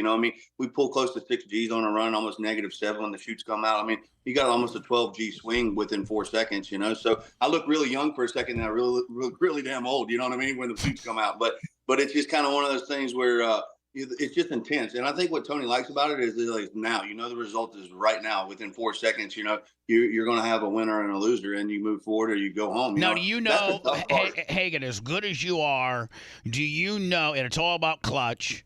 It's all about clutch. The clutch guy, everybody's got the same however many horsepower, but it's about who's got the clutch set up.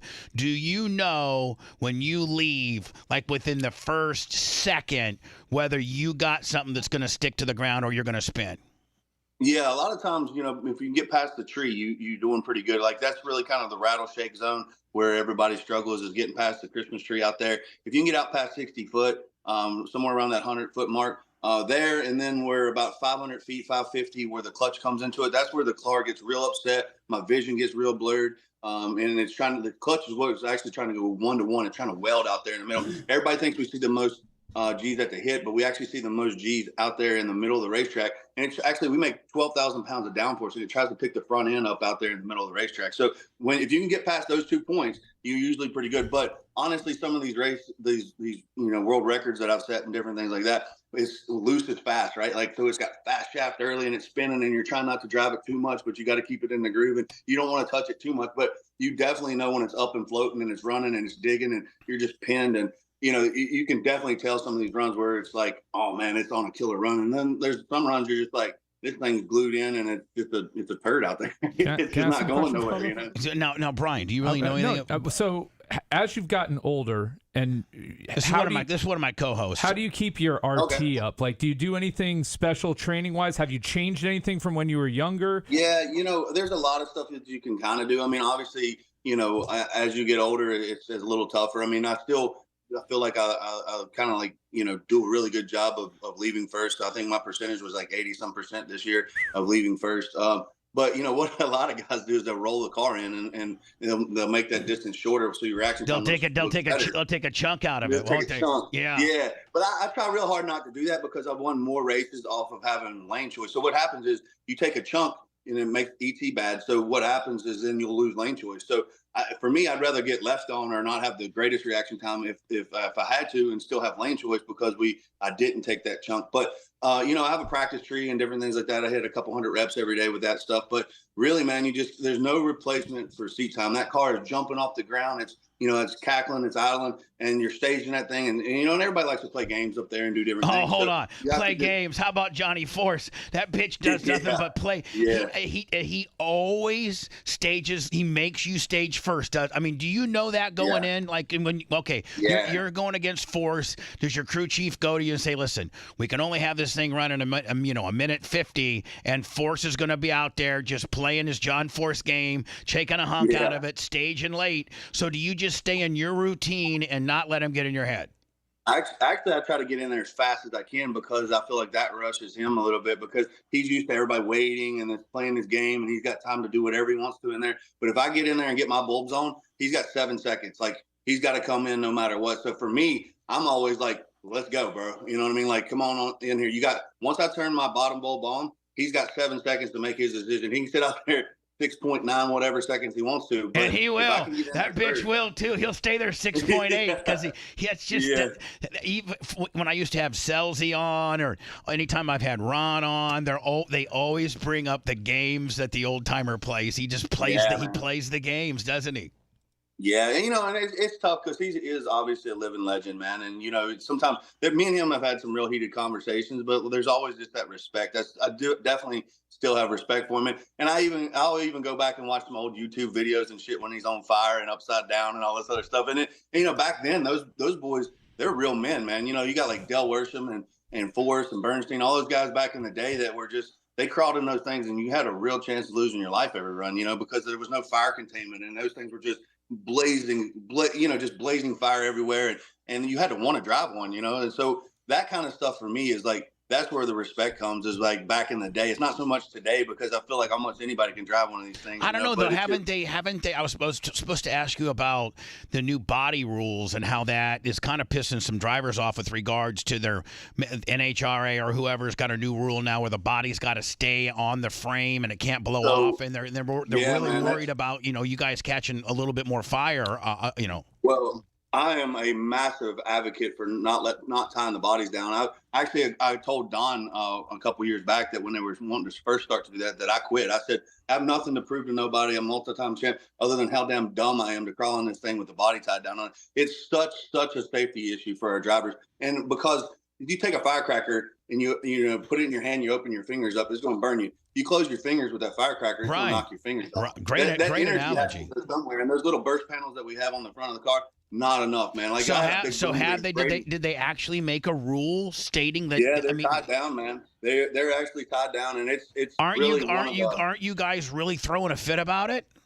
I have been, you know what I mean. I've talked to my crew chief and to pro and everybody a couple times, and it falls on deaf ears, man, because they don't want to see these bodies go up in the stands and they don't want to hurt our fans, and I understand that, but like that energy and that concussion, when that body stays on that car and there's that fire underneath, it gives it fuel for that fire. And we're going to end up having some guys that really have some issues. But for me, more than even the fire, it's just the concussion when these things blow up and it just boom and comes back down on top of you. You can't. We've had drivers that can't see out the windshield because their body comes back down wrong, and then just the energy that is still kept underneath that car. But I am 100% against it. You know what I mean? And here's what you do. You should go and take your shirt off and you do about 50 push-ups right before you go into Cromwell's office. Get yourself all jacked up like you do on your Instagram pictures. Like WWE stuff. Yeah. Walk in there and then rip your shirt off and say, "Bitch, we're not tying the bodies down. I'm going to whip somebody's ass right now." Just get real Matt Hagen out and stuff because everybody's afraid of you. And you need to be the spokes because Ronnie Capps can't go in there and scare anybody. I mean, come on. I mean, but Matt Hagen can.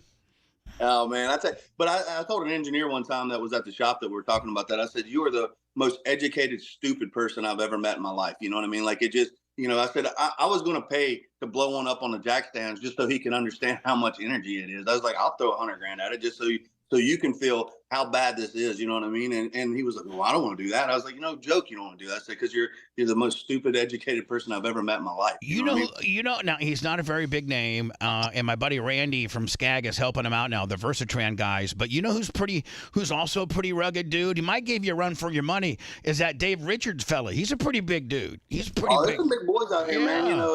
Richard, he's bigger than me. You know what I mean? So I don't know how he fits in there, but he does. You know what I'm saying? I'm sure he's kind of scooted down a little bit, but I feel that seat there. I would drive without a seat pad if I could. You know what I mean? Put it that way. So it's just kind of one of those things. Those cars aren't getting no bigger, and I ain't getting a whole lot smaller. Now, are you at a disadvantage when you got to take on let's say a Brittany Force or Alexis DeJour, like somebody that's noticeably lighter than you, Ronnie Capps? Ronnie Capps is $160, please.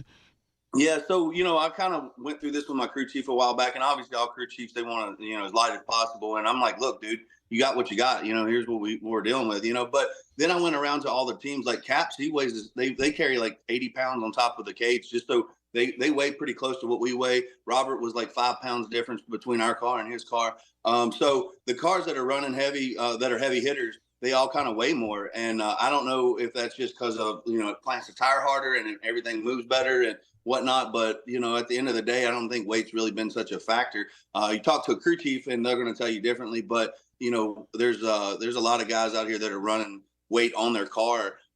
Just because of the where it's at and the transfer and everything else. So I've been able to get away with it in a funny car being bigger like that because, I sit right over top of the rear end. And I feel like when that, hit that pedal, it plants that tire. And we always seem to do well. I mean, we've set so many national records and won so many races and championships. I mean, and I'm one of the biggest guys out there driving. So ever. And you're a bodybuilder. A big deal. How much is your how much is your bench? Or like you are like I'm old, man. How old are you? How old are you? Forever. I mean, I used to work out with like 405. It would be like for three to four reps for 1 or 2 sets. But like I'll just honestly today in today's world, I'll drop down to 2 plates and I'll do 6 or 8 sets of like 15 or 20 reps. 225, 15, 15. Let's get like Macho 15, on here 20 with reps him. for 6 or 8 sets. You know what I mean? Now, Do you still train a lot? Is it tough to train when you're on the road? Yeah, it is, man. I mean, obviously, you get them in the gym hotel. I take some kettlebells to the track, and they're in the trailer and stuff like that. So, like yesterday when we were waiting on prepping the track, you do some stuff with some squats and. Well, your teammate ain't going to be doing none of that. I just want to let you know that right now. Tony, it was funny. I was at his house, and he said, "Let me show you my gym." And he said, "Me and Jim have a real understanding." He said, "I don't mess with him, and he don't mess with me." Oh yeah, he's got a gym he's got a gym comparable to mine, guys. His gym is unbelievable. Really? It's above his garage. Yeah, he's got a sim unit there, and probably Leah. Now Leah, she's tough as hell. She works out. She's in shape, man. Like she runs like 5 or 6 miles a day. I think she could. I think she could take Tony. I really do. I think she could take. It'd be a good scrap, wouldn't it? I think she could take Tony. Matt Hagan driving for Tony Stewart Nitro. He drives the funny car. Defending champion. The defending Put some champion. respect on that name. You're right. And plus, I don't want no heat with him when I meet him. That's true. 4-time champion. Most recently, just from last year, Gainesville and the Gator Nationals is what kicks off the NHRA season. The Gator Nationals have been good to you, Matt. You've won the Gator Nationals a couple times. Yeah, last 2 years in a row we won it.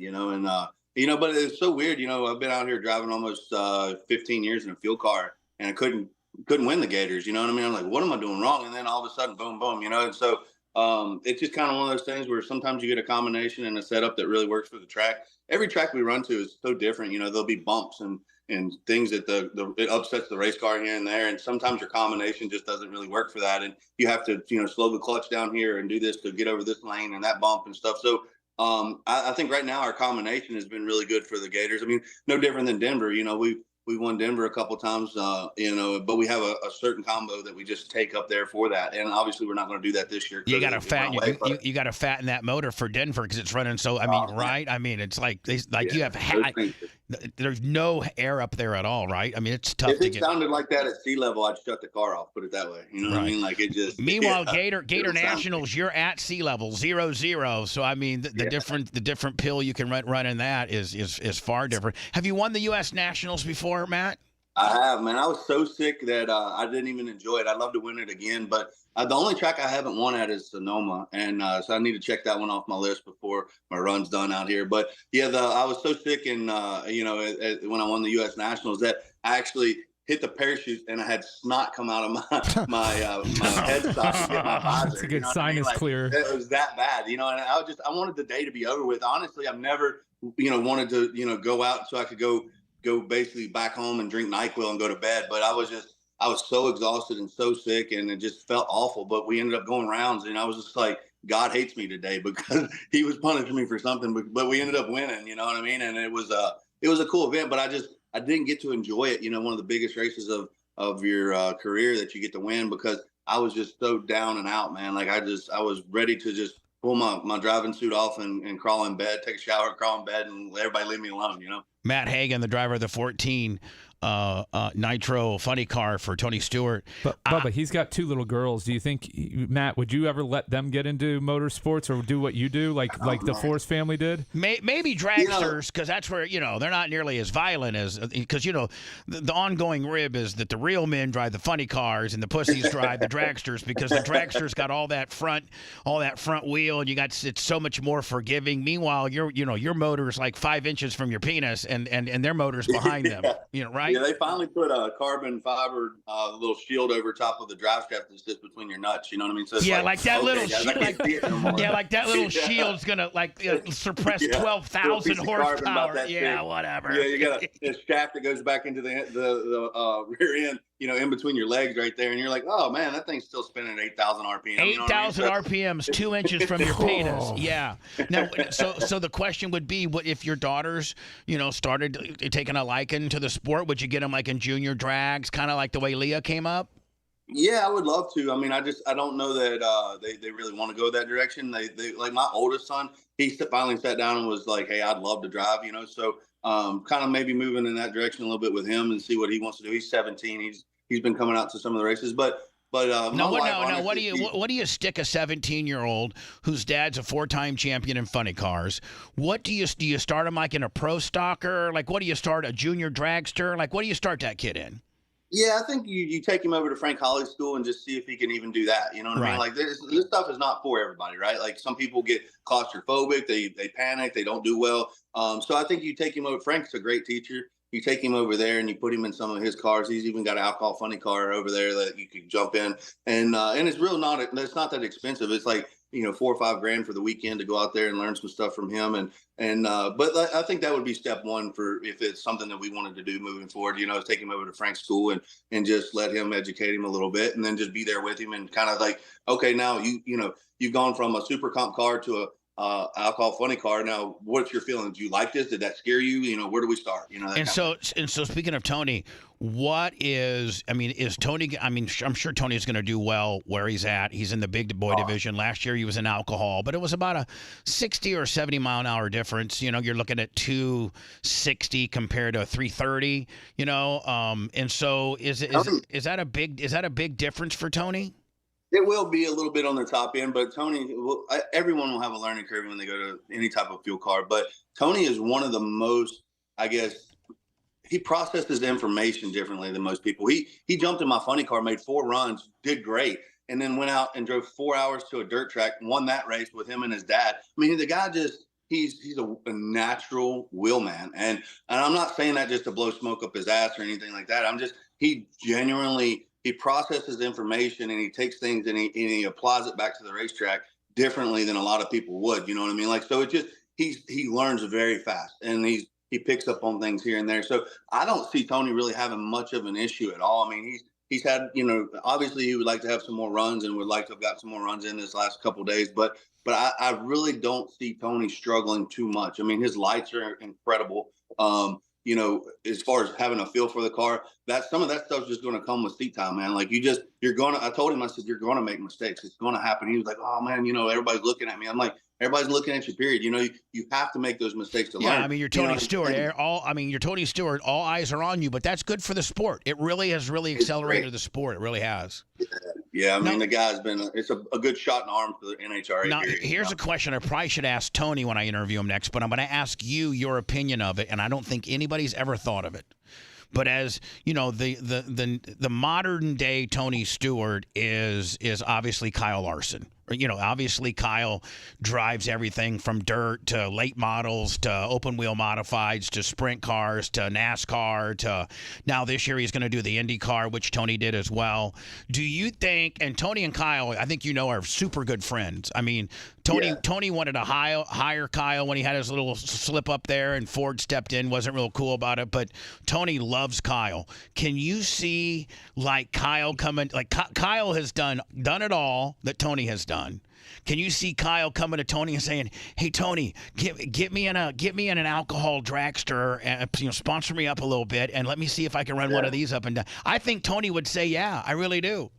I think the more guys like we can get over here doing that, and the more, because I've never had someone that's been close or even come to a race that's seen a fuel car in there going like, "Oh my God, I can't. Where was this at? I can't believe this. This is incredible." And then you get to drive something like that, and you're instantly hooked. I mean, it's adrenaline drug you can't get anywhere else. Yeah, but it's so scary. I mean, I used to drive dirt late models and other things, and it's so so scary that I don't know that I think 50% of the racers would be like, "Nope, I don't even want to try it." I don't know. Yeah, I mean, I guess there's that. It's so scary. It's so. You remember when you were you know, when you're on a high dive when you're a kid and you're looking down, you're like, damn, that's a long ways down there. You know what I mean? And you're like, your knees are shaking a little bit, and then you go ahead and jump off, and then you hit the water, and you're like, you can't run back to the steps fast enough. You know what I'm saying? Like you want to do it again and again and again. Well, that's kind of how this is. It's like hitting that fear, that unknown. Once you do it, you know what I mean? You'll know right away whether, you know, your foot is going to stay down for a little while or it's going to come off. Now, the first time did you do it? Did you lift? The first time you got in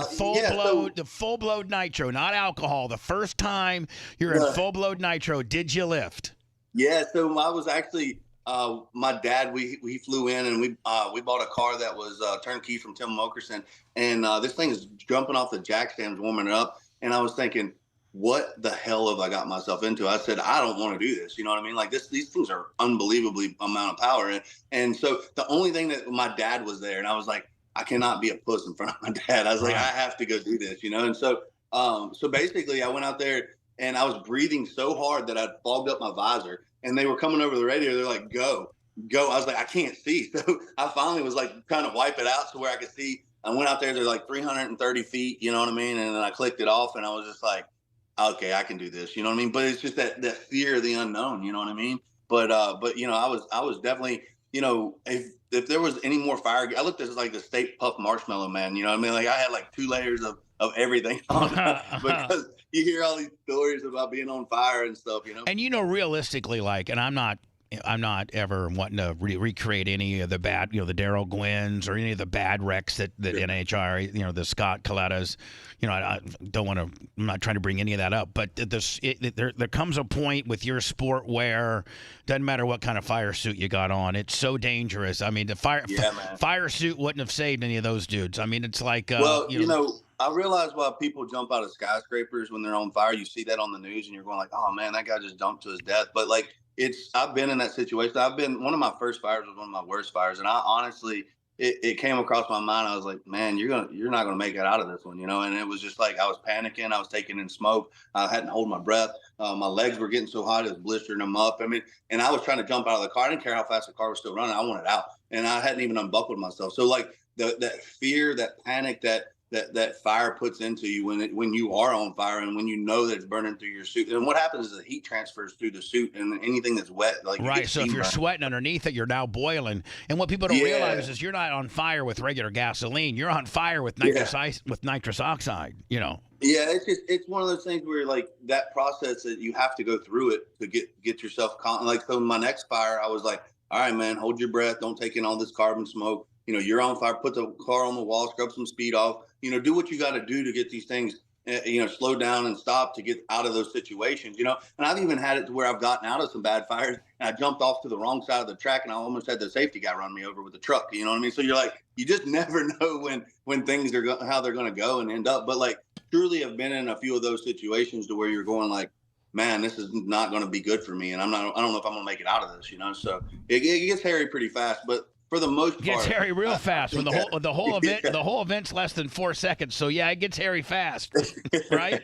Yeah, but I feel like they're pretty safe though. I mean, unfortunately we've had a lot of guys that have passed away and gotten hurt, and we've innovated from those situations. And well, you know, like the Leah crash a couple years ago. That because of the safety that they've built around the cage and the Hans and all Eric Medlin, you know, with the head pads and stuff. I mean, there's a lot of things that are in those cars. I mean, I probably have a better chance of getting hurt driving to the racetrack than I do in my race car. But, you know, and I feel bad for my crew guys. I mean, they're up there with I got all this gear on, and those guys are standing around this thing, you know, to fire it up, and they got nothing but a t-shirt on, you know. So it's just I'm very, very aware of what I'm trying to do up there on the starting line when they start the car up, and making sure I got the foot pedal pulled all the way back and a handful of brake, and just trying not to run anybody over up there, just because, you know, those guys have earned my trust, and they've you know, like trust and respect is earned, and they definitely have done that. You know, hopefully I've earned both of that from you, so you don't beat my ass this weekend when I see you. Trust and respect. Yeah, I got you, brother. We on good terms. You know what I mean? I'm going to get in with you, and I'm going to tell Tony. Me and Hagan want to take you. I mean, we're going to whip your ass, or Tony. Let's go. Get Gooch with us. Hey, we'll get Gooch with us. We'll be unstoppable. I'll get you a new deal, Hagan. There you go, man. Yeah, Gooch is. We gotta bring Gooch along for sure, man. I had a DSR shirt on yesterday, and one of my guys were giving me, you know, like Tony, he's easy to cut up with, and I was he was like, dude, what you got DSR on for? And I was like, the guy paid better. I don't know what to tell you, Tony. You know what I mean? Like, he owned a battery charging company, bitch. He owned a dirt track in Eldora. Hey, have you ever? He's done good taking care of his guys, man. Like our guys, they want to sign multi-year contracts to come back. He's one of the few team owners that do a contract with our crew guys, and I think that goes a long way keeping your people. You know. Have you ever met the chiropractic uncle of Ron Capps? Have you met that dude? Gosh. His uncle? Yeah, Ron Capps' uncle is a chiropractor, and I met him at the U.S. Nationals. He's big, yeah, he makes Don Snaps. And he makes you look when little. Donnie shows up, when Donnie shows up, Capps wins. So every time I see Donnie, I'm like, get the hell out of here, bro. Like, get out. Yeah, well, he would say, you shut up, buddy. What are you going to do about it? he is big. Donnie's massive. Oh, he's massive. I met him at the Nationals last year. What a great dude, for real. Oh man, yeah, they really do. They live like wide open. Donnie, he's all about it, man. Like and Caps, I love Caps to death. Caps corrupted me, man. Like we used to park motorhomes together, and you know I was a good wholesome young man until I met Caps, and then he basically was like, come on, man, we're gonna go hang out. You're gonna eat dinner with my family. We're gonna party together. All this other stuff, and then I was never the same since. You know, if Force would be the GOAT in your division, I think Capsy would be the mayor. He's kind of like the mayor. Yeah. He's kind of like the politician kind of dude, you know? Yeah. Caps is just good people, man. Oh, like, he's great. I love him. Like Caps, you know?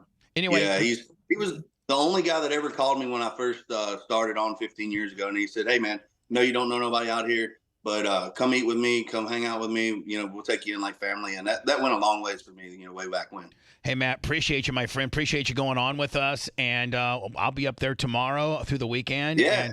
And good luck this weekend, my friend. And I look forward to seeing you. Thanks, brother. I really appreciate the time on the show. We love being on. Thank you, Matt. Appreciate you. All right, bye now. Thanks. Matt Hagan, the driver of the Tony Stewart This is my bestest new friend, Hollywood Hagan. Him and I are going to go work out together. Drive golf carts all weekend. Me and Hollywood Hagan going to take out the golf carts. Me and Hollywood Hagan are do buys and tries. Can I call you Hollywood? It'll just make me feel better.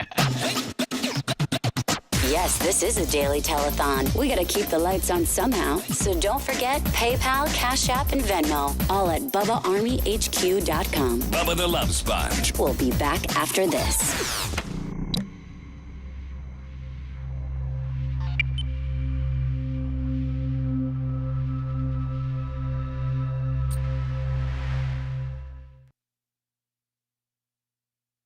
Lineage, so. I love it, man. Half the chat was listening to the interview, half the chat was watching me babyface and Anna critiquing what we look like. Now, come on, I got some good questions in there. But he didn't have two daughters, though. What? He doesn't have two daughters. Who's that other daughter? That's his wife. His picture of him and his two daughters. His two sons and a daughter. It's on his. Now he thinks I'm unprepared. Now he's not gonna give me the time. Keep your mouth. You know, if you can't speak for F1, don't speak I'm just up. saying, I was on his NHRA bio. No. That's his son. He just had his son in 2016. That's a boy? All right, guys, I'm up. Oh, that's a dog. That's Just tell me what I read. I know, I'm telling you what I read. I'm showing you what I read, actually. I'm really proud of another healthy baby girl into this world. Let's go. There's two. There's another. NHRA. Yeah, well, NHRA doesn't know what I know. And that's why they're the fucking NHRA and I'm the motherfucking baby face. Because you said that, I looked over it. Yeah, he's got two daughters. I know more than NHRA about the guy. When I looked at it, I was on. No, that's why I never go by the bio. I always Google. Let me give me that interview. What? Historic interest rates. What happened? Biden also expected to lean in on a consistently winning message. Reproductive rights, reminding President Trump was responsible. Next, sorry. I don't know. I'm wondering the difference between trying to be. Tell the Trico brothers to get me some cocaine. I didn't even After that interview. Bring it in this weekend. This espresso's not working anymore. It's broken. Also be watching to see how President Biden addresses Israel. So yeah, anyways, my uncle's nickname was Pepperoni Tony on the racetrack. Tony Sciarrino. Sciarrino. Very Italiano, paisano. Yeah. Latroni. Macaroni. Your parents. Lago Marcini is. Your parents look Italian. Yeah. Yeah. Yeah. Yeah. Yeah. Yeah. My mom looks like an old Italian lady now. She is. Yeah. Oh, she's really old. I mean, she's not really old, but her health conditions made her look older. How old is she? 70-something? 75 this year. How are the in-laws now that they are? Much better now that they're out of the house. You know? Yeah. I see her the right amount, which is like 0. Like once every month and a half. That's a lot, kind of. For like 10 minutes. It's not. That's great. Yeah. It's not like they're Not over an all day. afternoon, okay. Nope. Hey, Steve Jenkins. I'm doing well. How you doing, buddy? She's been neutralized. Good morning, Kirk. Kabuki Jones. I don't think he does. It's just both. Huh? Someone said, do you have your adoptive parents' last name? No. I was adopted. Oh, no. My adopted. I'm sorry.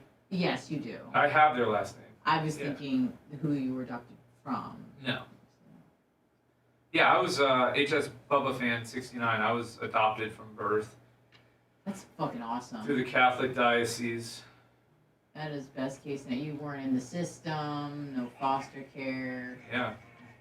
Luckily, meth wasn't a thing when I was. You know. Yeah, you were. I think going to the Catholic diocese, you're not completely screwed up. The donor, the birth giver, you know, for the most part. Do you know where you were born? Dunedin, McMahon Hospital in Dunedin. Yeah. Don't think that wasn't on my mind when I was running out hard before I got remarried. That, you know, macking on older chicks and stuff. That. Wait a minute. Oh, that you might like. A 45-year-old when I'm 29 could be my mom out there. Yeah. Yeah, she was like 16. I think they were like 16 or something. I love this fat-headed Rudy bitch is calling us nerds. Who? Some fat-headed dude named Rudy from Florida. He just wants racing all the time. Is that really what Vince McMahon looks like? Because he looks like shit. Yeah. Looks like a cartoon character. Yeah, he But looks I know like he's he jacked. looks like a villain. The end of life after you've trafficked women and sexually abused them and all that stuff, it's, you're not gifted with the best facial structure anymore. It's like it's strong, but it's not in a good way.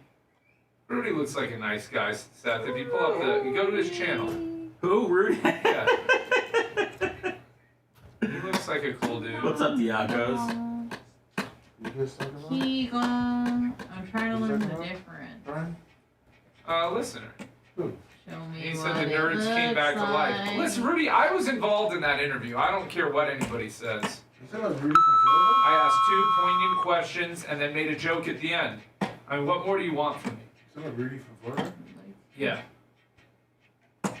Bubba didn't need any That's what I assistance said. at all. Truck driver lives over in Yeehaw Junction. No, Ron Caps's mother-in-law's a dental hygienist. Hey, what was that? When did they put it in? I was gonna ask when. Huh? When did they post that? Because I'm wondering if HR just doesn't update their website. I mean, Was it recently? I don't know. That's right, Steve. I wanna know. I'm with you, Snizzuck. There's no Rudies on my phone. Little Purple Jersey gave me a question, but I fucking know.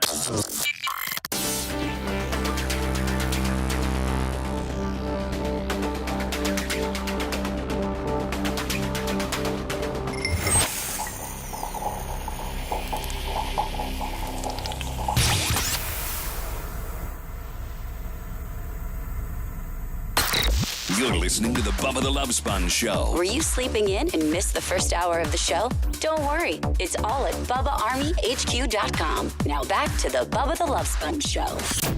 The Bubba the Love Sponge Show is sponsored by BetterHelp. Again, this show is sponsored by BetterHelp. BetterHelp.com. BetterHelp.com. A lot of us spend our lives wishing that we had a little more time. The question is, time for what? If time is unlimited, then how would you use it? The best way to squeeze that special thing into your schedule is to know how important it is to you and make it a priority. Therapy can help you find out what matters to you and help you do it more. If you're thinking about starting therapy, give BetterHelp a try. It's entirely online, designed to be convenient, flexible, and suited for your schedule. Just fill out a brief questionnaire and get matched with a licensed therapist. You can switch therapists at any time for no additional charge. It's really easy. Learn how to make time for what makes you happy with BetterHelp. Visit BetterHelp.com/BTLS. That's going to get you 10% off your first month. Again, that's BetterHelp, HELP.com/BTLS. Now, for those that are listening to the show, maybe like in Orlando, this is like your first week. Maybe you knew about me and you found out we were back on 103.1 on a real signal. Please don't think that I do a lot of racing interviews. The Gator Nationals only comes to obviously Florida one time a year. I attend it. It's something that I like to do. I have some friends that own some teams.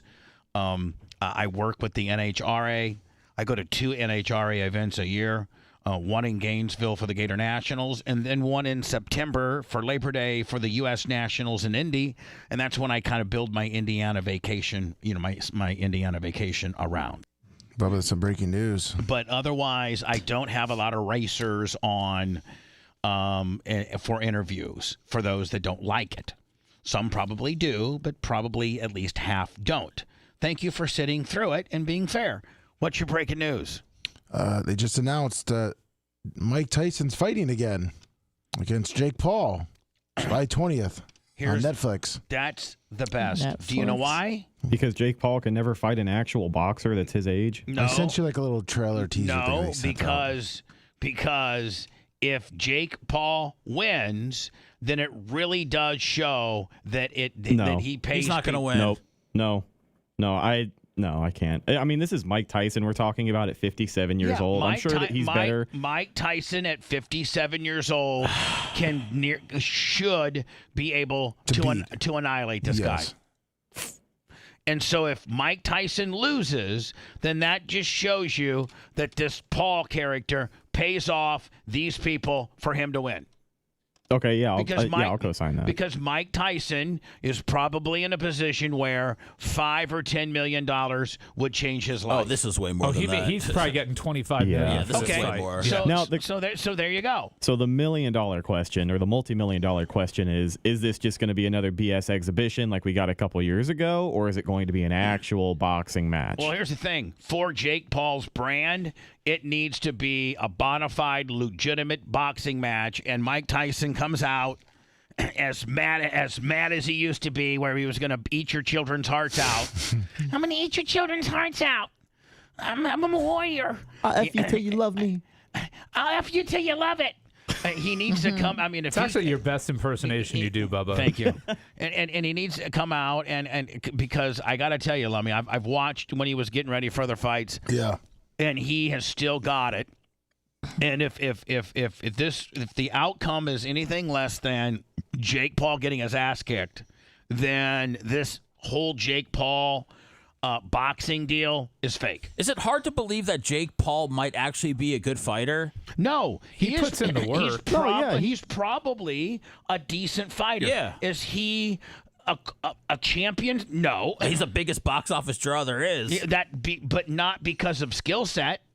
Because of promotion and social media and his digital platform. And the promoters will take that any day over a guy that has no social media and is the best boxer in the world. You're exactly right. That's what everything has become. I mean, this dude got Floyd Mayweather in the ring. This guy is going to get Mike Tyson in the ring. And he lost to Tommy Fury, who's an actual boxer. Yeah. I mean, so hold on. Let's see. Is this the... It's like their little trailer. There we go.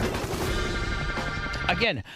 I am so excited that they got Mike Tyson in there because it will be the litmus as to how legitimate this Jake Paul guy is.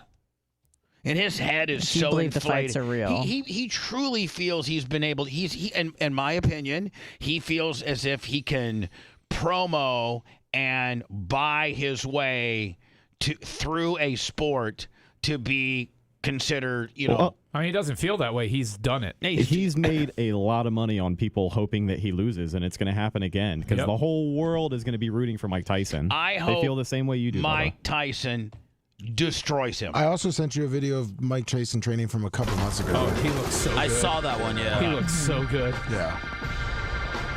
But, I mean, Paul's no joke. Let me tell you something, Jake Paul. I'm going to kick your ass.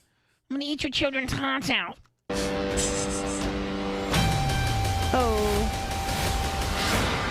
I mean, and Tyson hasn't fought many guys that didn't tower over him. No. So it's going to be interesting to see. Mike Tyson on Netflix. We get to watch it for free. Yeah. That's what I was going to say. Hold on. How about Netflix getting in the live sports game? That's amazing. Very rarely did Mike Tyson fight a guy that he didn't have to look up to. Right. I mean, he's only almost 5'10". eye to eye. He's He's 5'10". almost eye to eye with Paul. Paul's gone by 2 inches. So, what else did you send I me? sent you him training from a couple months ago. Tyson? Yeah. Okay, hold on here. Is this right here? Yes. All right. Hold on. Now, at one time, I think everybody probably can remember. It's not that far, maybe 20 years ago. He's arguably, when he was in his prime, he's one of the greatest heavyweight champions of the world. Oh yeah, probably one at 19. The only, probably, obviously the always the real big argument and is who's the greatest of all time, him or Ali. Right. And I think there's arguments for both. I think people started leaning Ali once Tyson got the face tattoo. I think so. And once he was on Hangover 1, 2, and 3. Well, and I will say this: Tyson and he grows weed all day. Tyson fought in an era he was crushing a lot of cans. Yeah, he was. He was crushing a lot of cans. And meanwhile, Muhammad had George Foster, George Foreman. Rumble in the Jungle. He had who Joe else? Frazier. Joe Frazier. Yeah, I mean he had other Hall of Famers that he beat. How many Hall of Famers did Mike Tyson beat? I don't know. Here we go. Those legs. Tyson mastered his techniques by spending countless of hours refining his skills. He worked on combinations, footwork, and defensive He's working out his underwear. maneuvers while improving his position and timing. I'll tell you, man, in his prime, man, he would step in with that jab and then follow it with a right uppercut, and it was indefensible. Like you're done. And he's quick. I mean, what is he, my age? Is he 50? Is he 57, I thought. 57. Yeah, he's my age. I mean, are we just living in the past? I mean, he still looks like he can knock the hell out of somebody. Exactly. Yeah, Exactly. So if Jake Paul, all of a sudden, beats Mike Tyson, then you know. His last fight was an exhibition, so how good do you think that chin is? I think that chin's good as hell. I think the last fight was with Roy Jones Jr. and it had to go down that way, or Roy Jones Jr. wouldn't have done it. Right, so they said, like, listen, we're going to softball it, double draw Willie, but I'm just saying. I don't think that this is. Everybody was knocking out Roy Jones Jr. at the end of his career. Everybody. His ex-wife was. Everybody. I'm telling you, I would be scared to death just to be the training partner in there. Just in fear that one gets away from him and connects. But can we be honest? I got this modern day, beast on me. Can we be honest? I mean, but could boxing and all this be fixed? Yeah, but it doesn't even matter who wins and loses because it's both great entertainment. They're both winners. I mean, they're both going to get a ton of money. They're going to get even more exposure. Who knows what Mike Tyson will spin that into? And here we are talking about it, right? Yeah, and who knows who Jake Paul's going to fight next after this? It's only going to get bigger. All right, so to develop his incredible punching power, Tyson engaged in grueling strength training sessions. This involved weightlifting, plyometrics. And then the other thing, too, Brian, is if you look at Mike Tyson's body of training, the entire body with Customato and, and when they used to go up to the Catskills, the guy has really, really, really put in some unbelievable hard training time. And I mean, just look at his delts and his traps and his shoulders, just in that still spot. Shot I just happened to get. I mean, Jake Paul has. Look at the trainer's face. But I mean, Mike Mike Tyson's barely fought a fight competitively in Jake Paul's lifetime. I mean, that's pretty crazy. Chicks. I know that, but is it the same as riding a bike? I mean, No. do you lose that much skills? I mean, we're looking at the guy right now. Hold on. Specialized exercises to age. enhance his explosive I mean, if we were watching a highlight film, Brian, and he looked slow, and he looked, he looked soft, and he looked, didn't like he had any crispness. But this guy's crisp. It's powerful. strength, which is crucial for delivering knockout blows. He gives one. Look at the guy in the corner. It's like, please, back off me, monster.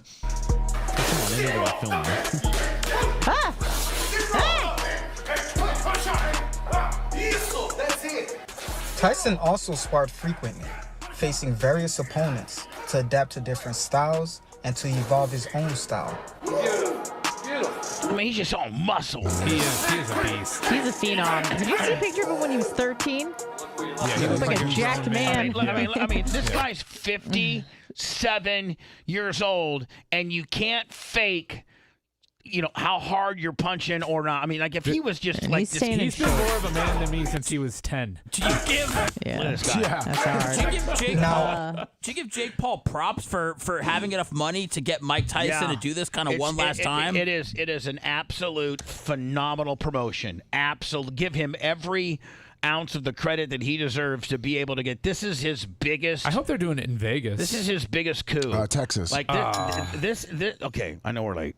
This is his biggest score to date. Like Seth, if he would not even win, but just do kind of good, and Tyson's trying 100%. Yeah. It would really be good for his brand. Now, if he goes out and beats Tyson, that's actually bad for his brand because it shows you that it's fake. He cannot be.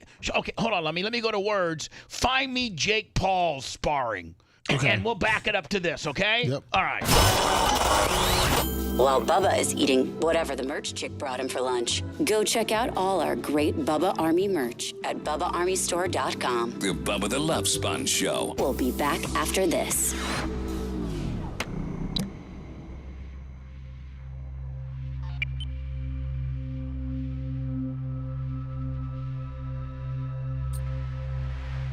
Star, What does Jerry's World hold normally? 80? 80? I think max capacity is like 108. They're gonna have. Okay, with the floor and everything? They'll do it. They'll sell it out. It'll be like WrestleMania 3. Practice visualization, meditation, and psychological training. Was that? That was 180,000. Was that Detroit or was that Texas? Pontiac. Oh yeah. WWE stuff. Well, I would not be. Look, I don't love the Paul brothers. I think they're brilliant. No, they're great. The other guys on what is it? Jake Paul. Who's the other one?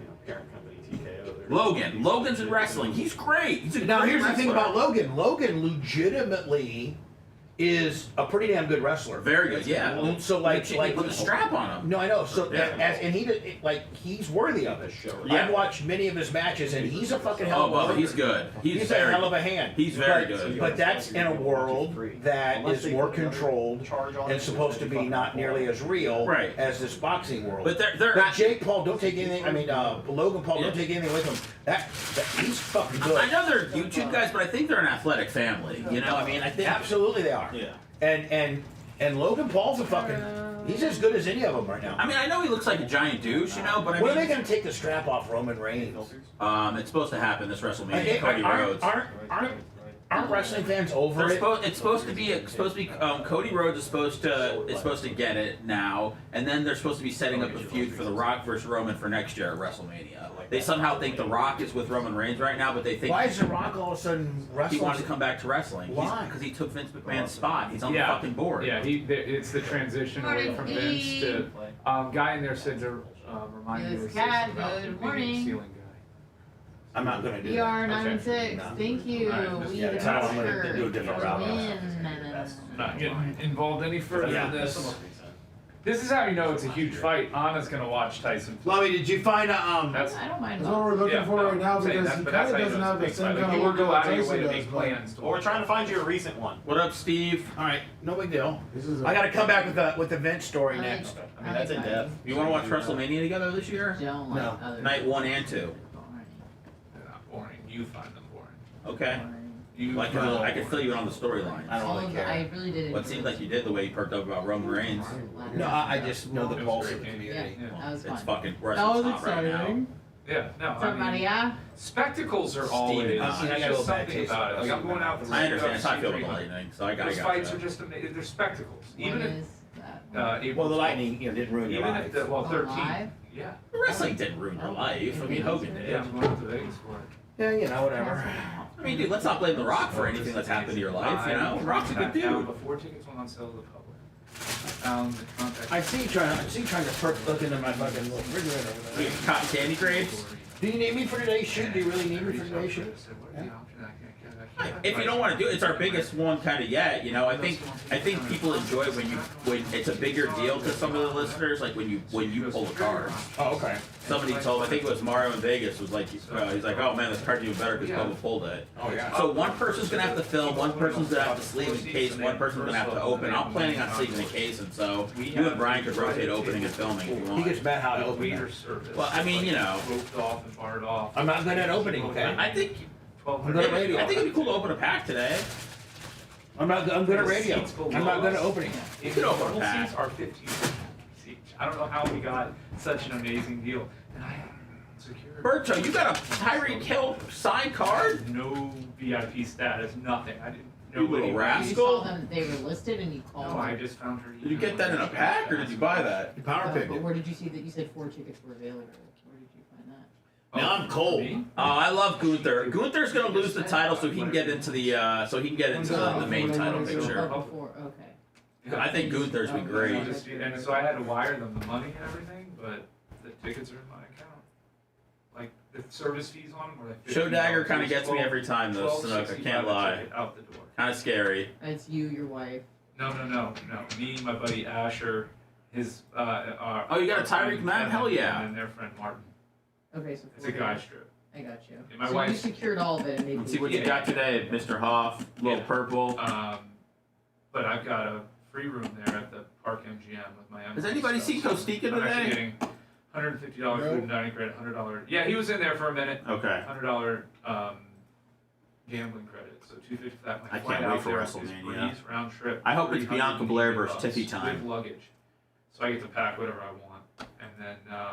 Big the Bianca tickets to guy. the What's match. up, Dr. So Dan we're gonna do Onion? STK one night, we're gonna do Hell's Kitchen one night, and then Sunday. It's gonna be steakhouse. It's actually kind of cool. It's really dark. There's a DJ. At least you like, got a little spins money live back though, while Danny, you we eat know? and everything. So At least that's the thing about gambling. yeah, it's a concept. It's they have one in Either Miami, you lose it or one you in win. New At York, least one in you kind of half Orlando, lost. Disney Springs of all places, and then they have one in Cosmo. And then Panini Chronicles And then Gordon Ramsay, 2021? that they did the show on Fox about. I've heard of it. I don't watch cooking shows. Is it special? Is it numbered or anything like that? It could be. Yeah, it's gonna be a great trip. I mean, honestly, I just keep any I'm trying to Otani get cards. I just feel like Matt in 50 Royal, years, the one guy day, they too. all will be worth a little His something. gym. He has a fighter. I got you, Caviar. Don't worry. I got an eyeball on all them lions. Pay-per-view fight, but It's a fight night. ESPN. Yeah, the fight night ones are at the Apex. Those Yeah. are. Oh man, I haven't collected a big mama card yet.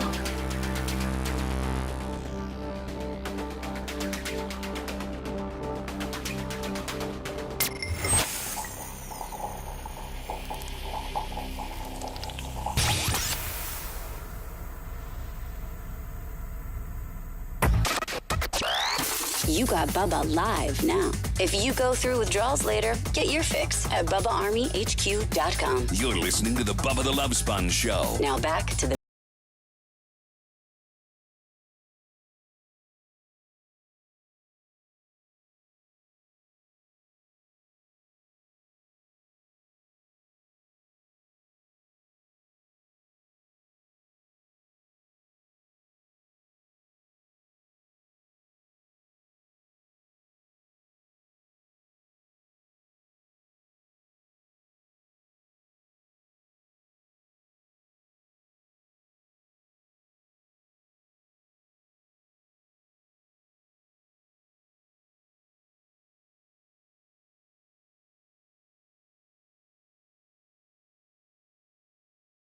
So really never is an off air because we have a hot mic going on.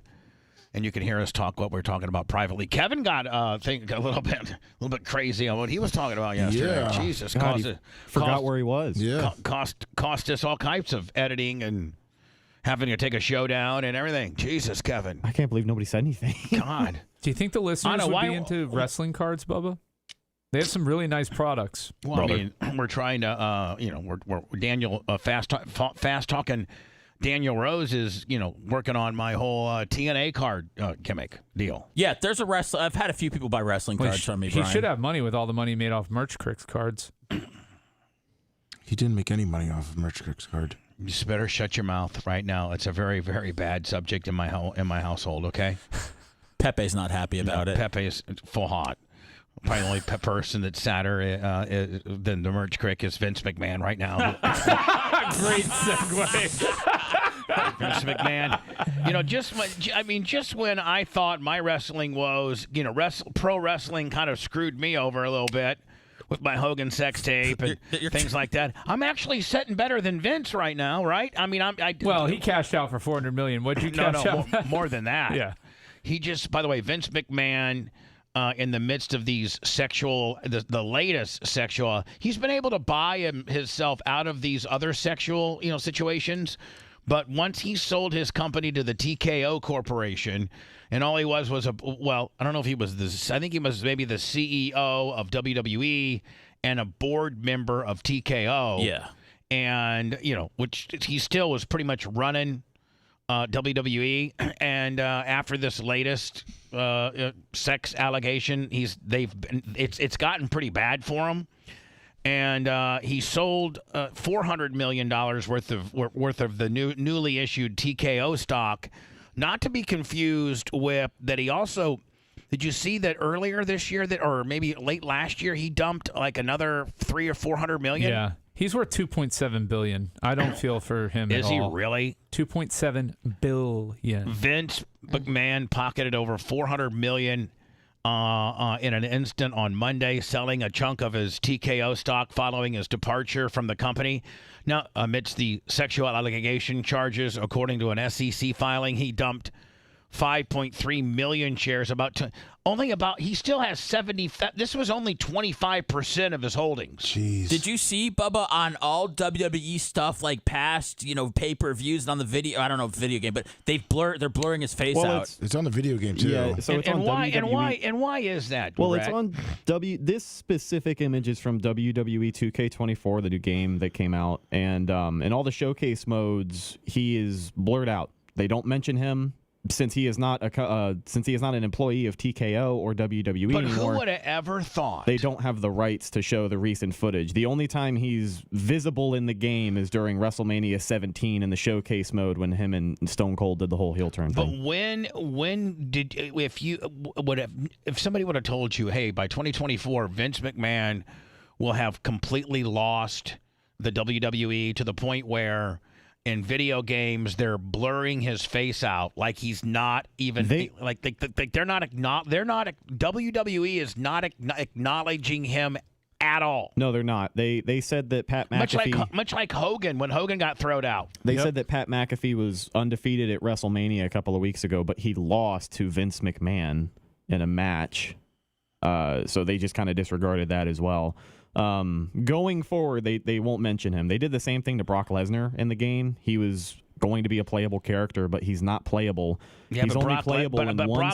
But Brock Lesnar, I got to think, may have left on not so good terms, or why ever they did. Why did they do that? Well, he went Brock? to because of his involvement in the Vince stuff. I think he went to the bathroom on a woman that Vince served up to him to try to stay. No, I don't know about that. That wasn't mentioned. But what was mentioned was that the girl hold on. that So Vince was in. So is Lesnar in on this deal?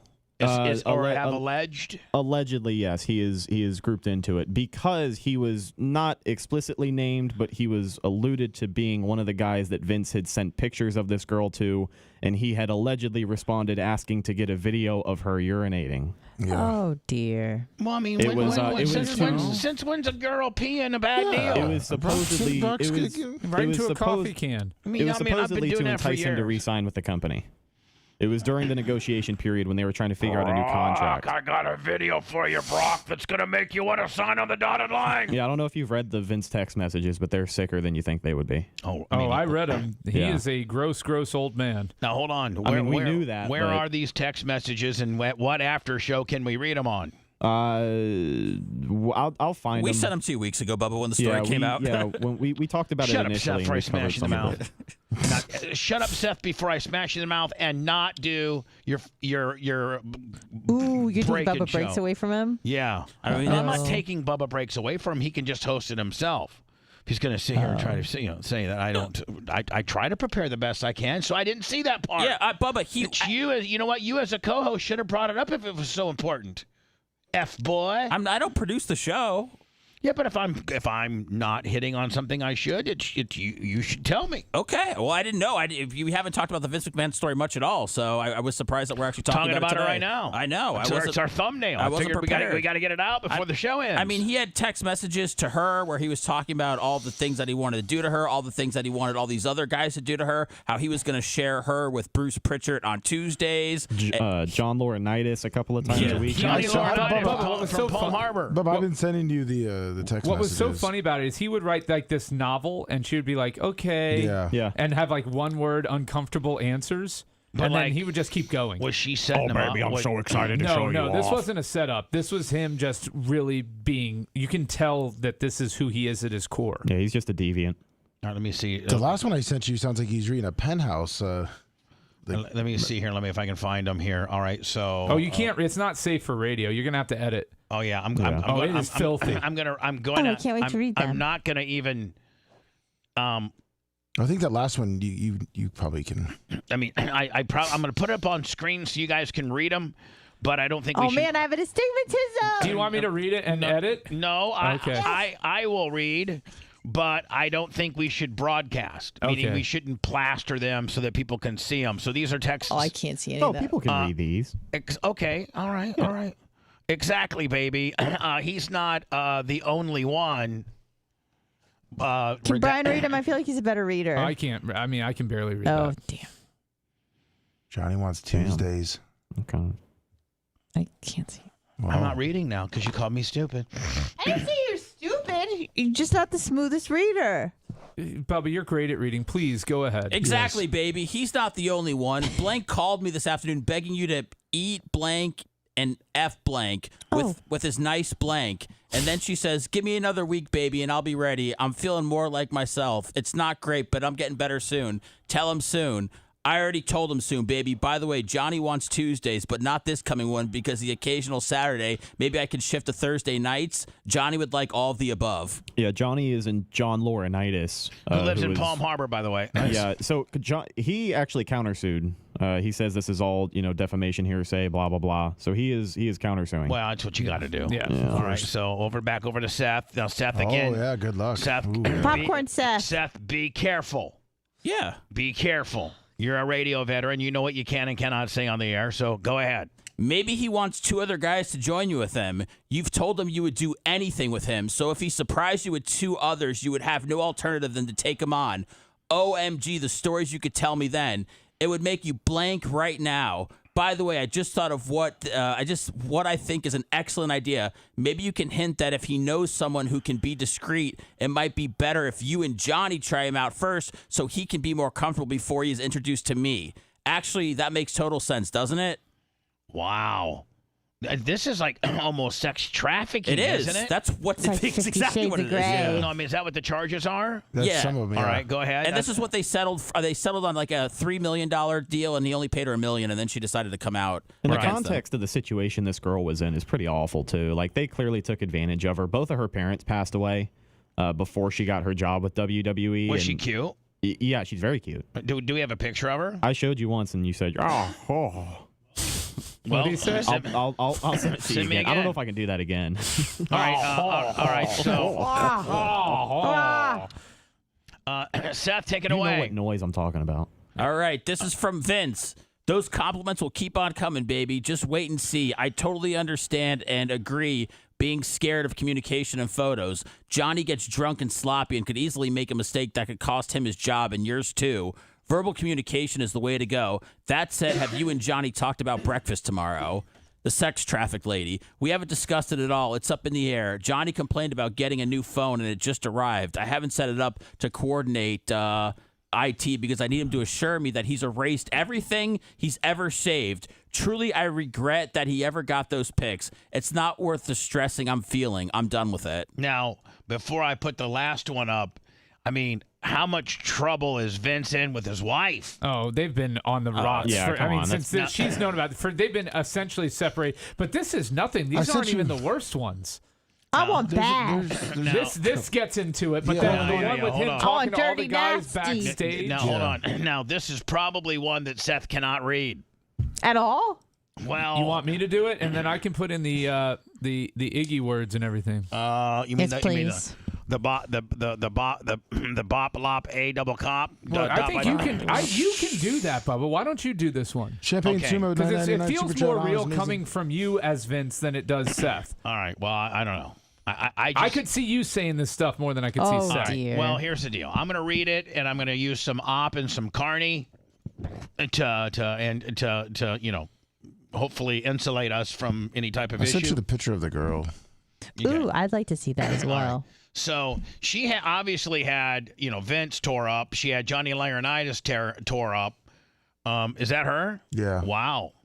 And was she like Vince's little sex toy? Like, yes. Was she in this context? Yes. Would he just like dispatch her out to Brock Lesnar or Johnny Laurinaitis or like that? That's what her and him and that Vince and her's dynamic was. That. Yes. Wow. And she would have been okay had he not screwed her on the money that he owed her. No.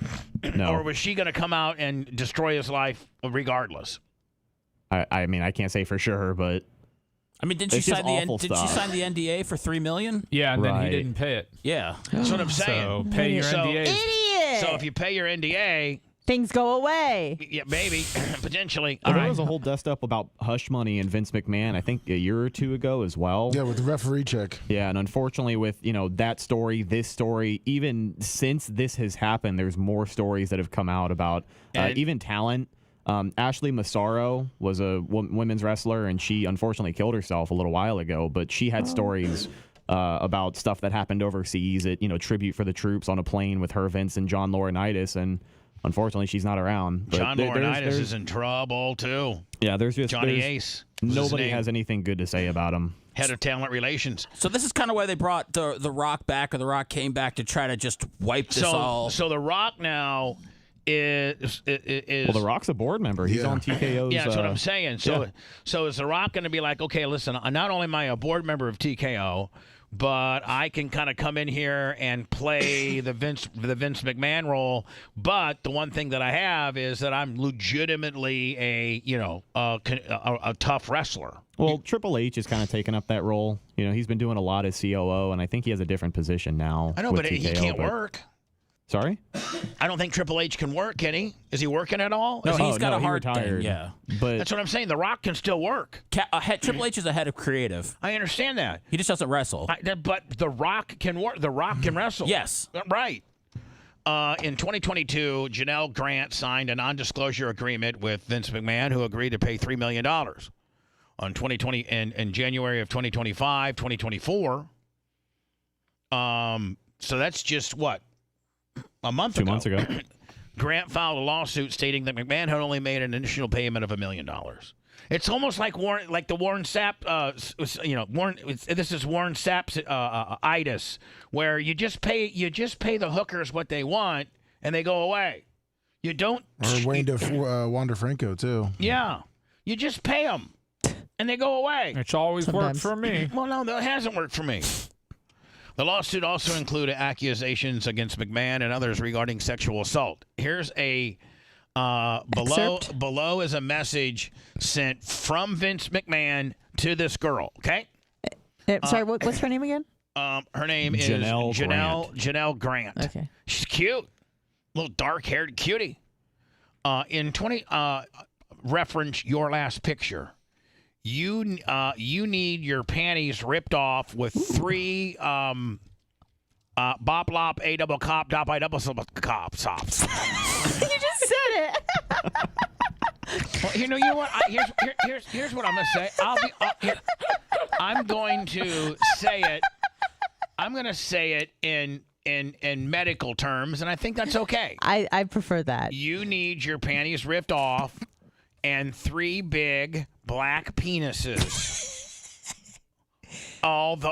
In all 3 orifices at the same time.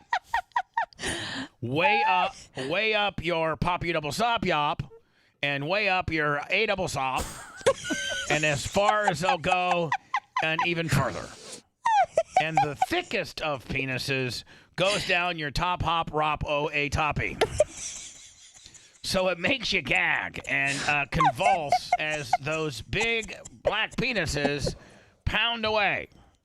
It feels like from the Sounds start, like a love note from Bubba. you're being assaulted, but it made you cop you double mop nonstop.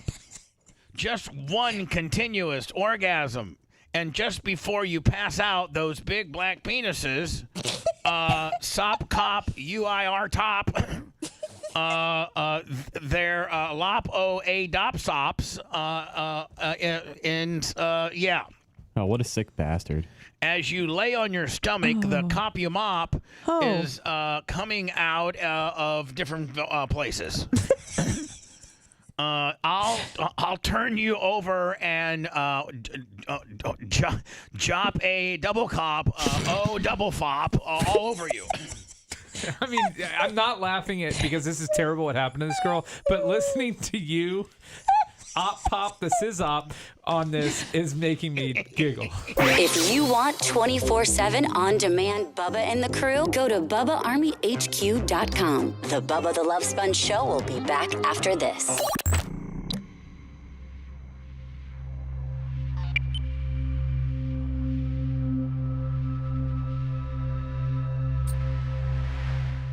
Kicking out of the break for Big Country. Oh. Wait, he wanted in? He told him to send $70 to me. No, I thought he owed you money. I didn't tell him that he was in the break. Yeah, he goes, where do I send money for the break? I thought he owed money. I thought he was one of the ones that owed it. No. You said we were waiting on 2 to pay, right? I said we're closed. The only one we're waiting for is the guy that's mailing it. Oh. Well, that would be up to Jay Gator if he wants to give up one of his 2 spots. Otherwise, we got to send Big Country his money back and tell him to get on the next one. I thought he owed you money.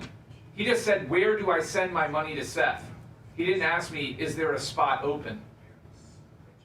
Just so you know. That's why I was confused, Seth.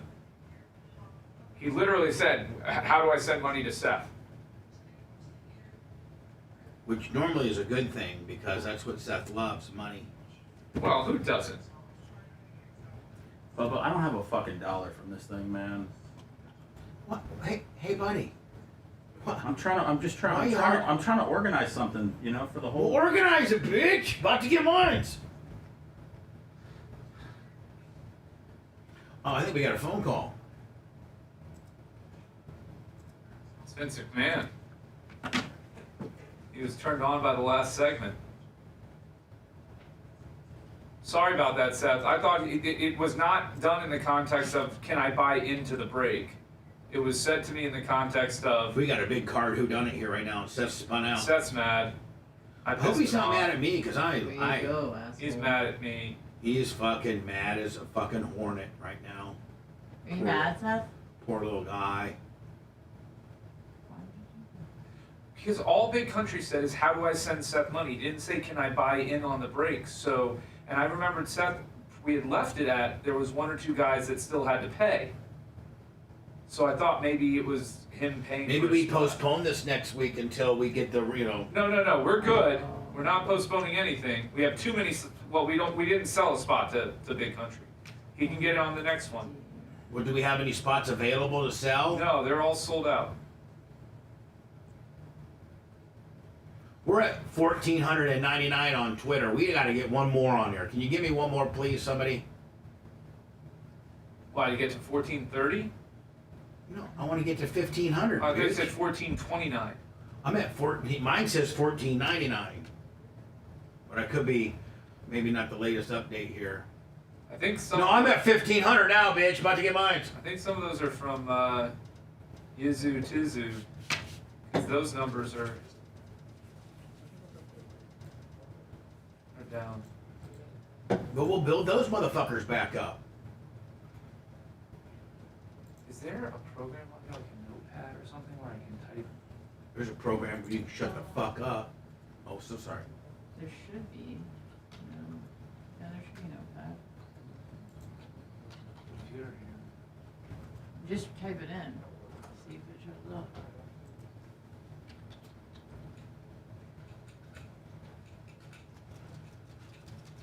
Does your P not work? Oh, there it is. My P doesn't work. Sorry, Brian. Seth's mad right now. At me. Why? I What do happened, nothing Bubba? wrong. All I do is support his little fucking show. I love I love cards. I got a fucking 72 John Brockington. Love cards. Seth, are you not talking to us? What's up? Don't pull a no talk, okay? That's not cool, no talk. Yeah, we got a show to do afterwards, so I need you to talk during it.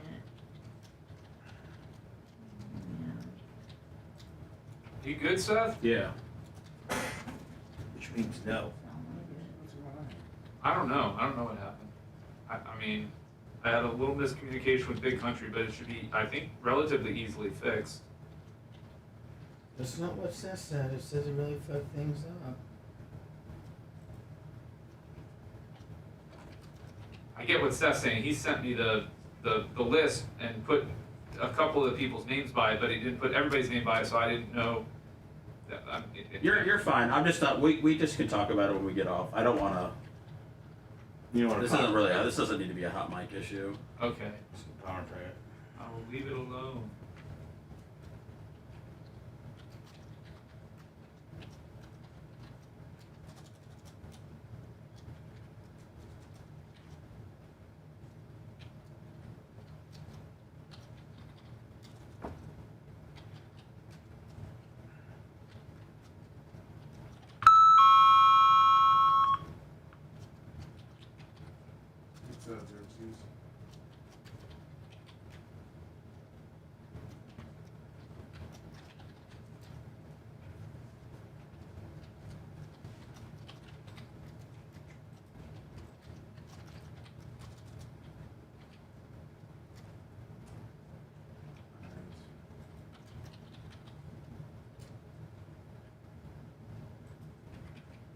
What's your end was, man?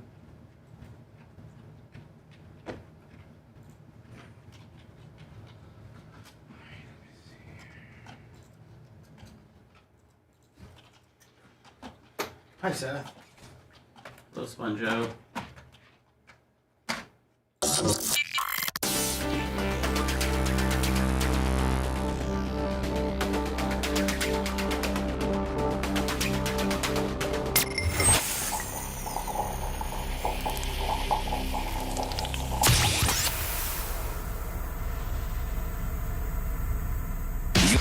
You're listening to the Bubba the Love Sponge Show. After the show, make sure to check out BubbaArmyHQ.com. It's all things Bubba 24/7. And now back to the BRN. Go to our YouTube channel right now.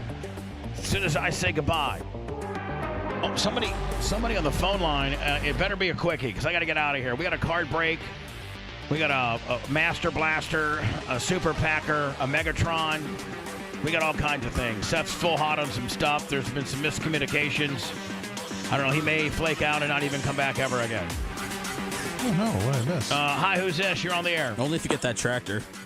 Hello. Hey, Bubba, welcome back to Orlando. Thank you. Thank you, my friend. Bubba, I met you many, many years ago in Buffalo, New York at Gold's Gym with Hulk. Yeah. And nobody gave a crap about Hulk. We cared about you and wanted to meet you. Well, we were in Buffalo getting him, seeing Dr. Rapishi getting a half knee. That's what we were doing. And we went to the Gold's Gym the night before because it was the last time he could work out before he got his half knee. So, yes, indeed, I did meet you in Buffalo. You definitely did. And welcome to Orlando. This is going to be great. Spread the word, my friend. You guys kill it. Spread the word, kid. Appreciate it. All right. Much love, man. Take care. Thank you.